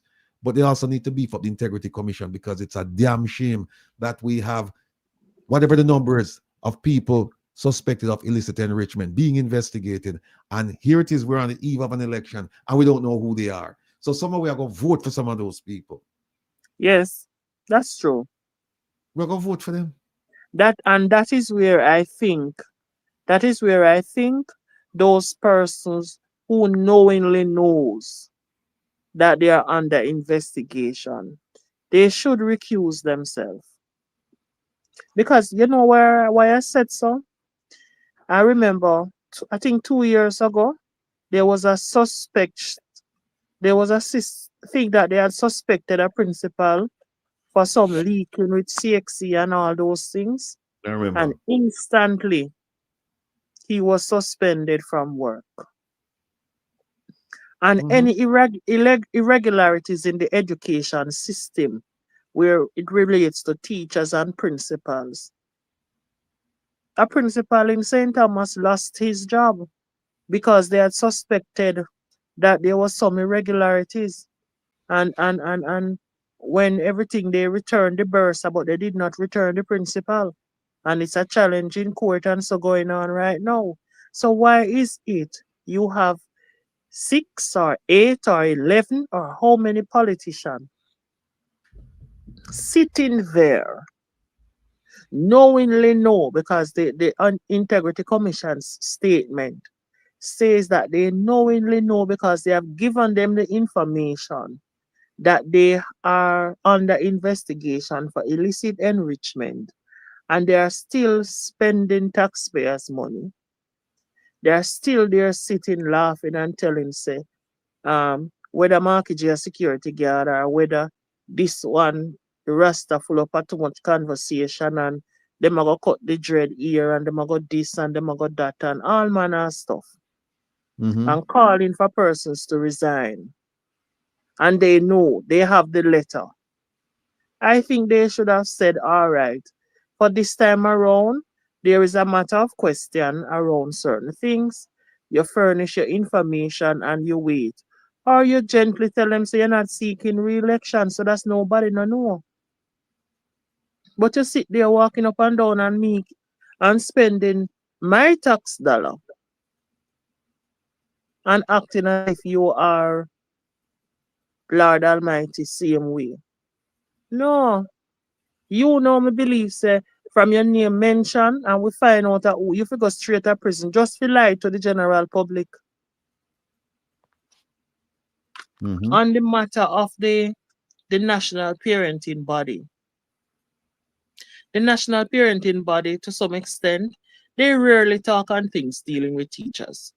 I don't remember hearing them. The most things you will hear they talk about is that the school should allow their children to come with plait up here. Every September morning, the first thing them talk about are here, and dress. And that's not the issue. If the national PTA body start asking the schools to provide the necessary equipment, those schools that are lacking, where the same parents have to be paying for a maths teacher because third form might not have any maths teacher for a whole year.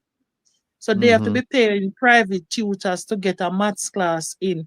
Some schools, every year we know one of the forms don't have a maths teacher. Right. This year it might be first form, next year it might be third form, the other year it might be second form. And these children are getting maths exam as them end of year examine when assessment time coming up. They sit in a maths paper, you know. They're lacking in literature teacher. They have to be using a social study person to substitute. The ministry come in and say your school overstaff and take away the post. So now you have to send home a science teacher or a social studies teacher, and they tell her that you can't hire another teacher. Who is there have to be doing it? So sometimes some classes are out of teachers for 3 months.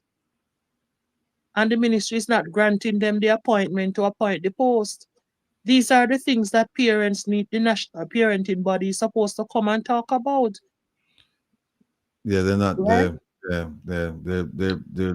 I don't know if We're they're having one of the hardest thing is that we are having serious problem with the Sahara dust now. I remember in a few months back, the Sahara dust, the place was black. The sky was black. And no school no send home the pity them. And the amount of respiratory illness will take place and so forth with the children them. Nobody. I was shocked when they tell us that it's regular school. And I'm saying to them, look outside. Kean, if you think that bad, wait, man, the school bus them are come. School bus them are come. So if you talk about upper respiratory, just wait. LW said that can Jamaicans in the overseas that can in diaspora vote in this election? I see the point you're making, because you're saying, well, if you can vote from overseas, yes, they can vote, right? And in fact, a lot of them are there. Well, if a Jamaican traveling come there now to the election. Yeah, so the We question have is, if you can persons vote, why turning can't up you now. serve? Right now, flights them book out and everything. Right. So that's a Everybody good who point to can make, vote coming LW. down That's to vote. have to write that one down. If you can't vote, why you can't serve? Yeah. If you can vote, why can't you serve? I'm going to show you something. Look, take a look at this. People can vote, why can't you serve? Thank you for that point. See, that's why I love that kind of, you know, because when I come around, so I'm gonna come to expound. I also come to absorb. I come to learn. And this point that this person, I don't know if it's a male or female, but this point is a very, very significant point, that if you can vote, then why is it that you can't serve? Why is it that you have to live in Jamaica? If they say, well, you can live overseas but come and vote, then why is it that you can't live overseas and serve? Makes no sense. But here is something I want to show you. And let me set it up for you. If the idea is that you cannot make good decisions for Jamaicans and Jamaica if you live overseas, and we know that's folly. We know that's nonsensical. But if that's the idea, that you can only make good decisions when you live in Jamaica, and then you can only be ethical about business, conducting yourself in proper decorum in Jamaica, if you live in Jamaica, then I want her to explain to me, I want her to point out to me one investigation, just one, conducted by the Integrity Commission against any member of the diaspora. Just one. And you know what she's going to say? She's going to say, you won't find one because we don't have any diaspora members serving in the parliament. And she would be right. But you'd be making my argument, because here's my argument. We're not there. you collectively, speaking of Jamaicans living in Jamaica, the parliamentarians particularly, well, the parliamentarians, you are there. And here is what you have done. And I want you to tell me if you're satisfied with this. Look at this.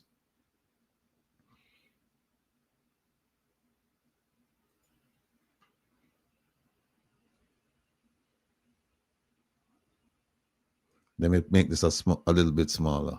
All right, here we go. Now, it doesn't get, apart from the Governor General, it doesn't get any higher than who? The Prime Minister. And he's supposed to conform and comply with the rules and the requirements and the dictates and the mandates of the Integrity Commission. Folks, look at this. And a diaspora member do this. Look at what it says right here. It says here, the Information and Complaints Division believe that the declarant, that's the Prime Minister, had adequate knowledge and ability to confirm ownership of the financial assets and liabilities. It follows, therefore, that Andrew Holness, look at the next few words, knowingly made false statements in his statutory declaration for the period ended, and we just do it by years, 2016, here we go, 2017, 2018, 2019, 2020, 2021. I want you to tell me, Miss Dion Jackson Miller, was that a member of the diaspora? Was that a member of the diaspora? And I don't know if you've been through this document, the affidavit. I have been through it several times. And when you look at the things that the Prime Minister is accused of doing, and there is ample evidence, there's ample evidence indicating that he did what he's accused of doing. How can you seriously make the argument that we don't need the diaspora? It can't get any worse than this. It cannot get any worse than this. So how can you sit there and make the argument we don't want the diaspora members, as if the diaspora members are going to come and mash up Jamaica? Jamaica mash up. Look who mash it up. Look who mash it up. We have accusations against people like Wil Rattigan, Grace McLean, Dean Roy Bernard. We have accusations against the Minister of Health, Mr. Tufton. We have all kinds of accusations against all of these people that you have there. And you tell me now if one of them is a diaspora member. You tell me. You tell me if one of them is a diaspora member. So I don't know why you said what you said. It's much ado about nothing. You should never have made that statement. You should have never made that statement. Now, I know Dion Jackson Miller, people. In all fairness, I know her. And this comes as a surprise because I have always thought of her as being somebody who's a thinker, somebody who relies on facts and data and common sense and the law. And I found her to be woefully lacking in this respect. I wait for her to, and this is just, she has her opinion, that's my opinion. So now I'm rational. And so now I'm waiting for her to come and give her reasons as to why. Because I'm telling you people, she will not win this one because Edio Blue or whatever the person's name was, who just said, if you can essentially come to Jamaica from the diaspora and vote, then why can't you come from the diaspora and then you serve? Them people, they don't live at Jamaica.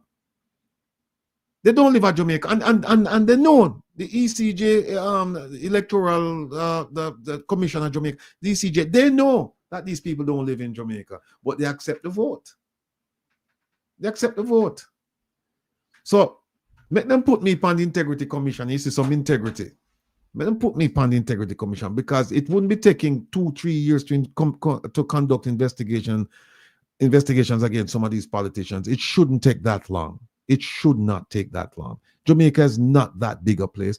What they need to do is they need to strengthen the Integrity Commission Act because it has a lot of flaws in it. They need to strengthen that, and they need to resource them properly and give them the proper authority so that when they show up for an interview or to collect information, there's no ifs, ands, or buts. People are going to provide them with that information. That's what they need to do. And look, there are lots of people out there. I can think of a lot of people who could do this job. It's not just me. It's not just me. But I'm saying I'm offering myself for that kind of service because I have that skill set. But I'm not, don't get me wrong, I'm not the only person. There are people out there that I cannot actually recommend and say, if you don't want me, see somebody who can do the job. We want people who can do the work. We don't want no square peg in our round holes. And please, you know, I'm supremely confident that Mark Golding is not going to put square pegs in round holes. He's going to put people in positions where they can perform. Not put them in positions where they go in and them learn and them baffle and them buck shuffle and them fumble. No, because at the end of the day, you want to hold them responsible because here's a golden rule. When you're in charge of people and you're in charge of processes, here's the golden rule. When something go wrong, you knew about it. You knew about it, or you should have known about it. Simple rule. So there's no escaping. When something go wrong, you knew about it. Or you should have known about it. Because are you in charge? Yeah. You in charge at the end of the day. You are the one sitting there in Parliament making the big speeches and everything like that to the nation and telling them what's going on. So this foolishness about, well, we have a permanent secretary, that holds no water for me because you're supposed to direct that permanent secretary. You're supposed to direct that person. So, you know, let me come off of the soapbox now because, you know, this thing was, like I said, I wasn't going to make a comment on it, but people have been calling me and say, hey, what do you think about it? You need to speak about it. You need to this, you need to that. And I said, okay, all right, fine. Because I know what the arguments are. Because I've spoken to politicians on both sides of the aisle about this issue, and they're both in agreement. So I don't know. And they, for some of the reasons I've mentioned, but not all of the reasons, because they didn't explain all the reasons. But they gave me some of the reasons. But she should educate herself about this issue before coming out and just making wild, the biased statements. So that's why I'm telling you that I think it came from a knee-jerk reaction, like, oh my God, them, you know, instead of just asking around and say, and I tell you what, here's something else that I don't think she did. I don't think she reached out to anyone in the diaspora and said, what do you think about this? That would be nice. She has my number. She has my email address too. If she had called me and said, hey, listen, what do you think about this? Call a couple of people, not just one person in the diaspora. Call a couple of people and just say, what do you guys think about serving in the Senate? She would have gotten all the reasons, except for the one that Blue sent a while ago. But she would have gotten all of those reasons. No, I have another. No, Blue just give me another powerful reason. So I don't think she. Claudia, invite her on the platform. You know, I will. I'm gonna send her an email and ask her to come on, and we want to talk about this thing that statement that she made. You're right, Claudia. I will. Kian. Yes, sir. Anything you want to say before we take off? Well, as I am here from the standpoint of an educator, my firm belief that the family, the home, is where education begins. And I'll say to all parents out there, we know we are busy. We know that you are trying to hustle based on the economic situation, and you're trying to make ends meet. And sometimes you're really tired. And you just wouldn't mind the pitney them disappear from out of your head. Even if a one you have or 100. But I'm gonna say from the standpoint of a teacher who is in the classroom on a daily basis, budget time for your children. And as Mrs. Manley Duncan had said, listen to your children. If they always have something to say. Sometimes we allow them to talk too much, so them just talk. But listen to your children. Find out what's happening in the school with their teacher. It's not only teacher alone bad. And sometimes you know that don't excuse the children's bad behavior. And says, hi, they are spirited. It's not spirited. A rude child rude. And do not think these children have split personalities. They have a voice when they are talking to you, and they have a voice when they're talking to the teachers at school. And we're asking that you would consider that you could have been in the position of a teacher. And at least you were in the position of a teacher during COVID. And we can see the result of you being the teacher for those couple of years. It was one of the worst performances that the country has ever performed.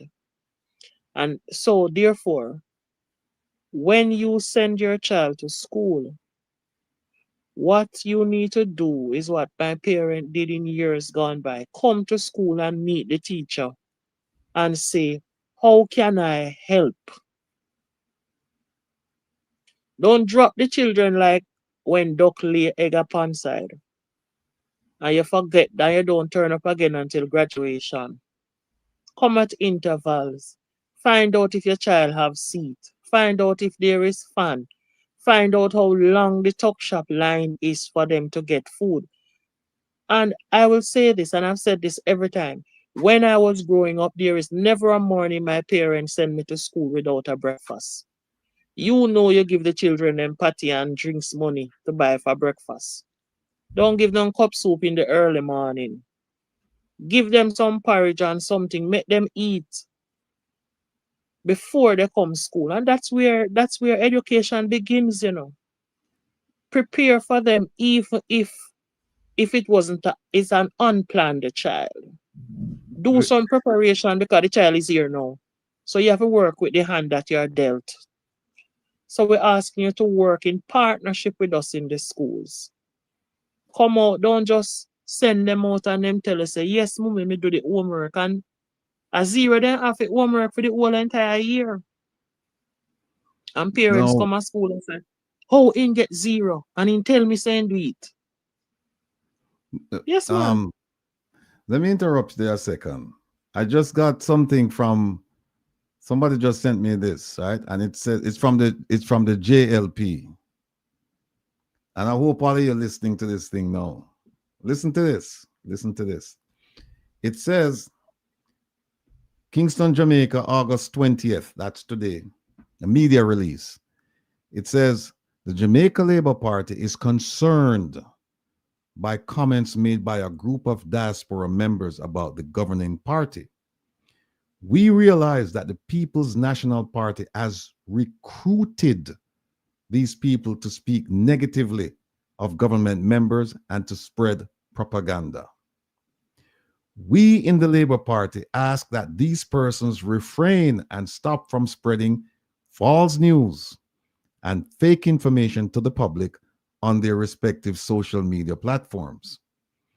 We as a party are in support of fairness and we are open to constructive criticisms, but when these criticisms are not true, it causes a threat to the true media and war for the truth. We in the party are asking these people to stop. We you know which time to use the use a pronoun. We encourage them to speak freely, but be fair and use your platforms to spread truth. Your platforms would have been reported for many breaches to community guidelines. Listed below are the following: Jeffrey Tavares. I don't believe this. I cannot believe this. Them just don't curse. Them just don't curse. No, them just don't curse the opposition party for misspelling of words. And look here, them spell Wayne Lonesome, but them spell Wayne 1 year lonesome, WANYE, not WAYNE. I don't believe these people. So they have Jeffrey Tavares, 1 year lonesome, Wilfred Rattigan, and Isabel Rose. We ask for your cooperation as we seek to spread truthful information, not threatening to brand Jamaica. Brand Jamaica, that gone. No, I challenge them. Wanna come and tell me one thing now that I have said that is, what them say? That's not true. And that's false news and fake information. Come and tell me. Come and point it out to me, because one of the things that I've done, and I've took great pains to do it, is to put up my documentation when I'm speaking. And I said to people, here... So Mystic Sensation don't make it. No, never make the cut. So I have the press. I have the press. No. So it looks like these are the people causing a problem for them. But we know that's not true, because everybody that I know of, that at least the programs I've been on, that they're speaking truth to power. And what happened is, apparently now it's getting under their skin and they're crying. Remember back in 2020, they were applauding their social media. They said they're social media warriors. That's what they call them. And they list out the names. And now it's a problem when we speak truth. So this is what they've said. They've sent. Now all I say to them, all I said, Marie Lizzie, right? She said them cannot manage the heat in the kitchen. All I've said to them is, and I have a bunch of ATIs that I can show them, that everything that I'm talking about, I can put it up and show them. I can put it up and show them that they're liars. I can put it up and show that they can't spell. I can put it up and show that they've misled the Jamaican public. I can show all of that. And I have shown that. So this doesn't frighten me. This doesn't frighten me one bit. It doesn't frighten me, because guess what? It is not going to stop me this Saturday from speaking about the Prime Minister again and his activities. And it is not going to stop me from speaking about Minister Vaz and his activities regarding the rural school bus program. In fact, I am going to make a video tomorrow driving my bus. Hold on 1 second, please. Caller, good night. Welcome to Come Reason with Rattigan. Thanks for calling now, because they cannot take me off because I was getting ready to blow a gasket. But go ahead. I think it's Mr. Syrup and bread. But let me tell them something. We not up talk, we not up the educated. If them get the country to run for 10 and 9 ago 10 years, all we ask them to do is do the right thing. I know we tell them to do the right thing. Right? So we not tap chatter, we not tap prayer, we not tap bonafide till we come out. What had to know for business. Time come out. Right? Memory say, he who speak the truth and speak it ever, cause it what it will. He who did the wrong thing will think do the wrong thing still. Go to blinking thief and liar corrupt. We are suffer. And we not talk chat. So if I Jeffrey Rattigan, we alone some mistake. No, we ain't lonesome. No, it's 1 year lonesome. It's not Wayne lonesome. 1 year. Like Kanye. You know, Kanye, 1 year.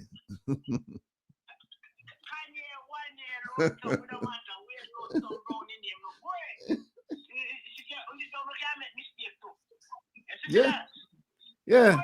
We can't believe it.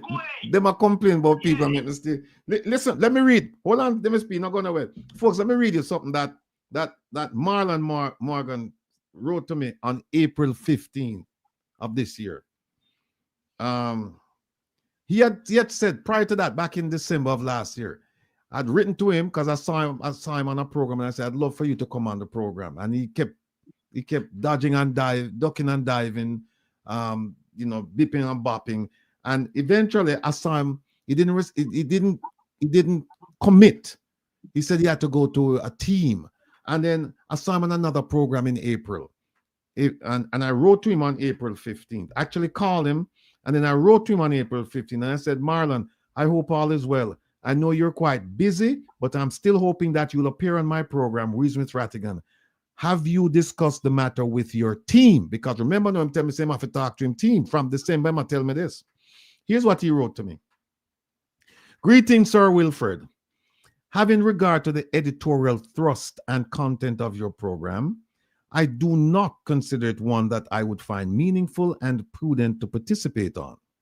The program is considered by many onlookers as being unreasonably antagonistic and hostile to the Andrew Holness-led JLP government. The government is open to criticism, critique, and divergent views. That's, I even write that one there. However, a program characterized by commentary that smacks of an unjustifiable and unreasonable agenda to take down the government is not prudent to countenance. In a spirit of democracy and goodwill, I accept your right to conduct your program as you see fit.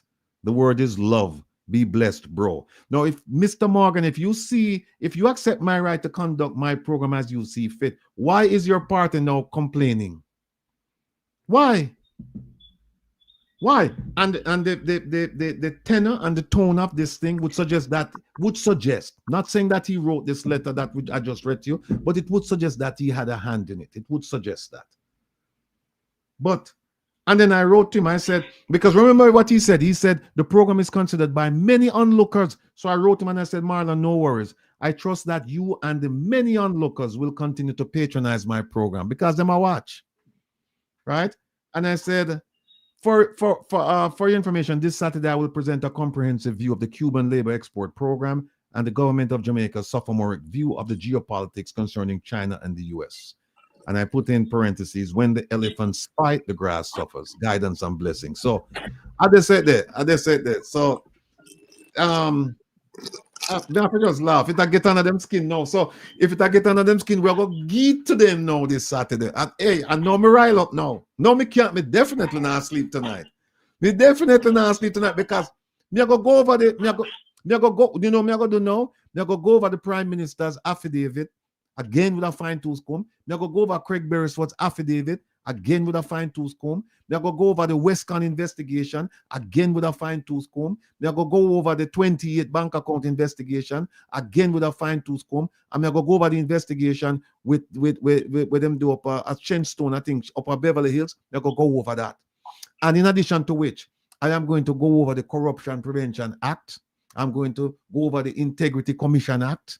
I'm going to go over every other act we need to go over. And that is just for the Prime Minister.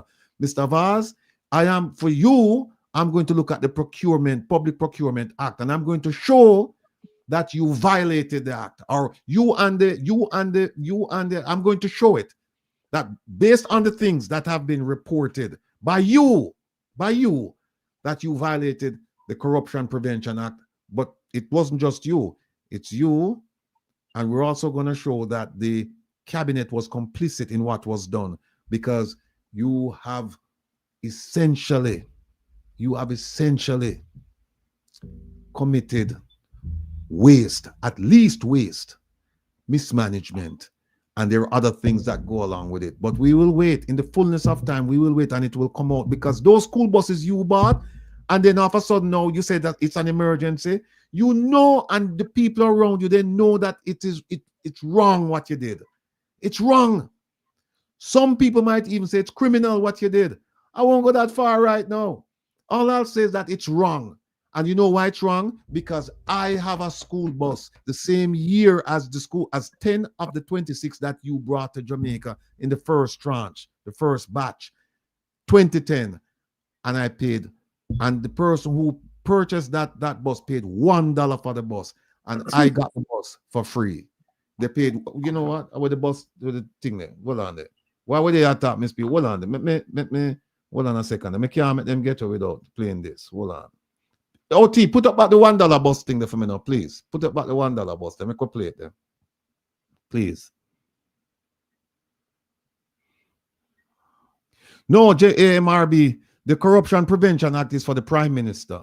If I said that was for the Minister of Ours, I misspoke. The Corruption Prevention Act is for the Prime Minister. The Procurement Act is for Mr. Vaz. Oh, I see what you're saying. Yeah. Mr. Vaz, it is the Procurement Act. I stand corrected. Oh, Sita, people watch this.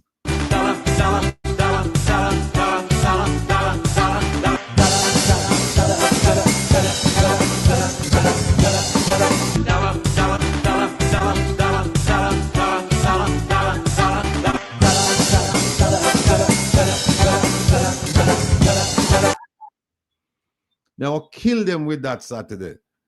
Kill them with that. $1 for the bus. $1. And I could have, if I had contacted them about 2 weeks ago, I could have had 8 buses sitting in the parking lot right now for $8. 8 buses for $8. Miss P, go ahead. Finish up, Miss P. Finish up for me there, please. They love one woman, they love a suit. So they not tell about suit. Jamaican talking. No, Miss P. Miss P. Just for sure if you burn them and a shoot your dog. Miss P. Miss P. Let me tell you something. Them can't sue me, you know. Me not have no problems because there's something called discovery.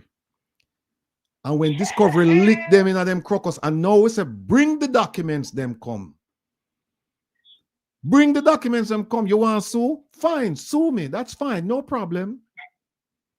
Me sue a whole heap of people. Me so, and then also they must remember there's something called a countersuit. There's something called a countersuit. So when you sue me, yeah, when you sue me, me sue you. So I am not saying that I cannot be sued. All I'm saying is that just prepare yourself for discovery. Because when we start the depositions, when we put people in the hot seat and sit down before trying to start, ask them the tough questions. I remember too, you know, if them sue me in America, you know, I need to discovery, you know. In a discovery, you have to answer the question. You can't take no fifth. You have to answer the question. So when me ask you how much you pay for them buses there, and me ask for where you purchase those buses. And when me ask the Prime Minister, if him come and say to him, say, Mr. Prime Minister, tell me about the things that we said. Fine. You want to sue about them? Well, tell me about your investment in Oland. Tell me about your investment in Cash Plus. Tell me about your investment in Panadium. Tell me about your investment in all of these companies. Him have to answer. Him have to inbound and compound for answer. So all I'm saying is that if them want to sue me, that's fine. But if you notice, him not mention no lawsuit in this. Him say them are gonna mention it to community, like him call WhatsApp. Not WhatsApp. What them name? Wait name man. YouTube. Him call YouTube now and tell them say take him off of YouTube because him a this and him a that and him a this and him a that.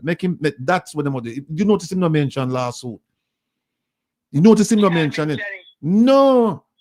And in fact, if anybody have a lawsuit right now against them, and me, because them accuse me, and so them have to go pull up the evidence now for sure. So me say them things, me never miss the things them what them say. See what him say, wait there. Sita, hold on there. Him say, turn around. Him say, we have spread false news and fake information. So now him have to come and tell me now what is the false news and what is the fake information I have published. Him have to come and tell me. I could sue him for this.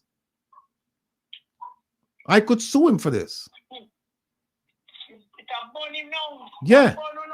But you don't know what no. Mama no raise no fool. Me not go file no lawsuit. Make them sue me and then know me counter sue him with this. And say, okay, you said this. Show me now which part me do it. Missy said me for sue him. I waste of time. I waste of time, Missy. I waste of time. Waste of time. I waste of time.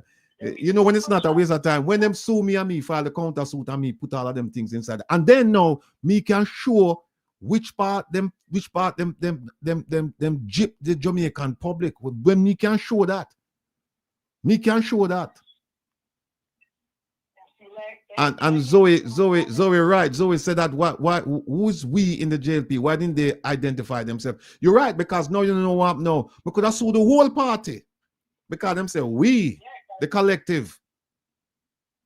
So I saw the whole of them. I just list all of them name. All 49 of them name. I make who for jump out, try and jump out. For say I know me. It wasn't me. It'll get hot, man. It'll get hot.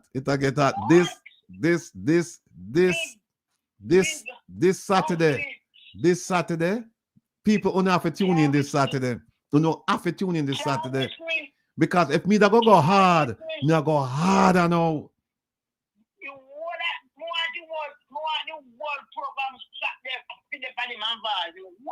Nobody come, just treat them. Just the two of them. Beat me from top. From your start to the done. Beat me. All right. Two before. Big sour mouth and I come here to disrespectful self. You know, I can't disrespect people. Yeah, him. If he mix up in the education money, that he was working there. No, hold on a second, Miss P, me have the ATI responses. I show where him work and how him work as a consultant. Me have them. Me have the information. Oh, Jesus. Me have it. So why never keep in class, class? No, me have it. You know, say you have problem too. No, you want to feel behind. Hold on. Them have a politician over there that will finish up some background investigation upon them this morning at 12:30 a.m. No, yesterday, last night or early morning, we finish it up. And believe me, people, uno going to see something come out of the program Saturday. Uno going to see something come out. Them have a politician that will finish up. We'll finish up the investigation upon that person there. We'll finish it up. And we're going to bust the news Saturday. Yeah. You know, I would ask me if you could get one more year retire FBI when I have nothing to do right now and can give you some time. When I real dog like you want them, when I real one of them when they hold handcuffed to book.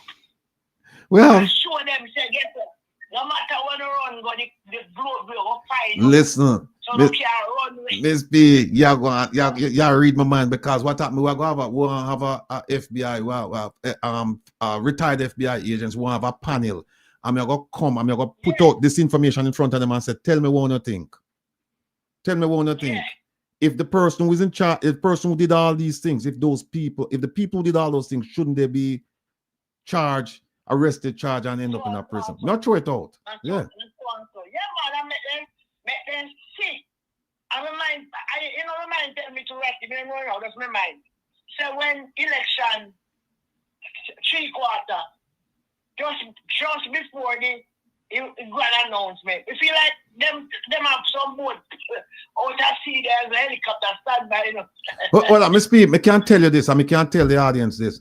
There are some politicians, there are some politicians in the government right now. They have been seen in certain Central American countries, certain Caribbean countries, and they're looking for a place to hide.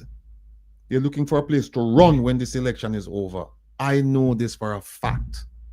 Not calling them right now, not calling no countries, but they have been spotted in these countries. So we'll leave it there. So, Miss P, all right, me boss. Big up yourself here, Miss P. Saturday. Big up yourself. Yes, man. Saturday. All right. Take care. All right. Kian, you there, boy? Yes. I'm still here. No, man, them gonna start me up here now, but this nonsense, yeah.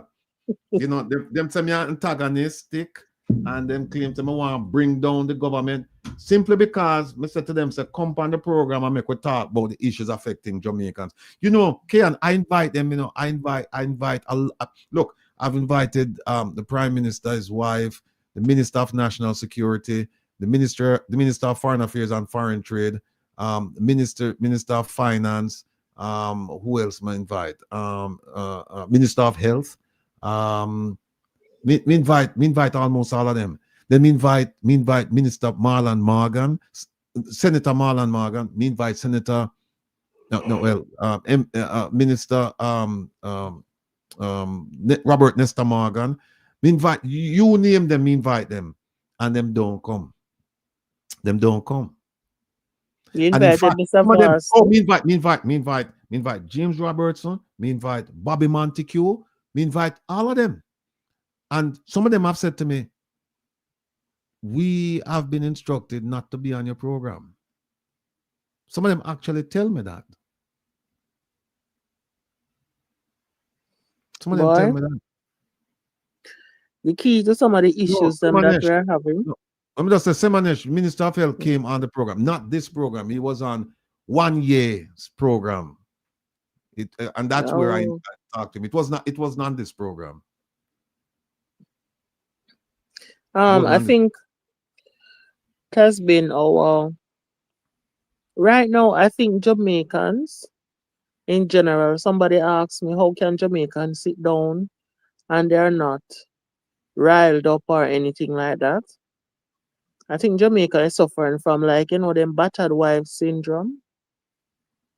They have been beaten so badly that they are just sitting down and just counting their time. And the time is September 3rd. I think they are just silent as to how and what is their intention. Just the same way like teachers when they come up with the whole issue and they decide they did what they did where teachers were concerned. A lot of teachers never complained. They didn't ask for a strike. They didn't come out of there. They just sat down and decided. Within one full school year, you had over 1,500 teachers leaving. And by the next time, in the end of 1 month, you have 400 teachers resigning. And teachers were resigning every month from August to December. So when you check it out and look, I remember I went to a school and the children, they had, in the space of September to March, they had 4 teachers.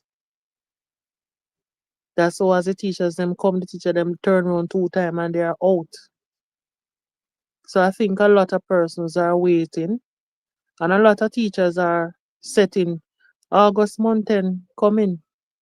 And this is when the largest number, I'm in teachers group and I see how many teachers selling furniture and car. So you know, say, come September 1, some persons not turn up. Right? So this is some of the issues that we have to be dealing with. And at the end of the day, these parents who are running down KFC and running down this and running down that. We don't have a problem if you want to run down KFC, you know. But you have to remember, when everything done, and you eat the KFC and you belch, and you drink the Pepsi and the boom, you have to go home to your children, and you have to send them to school.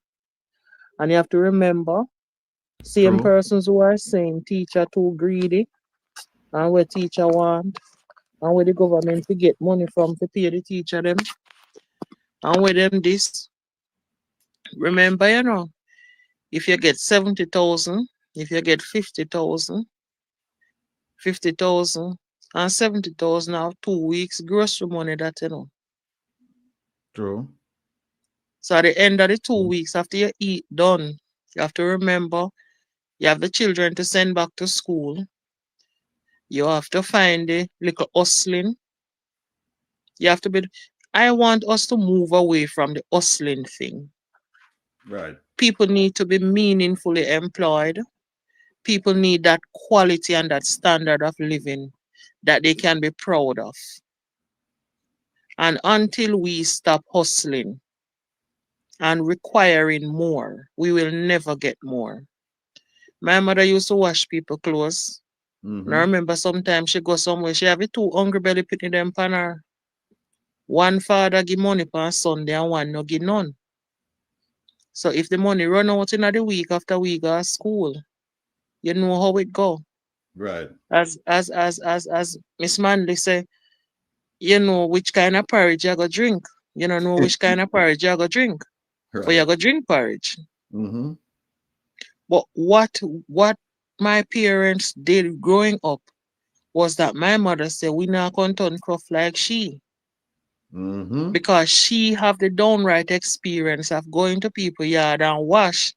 And when she done wash 3 bath pan of clothes, in my days, you have to wash with cake soap, the blue cake soap. Soap the white them with blue. Second with fab soap. And rinse round 6 times. When she do all of that and the man I go look on her and tell her, say, Miss Bev, you know, say, nothing no go on for me. You can come back tomorrow, come clean, and when you come tomorrow, me pay you. Wow. You can imagine where she a come home to. So when she come home and she say, where the homework there and we can't produce the homework, I pay beaten. Because you can't count on workless like she, because she knows what it is. What is happening now is the parents, them having a rich life. Some are working a bank or the electoral office. Them are work with highway as one of the cashier, them are something. So when their children come home, they don't have that kind of hardship because they are able to carry the picking them go Price Mart and carry them go Circus and carry them go Devanos on Sunday and buy KFC or Wendy's for Friday evening. We never know say our snack was bulla and jackfruit and orange and mango, whatsoever the fruit is in. Whatever in a season, right? Yes, that was our snack. So as a result of that, we now grow up, have our family, and we brought the picking them pan Tigers and Doritos and all those things as the snack. The only thing we used to have eat were pre-made.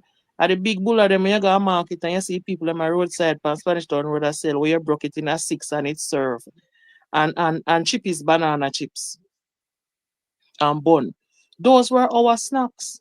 Compared to now when I was in the supermarket and see this lady come and when she done the little 12,000 what she have, she spent 7,000 right there. So I buy snacks, cup soup, you know, see no chicken, you see cup soup, you see the little juice, them and all of them stuff there.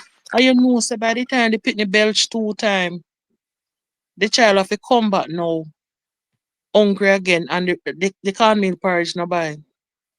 So parents now have to be dreaming for their children and guiding their children. My mother used to beat me when me reached grade 1 and couldn't read. You hearing me? When I reached grade 1, you know, I could not read properly, you know. And my mother find out. I'm not hearing you. Yeah, man. You can't hear me now, right? Yes. Okay. Sorry I about said when I reached grade 1, you know, Mr. Rattigan, and my mother, we had this neighbor beside us that could read. And my mother here, she read fluently, you know, man. And my mother called me and asked me, and I couldn't read. And Mr. Ratty, my mother give me, I no beating she give me, a ass she give me. And when me go home from, you see when you go home for Easter holiday for the 2 weeks there, I don't go back to primary school until September morning.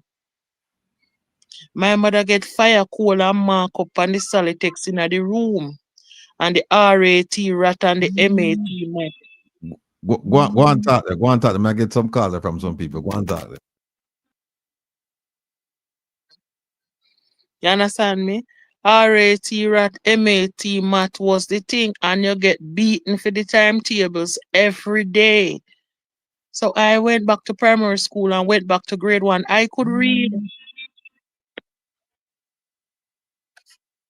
I was able to read because my mother insisted that she not raise none don't speak me because me no fi see me name pan bulla and yam it. So as a result of that, and she tell you straight up, she come use to sell fish in a market. We now got on vendor. We could not even stop in a market as picnic and sell plastic bag. Because she don't want with this, so she want we out. Because education is the way. So I'm asking parents, Hold on one let's second. Hold on one educate. second, Kian. Hold on one second. Caller, good morning. Welcome to Reason with Rattigan. Come Reason with Rattigan. Hello? Oh, shoot. Caller. Yeah. Morning, Mr. Rattigan. This is Jeffrey Tavares. Oh, I just read a Go ahead, Jeffrey. letter you sent to me. Yeah. This confirmed to me now, and I will not apologize to neither he, she, nor the old lady. This has confirmed to me that all those posting going on social media, it is in fact coming from the belly of the Labour Party. This has confirmed to me now with this letter that this is coming from the belly of the Labour Party, and no one will shut this mouth up. No one will shut the Make We Talk program up. No one will tell me what to say in my program. No one will dictate to me. And they must come and tell us, what lies are we telling? Come and tell the people, what lies are we telling in our program? And I know who's doing all of this. We all know who's doing all of this. And that individual who loves to drink gelatinous syrup and tea for bread. Your days are numbered in the Senate. Your days are numbers in the Senate. So you don't have any more syrup to thief and no more bread to thief. Your days are numbered. I won't say what I really want to say on your program, Mr. Rattigan. But what I see so far, this has confirmed to me that all those things that have going on social media, we have found out that that TikTok page belongs to the Jamaica Labour Party. That TikTok page belongs to the same person who loves to thief gelatinous syrup, who loves to thief gelatinous bread. That TikTok page belongs to that person. And that same idiot who called you the other day and talking about you selling PNP shirt, I blocked him from my phone and he's a part of it. But let me make it clear again. No one, absolutely no one, will shut my mouth out or shut the Make We Talk program up. We'll continue speaking truth for the Jamaican people. We'll continue fighting for the Jamaican people. And who do not like it, then go check off. As what an old man in Jamaica said, who go around and make jokes. If you don't like what I say, walk down to the road that lead to the sea in downtown Kingston and chuck off. Argument done. Have a great night, Mr. Rattigan. Thank you, sir. Thank you. No, let me just say one quick thing here. That look, I just said they call it silly season for a reason, and there are things going on, right? Now, I just called somebody and they said yes, it came from the Jamaica Labour Party. I don't know if it came from the Jamaica Labour Party. It says Jamaica Labour Party on it. I just verified it with a person and they said yes, it's Jamaica Labour Party. And now we have Mr. Tavares said it's from the Jamaica Labour Party. I am going to do some digging to make sure that it came or it didn't come from the Labour Party. I'm going to do some checks. But here's one thing. Here's one thing that won't change. Whether it's from them or it's not from them, this Saturday, the program is going to go on. And we're going to talk about the issues. And we're going to speak to the Jamaican people as we have never spoken to them before. We're going to speak to the Jamaican people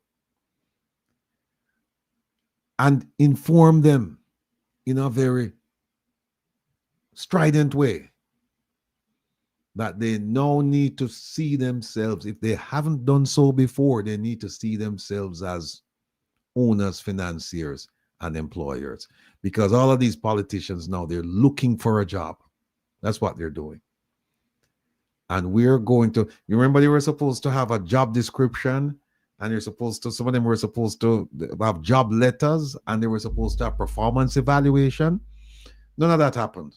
So now we, the voters, we are going to do it for ourselves.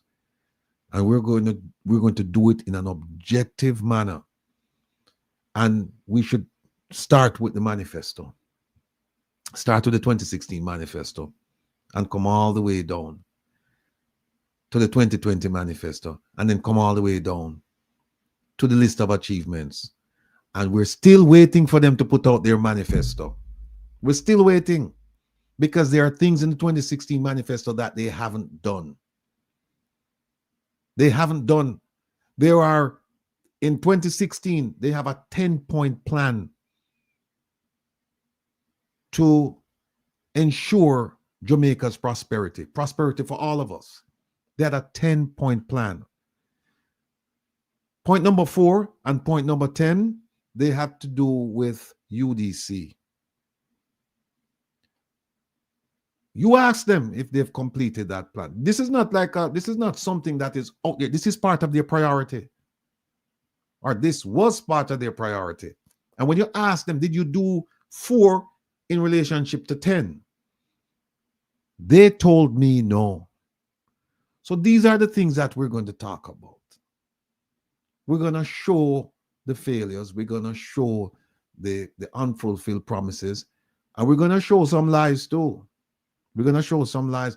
I've been asking them, tell me about this desalination plant that we have in Jamaica. I haven't met a single person who has seen it. I haven't. I would love to see it myself. Desalination plant? Yes, in a place called, is it Marcos? The Hanover one? No. This one is out by ferry. Which ferry? Good question. Ferry near Idle group of schools. Near where? That ferry there, Idle group of schools where the ferry the where Chinese. Yeah, out that's all. Yeah, ferry which part them used to have the old cotton tree with the ferry police station. Out that side. Them say them have desalination. Them have desalination plant. And I've been asking them. I've been asking. They said they have it. It's in the manifesto. But all of them they out there, so you HAJ now sell them out and they say they have that's out of ferry where you got Plantation Heights on the hill there. They say they have a desalination plant out there. Moses Lake, the place name. Moses Lake. And there's a desalination plant? Yes. You know what? Hold on a second there. No, because I live within that area, you know, and I know desalination plants from countries that I've been. Hold on. And the only thing I know that is out there is a cesspool truck that is as a cesspool thing that is out there. No, hold on. I want them to tell me say I lie. Wait. I want them to tell me say I lie this. Hold on. Desalination plant? Let me not tell you, man. So they will turn salt water and fresh water and they will help. That's what a desalination plant is for. Yes, I know, because I've been to Caribbean country that doesn't have fresh water and a desalination plant they have. So I am wondering is where in Jamaica that's why I ask you about the thing for Hanover or Westmoreland, because I know there should be a desalination plant or something down that side. But I don't know of any by ferry. Hold on a second. Hold on. I'm gonna find it. Hold on. Mr. Rattigan. Yes. It is past my bedtime. No, hold on. I'm going to show you this and then we'll leave. Hold on a second. I just want to show you this. Equal access to... no, hold on. It's here. Tune in to Reason with Rattigan this Saturday, August 23rd, when we will discuss 110 reasons to demand an audit and surcharge action against Minister Vaz and the Cabinet. 20 plus reasons why Prime Minister Holness must be charged for violating the Integrity Commission Act and the Corruption Prevention Act, and at least 2 documented cases where the cabinet sold out the Jamaican people. That's this Saturday on YouTube and Reggae Global Radio at 3 p.m. New York time, 2 p.m. Jamaica time. It's going to be explosive. You're well done.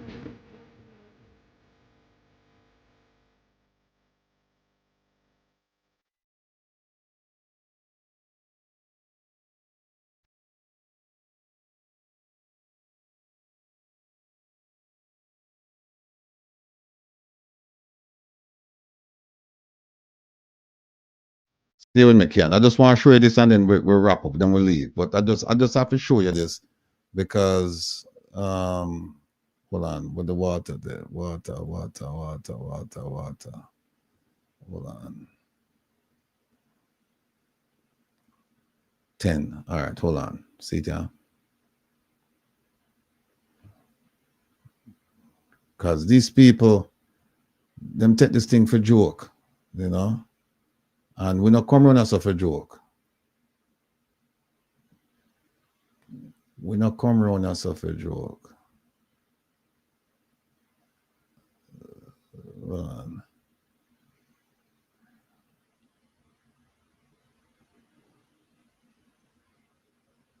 Local, wait there, hold on. Bear with me. This one I'm looking at, it usually I mark them up. And this one I didn't, this one that I have here, it no mark up. So that's why it giving me a little bit of time for find this thing. Hold on. But by the way, a long time you know come check we're still in us. So you owe some visit. Please remember my back to school drive. No, I'm forgotten. In fact, I'm supposed to get a phone call. Please remember my back to school drive. All right. Hold on. See it now. Hold on. All right, people not ready. See it now. All right. Now show you something.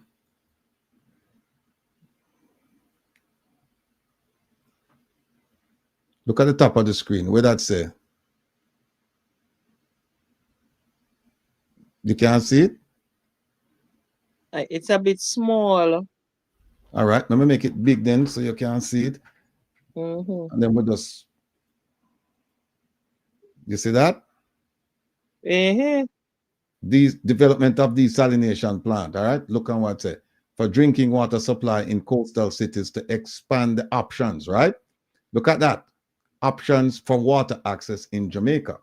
Look at the next one. More specifically, this will begin with the upgrading. That means if you're going to upgrade something, you have it in existence already.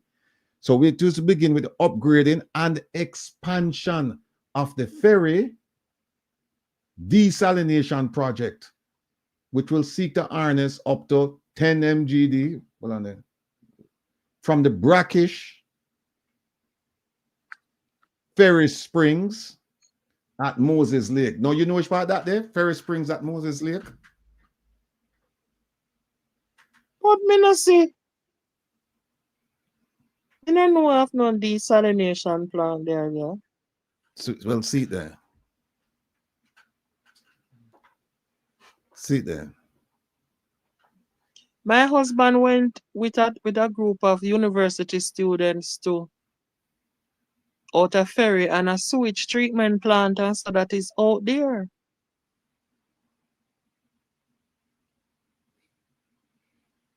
Me don't know of none desalination plant that is there. Well, you see them say it right there, so, right? And that's what I've challenged them on. I said, come show me. I even asked Morgan about it and him can't tell me about it. Me have to go up on Google Maps, go look for. We could have to go on Google Maps. But I didn't know we had one, because I've been to Caribbean countries that do desalination and them do the reverse osmosis thing. So I'm somewhat surprised that we have one out of ferry. And then also they must remember, you know, say, 'cause them you remember now the Prime Minister issued something saying that we know where to find people, we have the technology and blah blah blah. And then a certain blogger come out and say, well, we have seen people in them house or water flowers or something to that effect. We know where them live and them live overseas and all that. And what did I do? I wrote to all of the law enforcement and intelligence agencies in America and said, listen, if anything happened to anybody, the number one, the prime suspect is the Prime Minister of Jamaica. I wrote that letter and I sent that letter to the Parliament. I sent it to Parliament and said, if anything happened to anybody, the first person who's supposed to interview is the Prime Minister, because he made the statement. He made the statement. And right after he made it, a supporter said, we know where them live. Mm-hmm. We know where them live. I mean, I hide my address. But you notice something came out this week though. You notice the CXC results came out. Yes. I remember the school in St. James that had the fight with the chairman and the principal. Yes. I noticed the school had improvement in their math passes. Yes. Okay. I don't think that person is there as a chairman any longer, but I noticed. Yeah, because there was a standoff. Mm-hmm. And I noticed that the school's name was mentioned. And I must say, in all my years of teaching, this is probably one of the maybe second time or so I'm hearing that the teachers are not at fault for the CXC passes this year. I don't know if it's because it's an election year and teachers are already up in arms about their salary. Mm-hmm. I think the government was wise when they removed Faval from the education ministry. Because I think if she was there, she would have made a blunder when the CXC result came out and blamed teachers again. And that would have made it even worse for the negotiation. Right. But she still made blunder at the finance ministry. Well, I'm getting all kinds of text messages from all. Go ahead. I think we need to look at what it is that we want. And I think the voters need to sit down with their respective MP candidates and say to them, this is what we want. This is what you need to provide for us within this area that is voting for you. And tell them, because as I said, in the 60s, 70s, 80s coming in, it was the voters who demanded better education for their children. And they never did ask a false teeth and false foot. They were asking for education, better jobs. They never want too much free zone. They wanted their children, so they start insisting in their children. One of them have to turn doctor. One of them have to turn lawyer. One of them have to turn teacher. One have to turn soldier. So I think we don't want people in a 2025 a campaign and I tell us, say, we give you a road, we repair road. And a repair road, me want here. Right. Me don't want here say, yeah, give me highway. Me get highway already. Obama come in and all away a visa for just go on highway who could afford to pay it. Trump in people still have find the $400 and something to buy them visa. That's not what we want. We want better classrooms. We want better in terms of in a 2025. We're not supposed to go in a classroom, go teach, and when rain fall out the door, we have to set up a much umbrella in the classroom for shelter from rain. Right. That's not what we want. And this is what we want the national parenting body to be asking for. We want proper seating for the children. When you sit down on the children's seat as a teacher, You have muscle contract. And when you look, your back kill you when you're done. We had parent consultation, and Mr. Rattigan, we had 3 days worth of parent consultation. And after the first day, I had to be looking to go to doctor. Doctor right now say me I go figure X-ray my back because it seems as if I had damaged the sciatic nerves in my back. Just for sitting down on the chair. And I'm saying, how do these children sit for hours on chairs like this? You can't move between the benches because they're ripping your clothes. You can't do this because the plant, the physical school is falling apart. I have had co-workers walking on the corridor and the block in the roof drop out and hit the teacher in her head or upon her shoulder. Send her to the doctor. You understand me? They know. I have had many of my blouses and some nice clothes got ripped because metals in the classrooms hitch my clothes and tear it. And there's nothing. They go and say, it's not the school, dude, it's not this. But yes, you know. We have the trees them in the school compound that they used to have trimmed because of COVID. There was no groundsman, so the trees just grow out and they are covered with termites and duckants. And these are now traveling into the classroom. There's not a school in Jamaica when I have duckants problem and termite problem that's eating down the physical concrete structure. See, yeah. These are the things that we want the national parenting body to come out and ask for going into an election. Demand of the elector, the persons who you are voting in, to stand up and say, these are the things we want. Teachers are to be comfortable, and my child, our children is supposed to be comfortable in the classroom. So the business of teaching and learning can go on. Equip the school, take out all these old equipment that is at the school that the schools have to be waiting for somebody from the ministry to come and pass and say them no good. So when you look, the schoolyard is packed up, some places packed up with one whole heap of junk. The science lab of chemicals from the school opened 1963. Some old chemicals that they can't dispose of because nobody from the ministry has come as yet. When you realize, they tell you, oh, we have one building officer. We have only one person in the ministry that can do this and can do that. And that person have 200 schools to take care of. So you have to wait until they come. And you can't dispose of them because at the end of the day, you don't want the Integrity Commission come and charge a principal for disposing of government property without the proper procedure. Right. And this is where we are at. So the school looks like it's properly furnished, but are full of junk. And not to mention the level of paperwork and boxes that you have to tick off as a teacher at the end of every day. It causes you to be wondered. Every minute you see something come. Because the ministry is no longer doing site visit. They are now sending emails and tell you that, oh, you need to finish this by tomorrow. Every day them have a new census to fill out and stuff. And there's nobody coming to the physical school more than the ordinary. One visit in a year.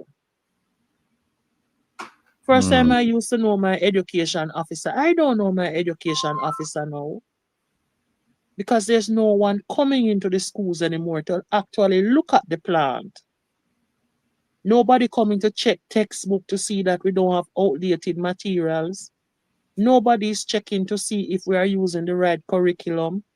Nobody is checking to see if the records that we are keeping is in keeping with the quality of the education system that we want.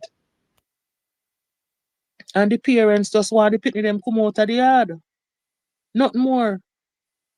So it's very few. If them get catch, it's as if you have the education and just dash it on the children. Any of them body wet and it stick on. And if it drop off and then just go through same way. So we can't be doing that, man.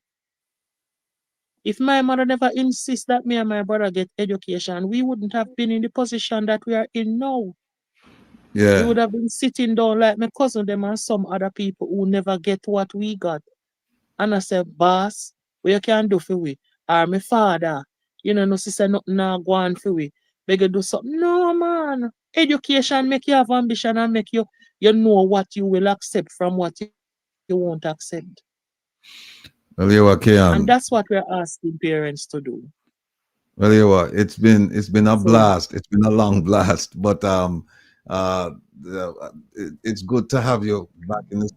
I've heard from you in a long time. We haven't had a discussion like this in a long time, and so while it's been long, because I know you have to go to your bed. Me I go up all night long because I make some phone calls now in Jamaica, get to the bottom of this. But I just want you to stay safe. I want you to continue to be vigilant about the things that you do and your surroundings. And I also appreciate and encourage you to continue to speak on behalf of the teachers and the students. And if there's anything we can do to help, we certainly will provide the necessary assistance. And I know you and I, we have something we have to talk about. So if you can call me, there's something I'm working on. If you can call me tomorrow afternoon, then we can have a fulsome discussion about. No problem. All right. So listen, take care of yourself, be well, and we'll talk soon. All right. God bless. All right. And thanks for your listeners for listening. And have yourself and all a good, wonderful time. Thank you so much. All right, Tata.